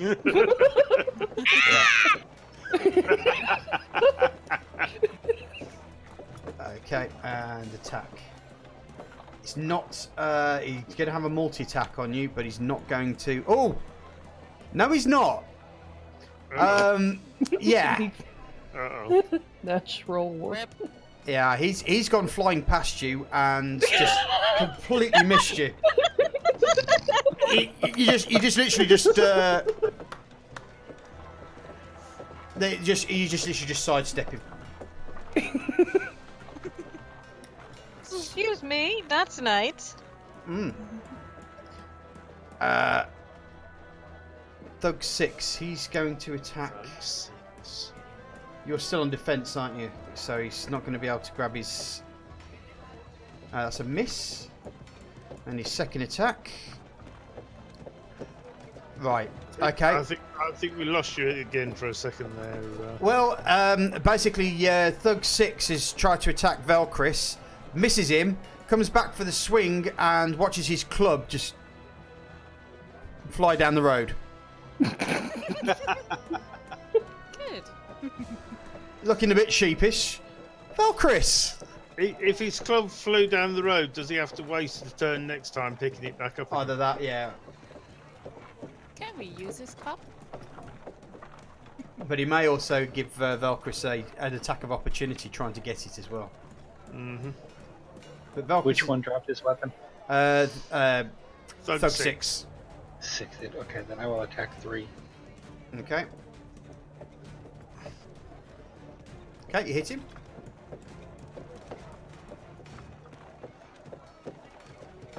Okay. You just as he gets smacked in the face by Leatrice, you poke him in the face with your stick, and he kind of like he seemed just like jolt. His head jolts from side to side. Alright, and the follow-up check. Okay, and you go for a roundhouse kick. And...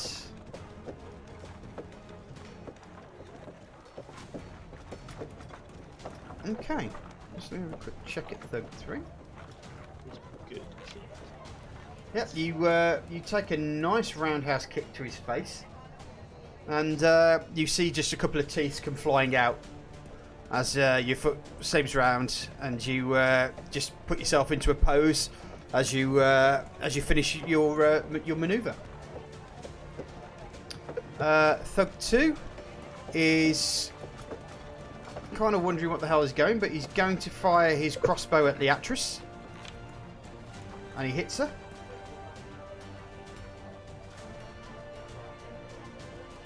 Okay, he fires it off fairly close range, and he just jabs into your leg, into your thigh, as the crossbow bolt kicks in. You just pull the bolt out, and scream in pain. Unfortunately, the pseudo dragon watches that, and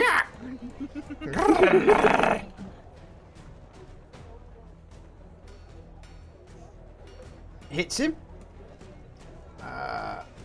For 5 damage,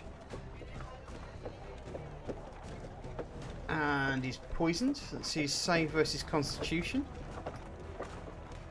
No, he's completely failed, so he's now fallen over unconscious. Very good, dragon.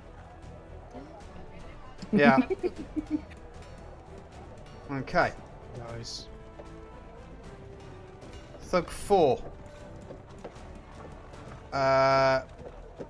Thug 4 is going to engage with the big...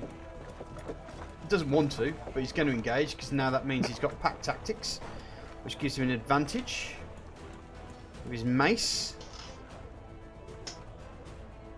He hits for 1d6 damage. Okay. Then another advantage, because he's got pack tactics. Okay, he misses on that second shot. Yes, he comes in, just cracks you just behind the back of the knee, just slightly knocks you off your balance. But then because you kind of like don't move, he's kind of expecting you to fall to the ground, and he just misses you. He misses where he thinks you're supposed to be. Thug 7. He doesn't have anybody helping him, so he's just going off the jam, which he hits. The 2, and that's his multi-attack. Oh. Yeah. I'm down. He's basically just he's just going at you like hammer to tongue, and he just catches you just right. Cracks you around the back of the head, and you're down unconscious on the floor. Ouch. Not the blue Flint. hair. Okay, I'm going to take an arrow shot on Thug 4. That's my that's your mark. Yep. So it should automatically give you +6 on that one, but you miss, I'm afraid. Yeah. Do you have a bonus action that you can use? No, I don't. That's my turn. Okay. Oh, Anne. you sounded so disappointed. Sorry. I take my bow out again. Okay. Take a shot at Thug 4. Thug 4. Okay. You hit him, so roll your damage. Okay, so you fire another arrow at him. He just takes it. He ducks another arrow, then ducks straight into the other one. Do you have any bonus actions that you want to use? I don't think I can use my Cure Wounds spell, can I? No, that's a spell, so that's a normal action.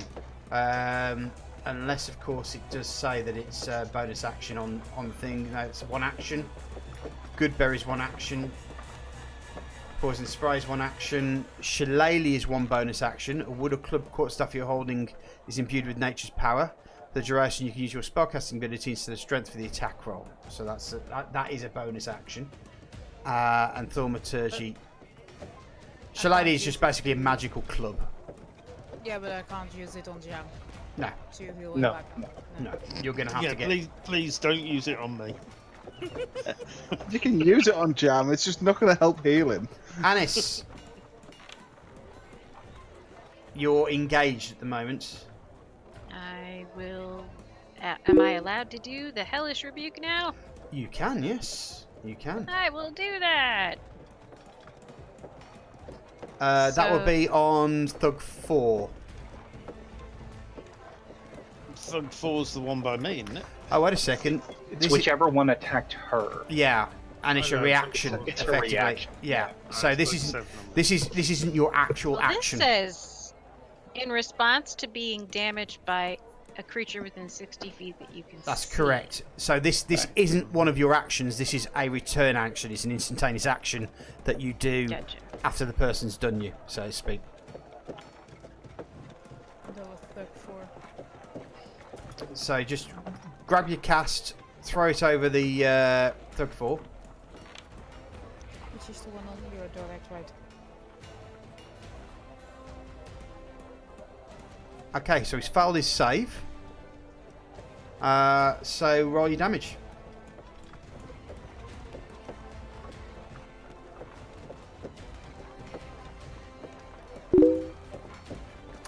That hurt. So what are you doing as your? Yes, I know it usually happens in another creature's turn, but I'd forgotten. These things happen. Okay, so what are you doing, Anis? Okay, so that was a reaction, so I have another... Yeah, that really was a reaction during his turn when he was attacking you, effectively. Oh, okay, so I had to do that then. Yeah. Gotcha. Mm-hmm. I am going to use, I guess I'll do the Burning Hands again. Am I allowed to do that again? Let me or have a is quick there... look.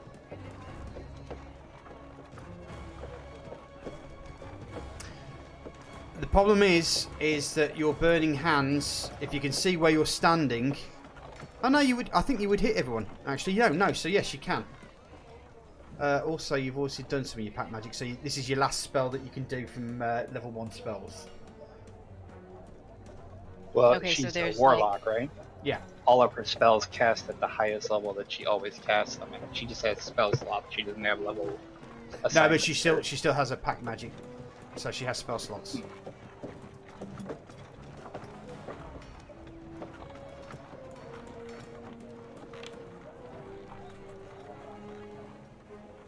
Okay, so I do it over each one, or...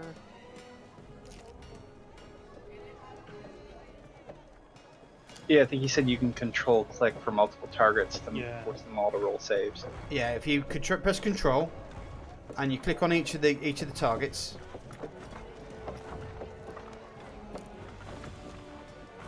Or is it Alt? Or is it Shift? Yeah, try Shift.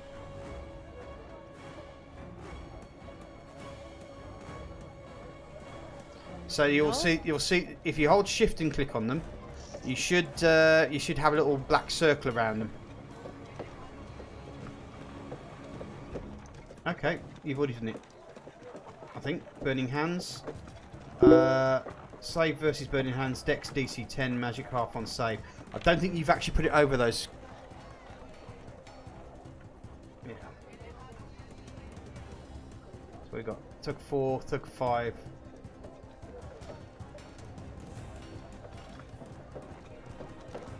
Okay, wait a second. Wait a second.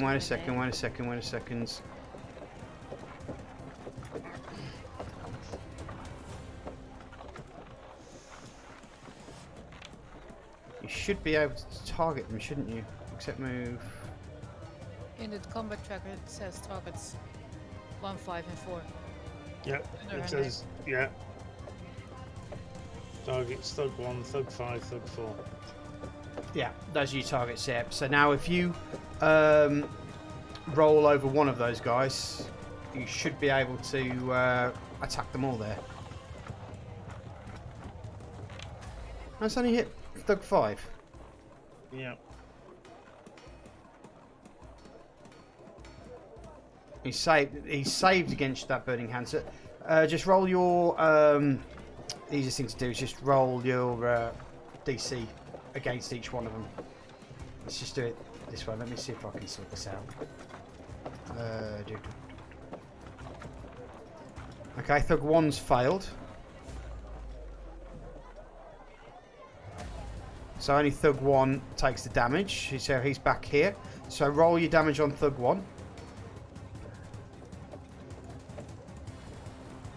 Okay, so you've hit him with 12 damage of fire. That's got to hurt. He screams in pain as the flame comes through. The other two, because they're so close to you, definitely dodge your hands. They see what's happening, so they just move to either side of you. Right, I won't need that anymore. So remove that pointer.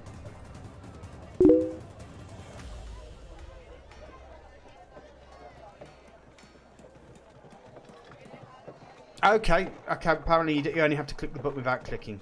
So, as you do. There you go.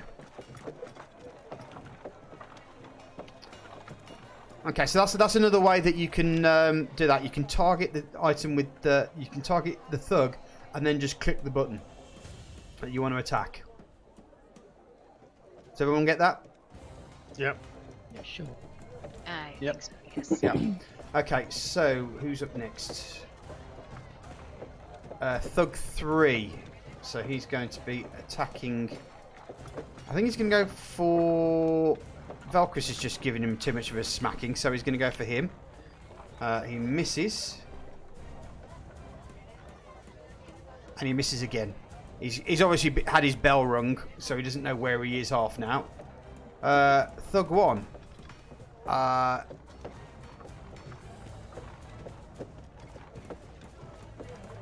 He's going to use his heavy crossbow on Anis. Ooh. You cut off my dude.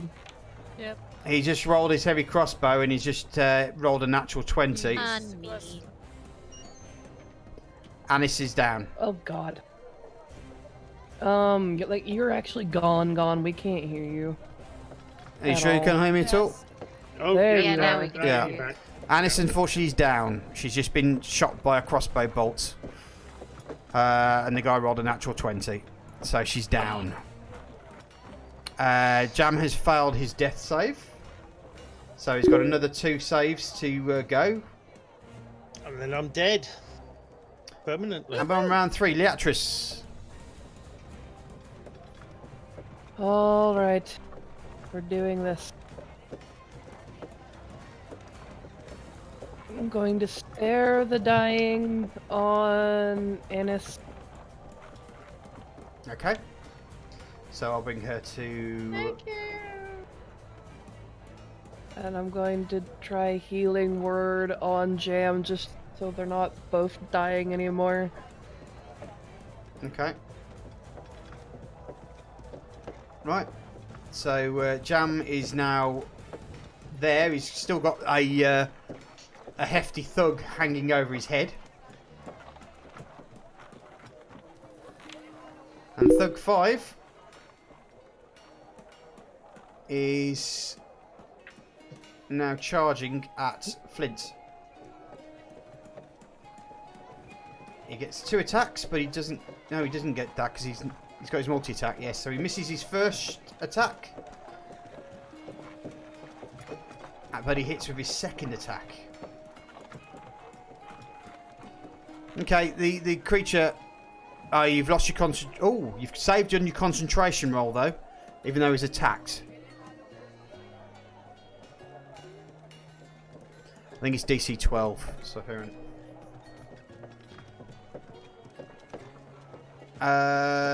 Thug 6. Oh, he's going to be attacking Valkyrus. A hit. Okay, and then he gets his second attack. And he misses on that second attack. So he's just coming in and just they're basically swamping you, Velcris, and you're finding it harder to defend from the blows. Yeah, Velcris is now bleeding from many wounds. He is. Well, it's a lot. He's bleeding from many contusions of. Which of these two? See, 3 is the one I attacked last time. He is, yeah. Wasn't 6 the one that dropped his club? 6 is the one that dropped his club, yes, so he shouldn't have actually hit you there, should he? Nope. That's alright, let me just take that back. I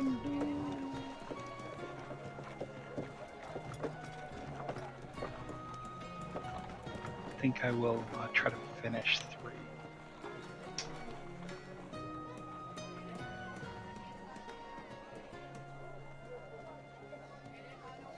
Okay. Follow up with your.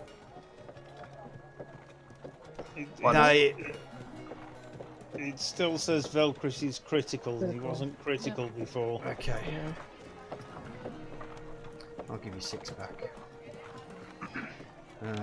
So 30. Wasn't he moderate before? Yeah, I'm sure he was moderate before. I think the only one with heavy was Flint. And me after I got healed. Wow.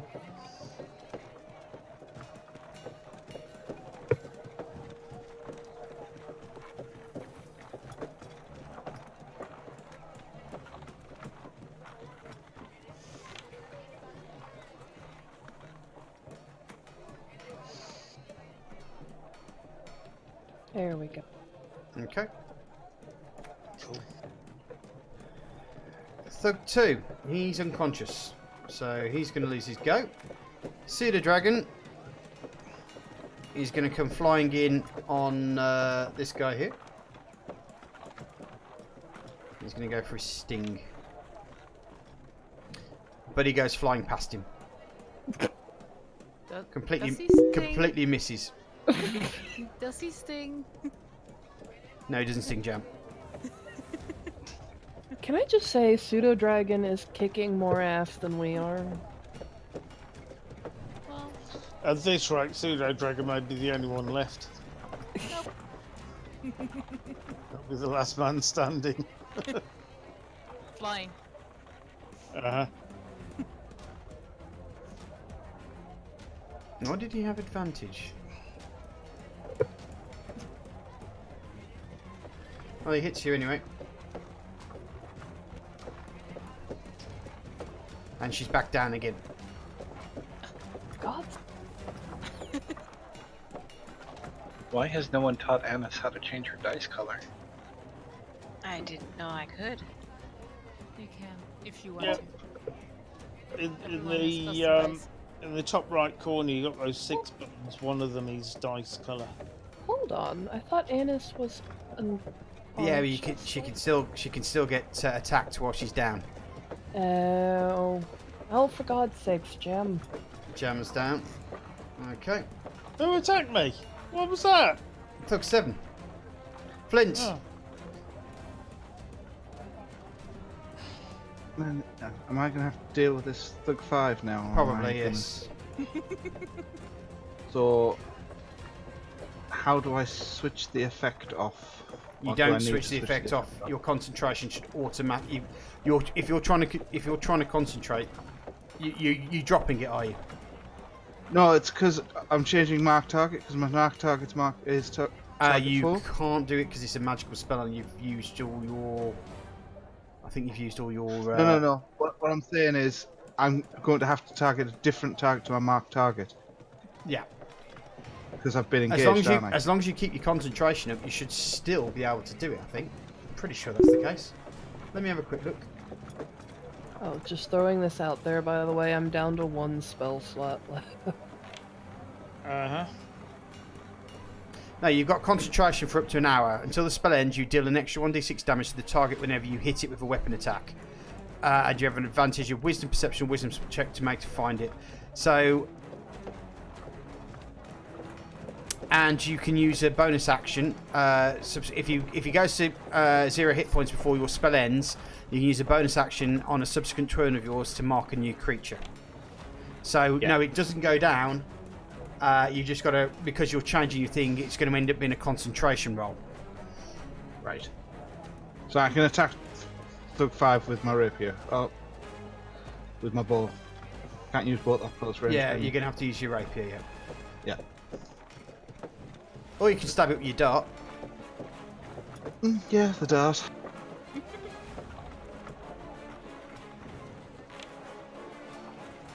Okay, you hit him.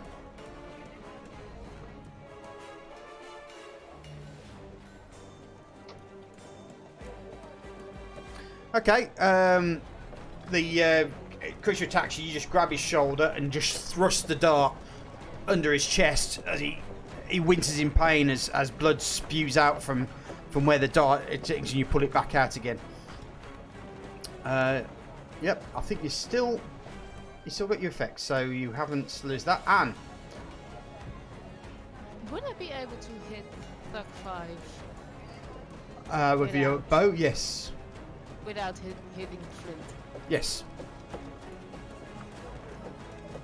Well, as long as you don't get a 1. Shush. Well, there is a Yes, 1 in you there. have hit him. So roll your damage.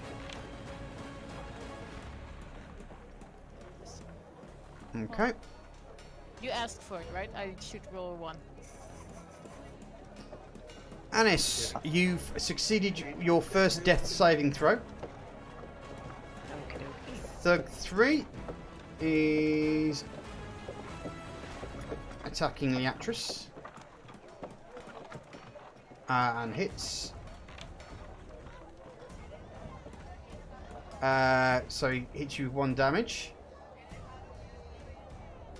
Oh, he's hit natural 20 as well. Everyone's going down. But she's still alive. There's a flurry of blows coming out at you. My apologies, by the way, for anything in my background. Yeah, I think 8 versus 6 was.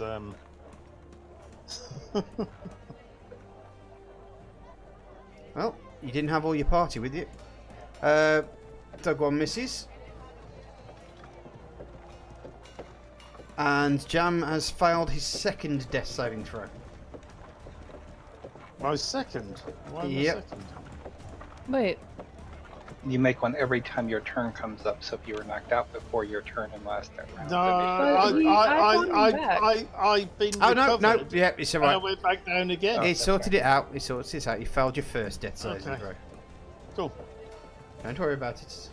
Yeah, I forgot the about her healing. The system has you. So what does the death saving throw do? If you fail 3 before you're stabilized, you die. What happens if you succeed one? You have to succeed at 3 to stabilize. Yeah, you succeed Right, 3 times to stabilise. You fail 3 times to die. Okay. If So you roll a 20, I'm if you roll a doing 20, you succeed with 2 saving throws. If you roll a 1, you fail 2. Okay. Leatrice, you're up. okay. So I'm gonna try to get rid of this thug behind me before I save. Because I think they can handle at least 1 more turn. And we need to start dropping some thugs, or we're not gonna get anywhere anytime soon. Okay, you hit. Okay, how do you want to win this? Quickly! Painful? Just want it to end quickly so I can help it. Okay, let me have a quick look at what you've got here. Well, you can use your healing word as a bonus action. So, I can get one of them. yeah, you pretty much you crack the guy back around the head, and he just goes down like a sack of shit, basically. And so, which one is it? It's Thug 3.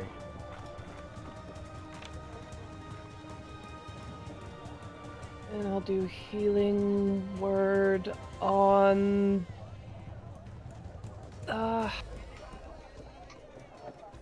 Anis. Thank you. Don't thank me just yet. Okay. Yeah, I think that thug may have another hit in before your go. Dang it. And that's my last spell slot. Okie dokie.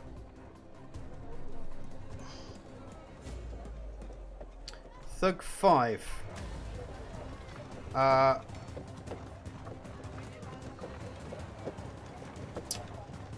He's bleeding quite profusely.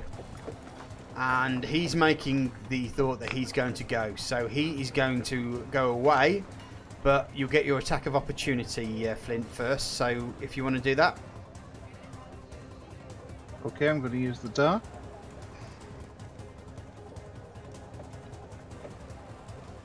Okay, you hit him. Roll your damage. Okay. So you basically, as you go past, you scratch him on there and he starts running away.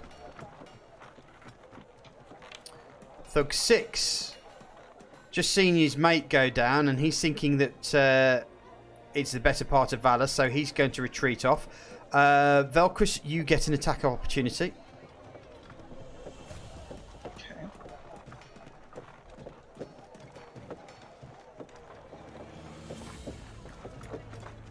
On which one?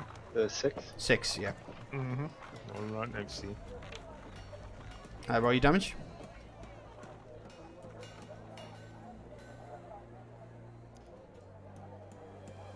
Okay.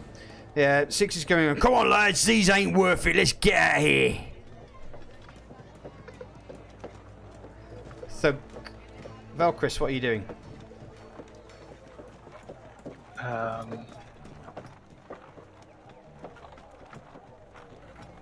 He ordered them all to retreat. He's just shouting, yeah, just retreat. Get out. Let's get out of here.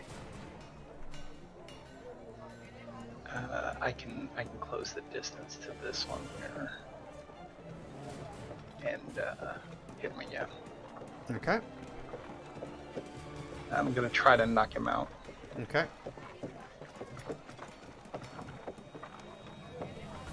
Okay, roll your damage. Okay. So you smack him around the head as he's running away.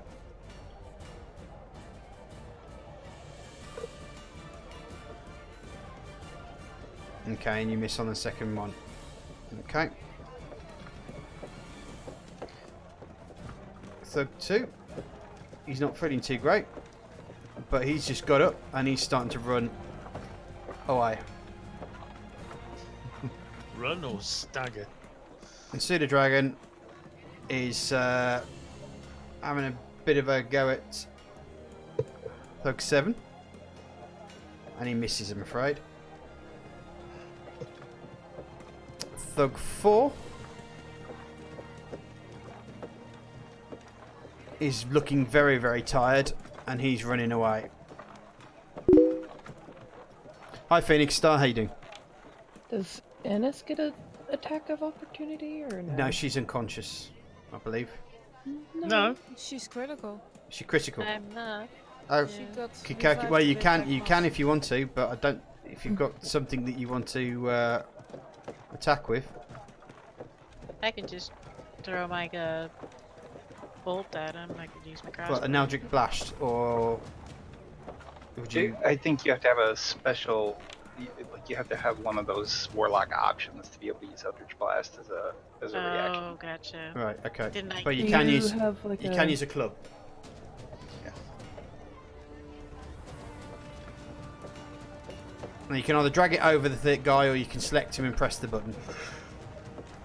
And I can't use the Eldritch Blast because I already did spells. Well, you can. It can't be used as a reaction. An attack of opportunity is a reaction. Gotcha. So just hit him with the club. Mm-hmm. Yeah. Mm-hmm. And it was which one? If you go onto your skills, you see club right at the top. You can either. No, I mean, Yeah, no, it's Thug 4 that's Thug running 4 is away. right in front of you. Yeah.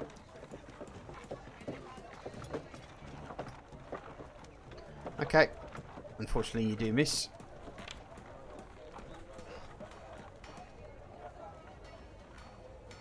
not surprising considering how damaged I am. Mm-hmm. There we go. And why does it Flint. say attack at Anis? Sorry? Why does it say attack at Anis? Oh, that was something else. Don't worry about it. Right, I'm going to take a shot with my bow. Okay. On Thug 4.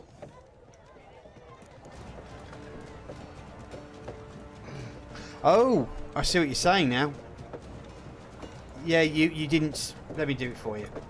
You didn't actually do it over him, you did it over yourself. So you hit him.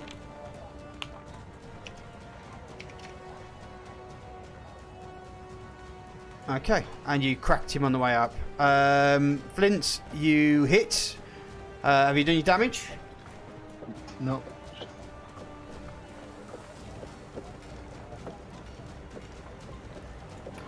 Right.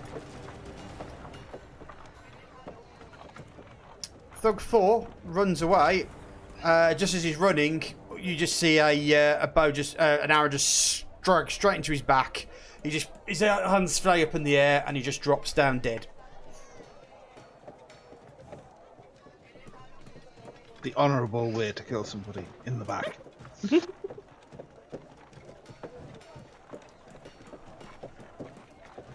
Anne, what are you doing? I'm moving range to. I can use my cure wounds on Jam, right? Do you have a spell slot left? Yes, I think I have all 3 left. I didn't use spells yet. Okay. I only used my bow.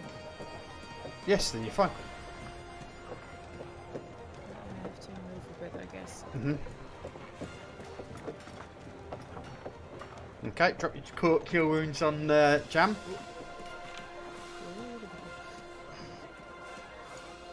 Okay, so Jam's feeling a bit normal again. A bit normal. Well, more normal than usual. Anis, you're up. So what are you doing? Do you have any spell slots left? No, you don't. So I would fire my crossbow. Okay. At Thug 1. I'd suggest Thug 5, seeing as he's running away. They're all running away, you see.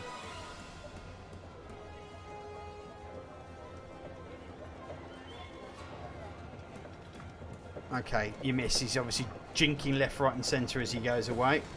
Thug 1 is also a better part of Valor. However, he will use his heavy crossbow on Velcris as a parting shot, but he misses. Jam! Well, I've still got this Thug 7 in my face. Yeah. So, yeah, I'm just going to stab at him with my sword. Okay, you hit him. Excellent.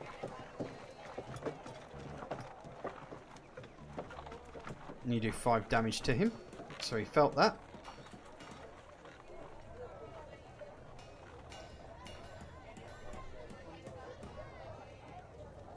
Leatrice. I'm going to try to hit this guy with an arrow. You hit this guy with the arrow. Okay, and he takes another slug to the chest. This poor guy has been poisoned. He's been unconscious. He's got hit in the chest with an arrow. He chose the wrong party. Thug 5 is running away. However, he will do a parting shot at Flint, which he hits. 6 damage, and Flint is down. Great. Thug 6 is going to multi-attack against Velcris, because Velcris has forced his hand. So he's hit. Wait, doesn't he still not have his thing? No, he did pick his up. Yeah. He had to have picked it up in the round that he took back. Except he does drop it again. Natural one. Yeah, Velcris.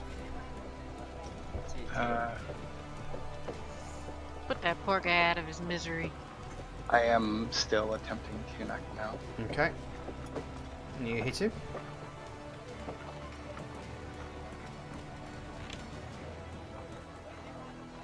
Okay. You hit him again, are you?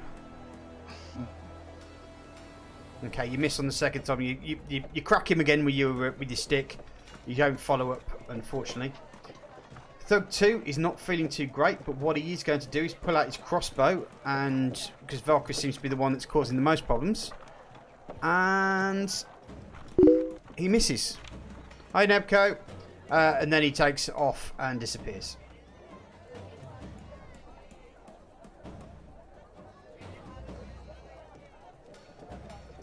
Pseudo Dragon is not having any of this guy's shit, so he's going to hit him for a bite. And catches him across the neck. Blood spurts out of the part again, and Thug several times. Actually, Nipko, he's died several times. Use heavy crossbow on Anne, which he hits with a 19. He takes the damage, but then disappears off.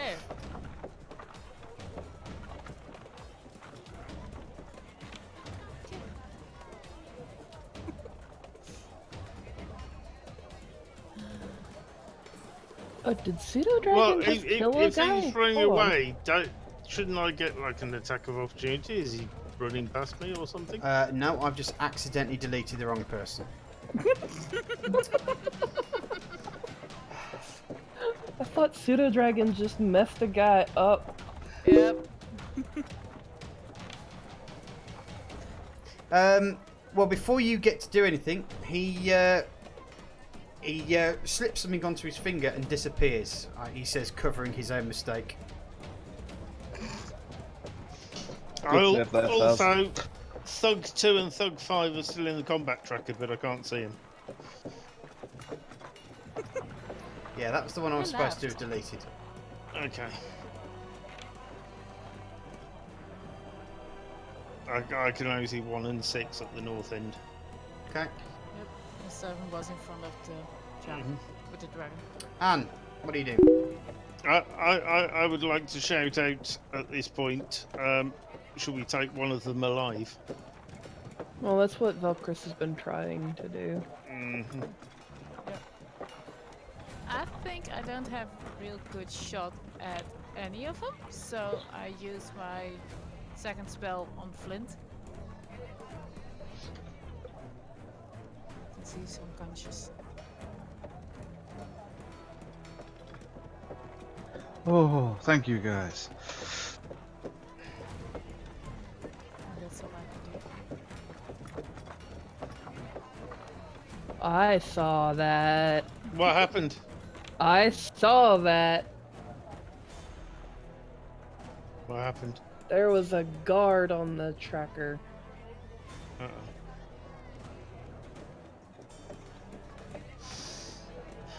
Yeah, he seems to be on our side though. Not necessarily. Well, it's Well, green, so He's green. now he gone. Now he back, and he yellow now. Mm-hmm. Yes, there's a big clumping of metal as 2 of the guards have picked up on what's going on here, and they're entering into the fray.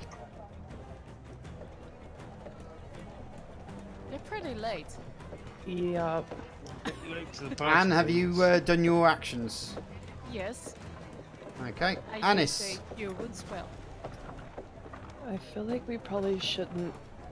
If the guards are here, I figure we should just kind of not Be anger, passive? not anger them. We should be passive. Just one. I don't want to go to jail today. I almost lost my Dargan. I want.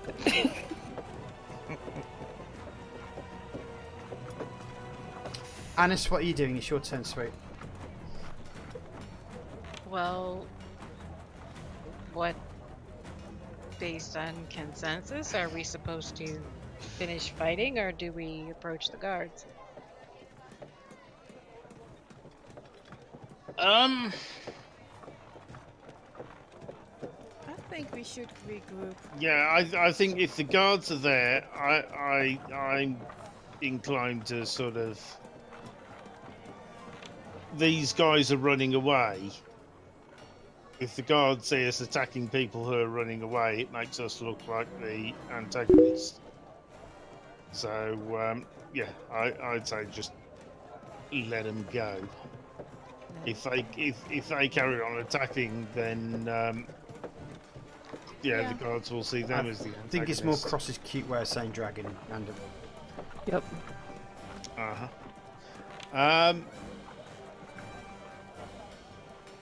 So yeah, I'd say if you've got any healing ability, there's plenty of people that need healing right now. Everyone except for the dragon. I love how everybody has been injured, except for the pseudo dragon, which was brought down, and then we were like, no, we are not letting the dragon stay down, and we brought it back to full health, and now everyone else is injured. I wasn't until that stupid thug hit me and ran off. Well, unfortunately, I do not believe I have any healing That's a shame. abilities. do you have any potions? Because taking a potion could be classed as an action as well.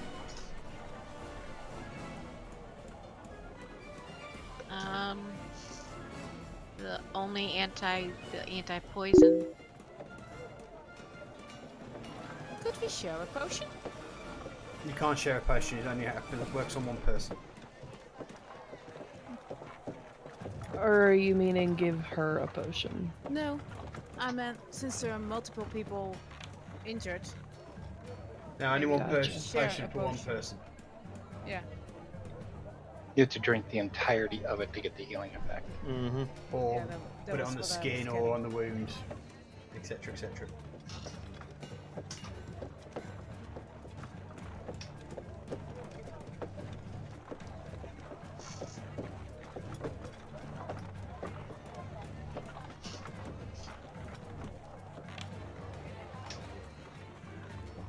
So I guess. You can hold your action, but I'll need a trigger. If that something like if they attack, you'll attack back. So they. Yeah. Okay. So I will hold my action as long as I'm not attacked. Okay. Third one takes one look at the guard and scarpers. I have no idea what that word means. Runs away. Like scampers? Yeah, pretty much. Like scampers away, yeah. Mm-hmm. Brave, brave Sir Robin, bravely ran away. It's assholes and elbows. Jam. That's how we say it over here. Uh-huh. It's your turn, sir. Are you holding your action?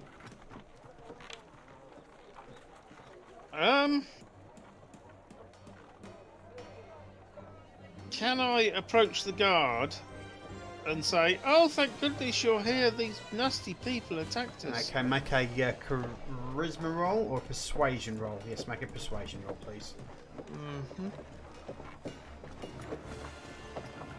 Oh god, now we're in trouble. Mm-hmm. Please be good. Okay. Well, they looking at the. He kind of looks at you, looks at. I mean, it's like, which one?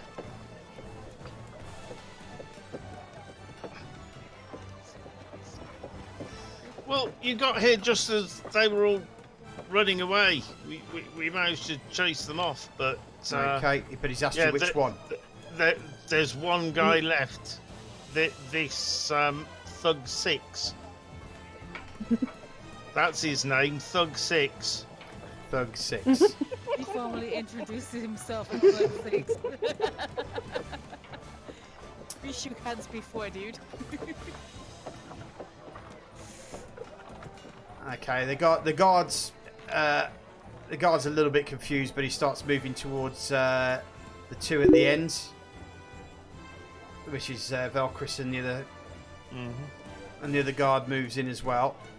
One of them grabs Velcris, and the other one grabs Thug 6. He says, "Right, Sonnies, you're under arrest."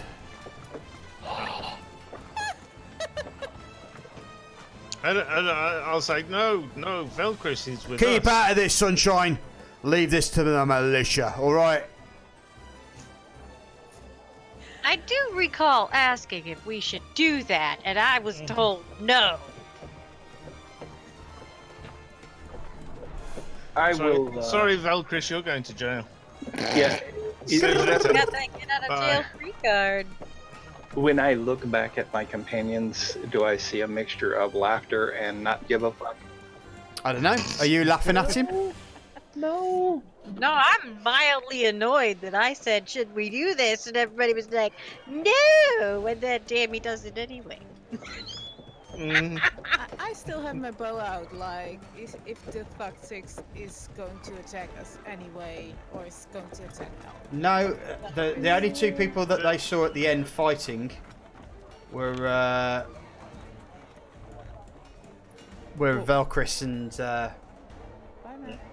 Then I will, I'll stow my staff and get into a, hands above the head position. Okay. Well, you don't stow your staff; they take the staff off you, and they manacle the two of you and take you off to the local jailhouse, leaving the rest of you guys looking a bit perplexed. Give that a quick break, and we'll be back very shortly. We've got about half an hour left, so we've got a little bit of role playing to do. But don't forget, cross S_R_cross with a K for her viewpoint, and Jam Doggy for his point, both on Twitch TV, or if you want to use cadgar.net, you should be able to do that and put everyone's name down and see what's going on there. Thank you, Jam. I appreciate that. So have a quick thing, gather whiz, etc., etc. We'll be back in a sec. Thank God I have to go to the bathroom so goddamn bad. Now, here's what I say. I don't know if I'll be able to do this in the future because it's almost 11 o'clock and my kids have school. We know it's Sunday tomorrow. Yeah, I normally we only do about 4 hours. Yeah, we should have quit a while ago. Coco.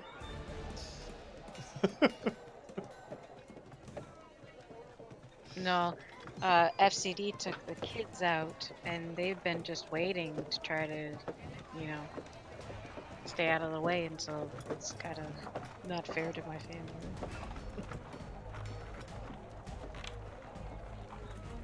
Yeah, I said normally we only do 4 hours, and we're already on 5.5. It does seem to be stretching into quite a long one tonight. If it makes you feel any better, I will not be able to do it this length of time very often. Whilst everyone else is doing that, Velcris, as you're taken to jail, you notice that there's a captain of the guard there that looks exceptionally familiar to you. Seems a bit gruff, seems a bit... there's something about him that you don't like as well. But you don't get to see too much to recognise what's going on with him, as you get just pushed into the jail, into the what's basically the drunk tank. Effectively, it's like these two were found brawling on the street. And they basically say, well, we'll just have to see if anyone comes for you. Well, we did take down a couple of the bad guys. Did they just not notice the bodies lying there? Did we get anything off them? Ah, yes. But you're back there. Effectively, all they did was arrest the people that they saw. Usually, dead bodies just end up finding their way to a thing anyway. There's people out there that's their job. However, Let me just bring the Is it party. time for us to do some looty? It's time for you to do some looty. I do like a bit of looty. And let's pop that there for you. I'm back. Welcome back. There you go. There's your looty. Where are we? Party sheet. And what am I looking at on the party sheet? Leatrice. The parcel items. You and see coins. a stick figure with blonde hair and what seems to be a bag of coins appear in your vision. And then you see like a stick figure with long black hair behind jail. And then the coins go towards the jail and the jail door... What the hell is going on? We're looting and you're having big vision. She's been dropping acid again. Yeah, the only thing I heard was... Yeah, well, your vision... you see a stick figure with long black hair and a stick being put in behind bars. Then you see a stick figure with blonde hair holding a bag of coins, and then the bag of coins gets thrown at the jail, and the jail goes away, and the little stick figure with the dark hair walks away. I know what that means. I nod in agreement to my martial dragon. Very, very smart dragon. As he jumps on your shoulder and just snuggles in. I love my dragon. He's so damn cute. I love him. I'm going to use a spell slot, I think, to figure out what this fine scroll is, because... It's fine scroll. Do we get any arrows back if we used our arrows, or are they just... Yeah. You do get your... unless of course you failed, you should get all your arrows back, just putting them out of the creatures. So you want this one done there. There you go. Because I think I got all mine back. All mine? I shot out 2, I think. So... What the hell is that? Is it in my background? Caltrop? Alright, the scroll of disguise self. Yeah, caltrops are like spiky things that you can throw on the floor, and then people walk on them, they get in their feet. They're also good for maiming horses. You see an exclamation mark appear in front of your eyes again, and then he just repeats blonde stick figure. I know. We're going back. We're gonna go talk to her. We'll get her. Be okay. Alright, does anybody know the disguise self spell? Well, you can read it and it will cast it on you. Well, no, it says if the spell is on your class's spell list, you can read the scroll. Yeah. Otherwise, the scroll is unintelligible. Mm-hmm. Alright, I vote we kind of sort this out later, and we go talk to... Hilo wants to go back to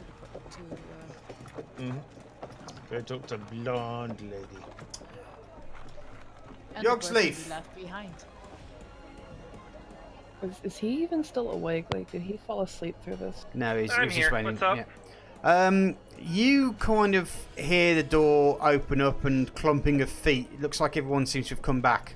They sound a bit more dejected than celebratory. Okay, I guess I wake up. Yeah, they're looking very worse for wear. Bleeding and profusing. Velcris is not with them. what happened to you lot? We were jumped by the bandits. Again. Apparently the couple that got away brought back some friends. Well, you should have expected that.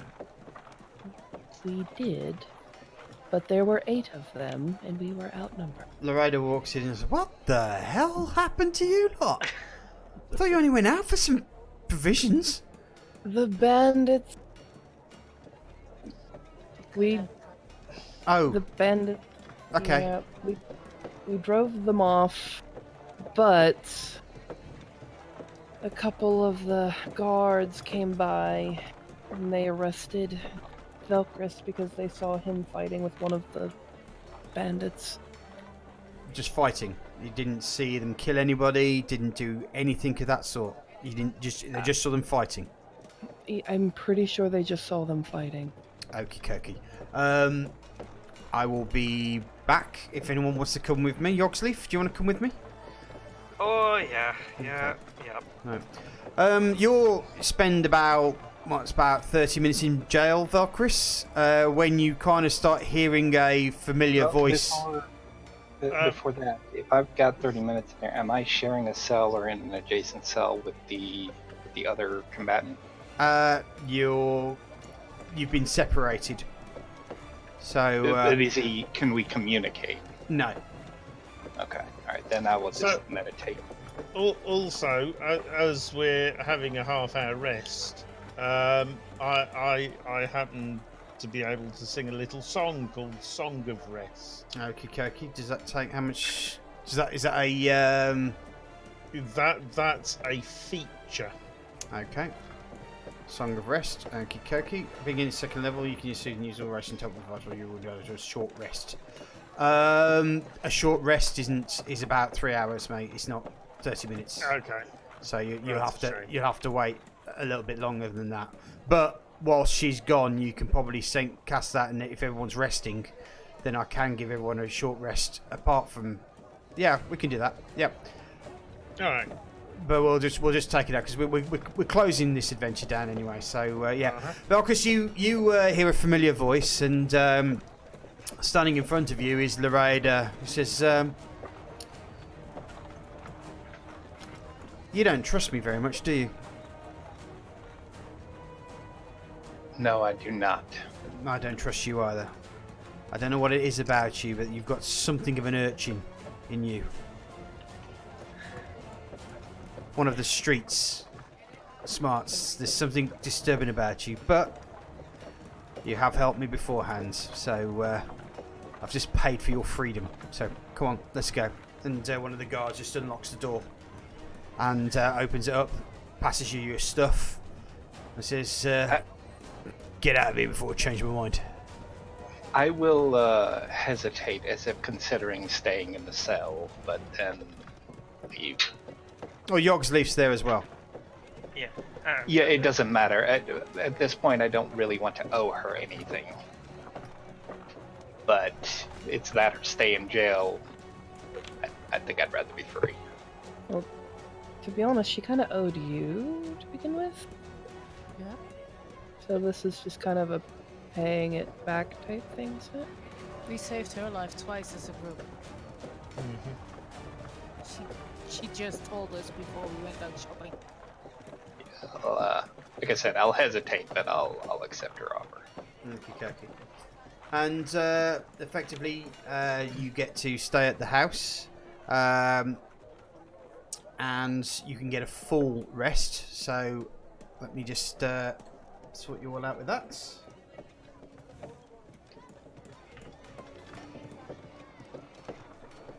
Long rest. Long rest.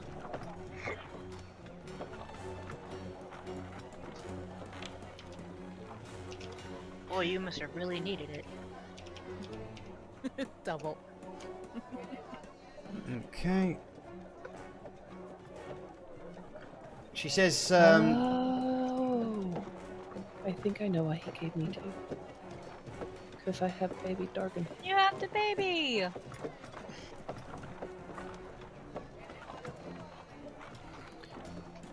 Flint had 2 long rests. Did he? Yeah, Leatrice and So Flint both have them. so did Leatrice. Oh well. Such is life. Alright, has everybody had a long rest? Yeah. Apart from me and Velcris, yes, I think so. Yeah, because you were still in jail. Yeah, Velcris was in jail, he wasn't there. No, this I was is only in jail for a half hour. I yeah. should be getting a long rest after that. And I was singing to everyone. That's fine. It's not that. It's just that basically it's going to be a long rest. So I'm going to heal you so that we start the intelligence. She just says, "Look, guys." She says, "Just. I think the best thing to do is let's all just have a good sleep tonight. I've got a few things to tell you in the morning anyway. So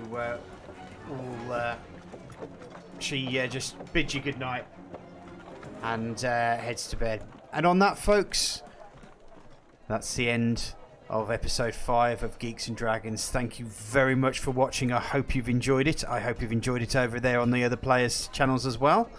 And we will be doing some general stuff ourselves. Ice, what are you up to this week? Bed. Okay. Not now. Later in the week. Or is that bed later in the week as well? Yeah, I'll be in bed later in the week, I hope. Bed as well. followed by a bit more bed and a bit more bed after that. Yeah. Wednesday, I finished up Subnautica, so I have a couple games in mind to take up the Subnautica stream on Thursdays and Tuesdays. Wednesday will be Space Engineers, and Saturday is Saturday. That's it. Awesome sauce. Saturday. Anne, what are you up to this week? Later, for at least to me, it's Sunday already. So later today, I will be starting my 8-hour plus stream of Mafia. Okay. I'm not sure yet which time, but for those who follow, you will be notified. And I will see how long I can hold up. But my goal is to do at least 8 hours. So. Okay. And of course, I will be joining you guys on Minecraft Monday. Awesome sauce. Ross, what are you up to this week? I will be doing some map building, basically. I think it's either Tuesday or Wednesday. I can't remember which day I have off this week. I think it's Tuesday. And since I think it's Tuesday that I have off, meaning I'll be able to stay up a little bit later on Monday, I'm probably going to be joining you guys from Minecraft Monday. It's awesome. A crossy one. FC Mom, what are you doing this week? Well, by FC Mom, if you mean FC Sweet, I have no idea. I'm trying to get it all set up. So, so you're still FC Mom to us. Well, I know. Now, Saz, I don't think would know me very well by that, though. No, everyone calls you FC Mom to me, so yeah. Well, I actually plan on launching a Twitch Sings stream awesome. As well, so. Okay. Sounds like fun. Jam? The usual. Nobody cares! No, I'm only joking. Thank you. Sunday's my day off. Monday will be Minecraft. Tuesday should be Satisfactory. Wednesday, Space Engineers. And then various other things at other times during the week. And then back in next Saturday. And if you're a regular viewer of my thing, you pretty much know what I get up to anyway. So, I think on that note, just want to say thank you very much for watching, guys. Hope you enjoyed it. We won't be there next week because I'll be away. So it's going to be a week's break, and we'll get to see you for the week after for some more D&D. All to say now is have a good night. See you soon. I'm going to throw in a raid on Fizzbolts. Me too, actually. Fizzy's streaming some Skyblock, which I've been playing a lot of recently. So Fizzbolts with a Z, yeah? FIZZBOLTS. That would be why. Okay, there you go. Forgot the other. Ice, that is the streamer you wanted me to watch play Stardew Valley, right? Right. Yes, she does Stardew Valley quite often as well. But thanks, guys. Good Catch you later. Okay, take care, guys. Good night. Bye.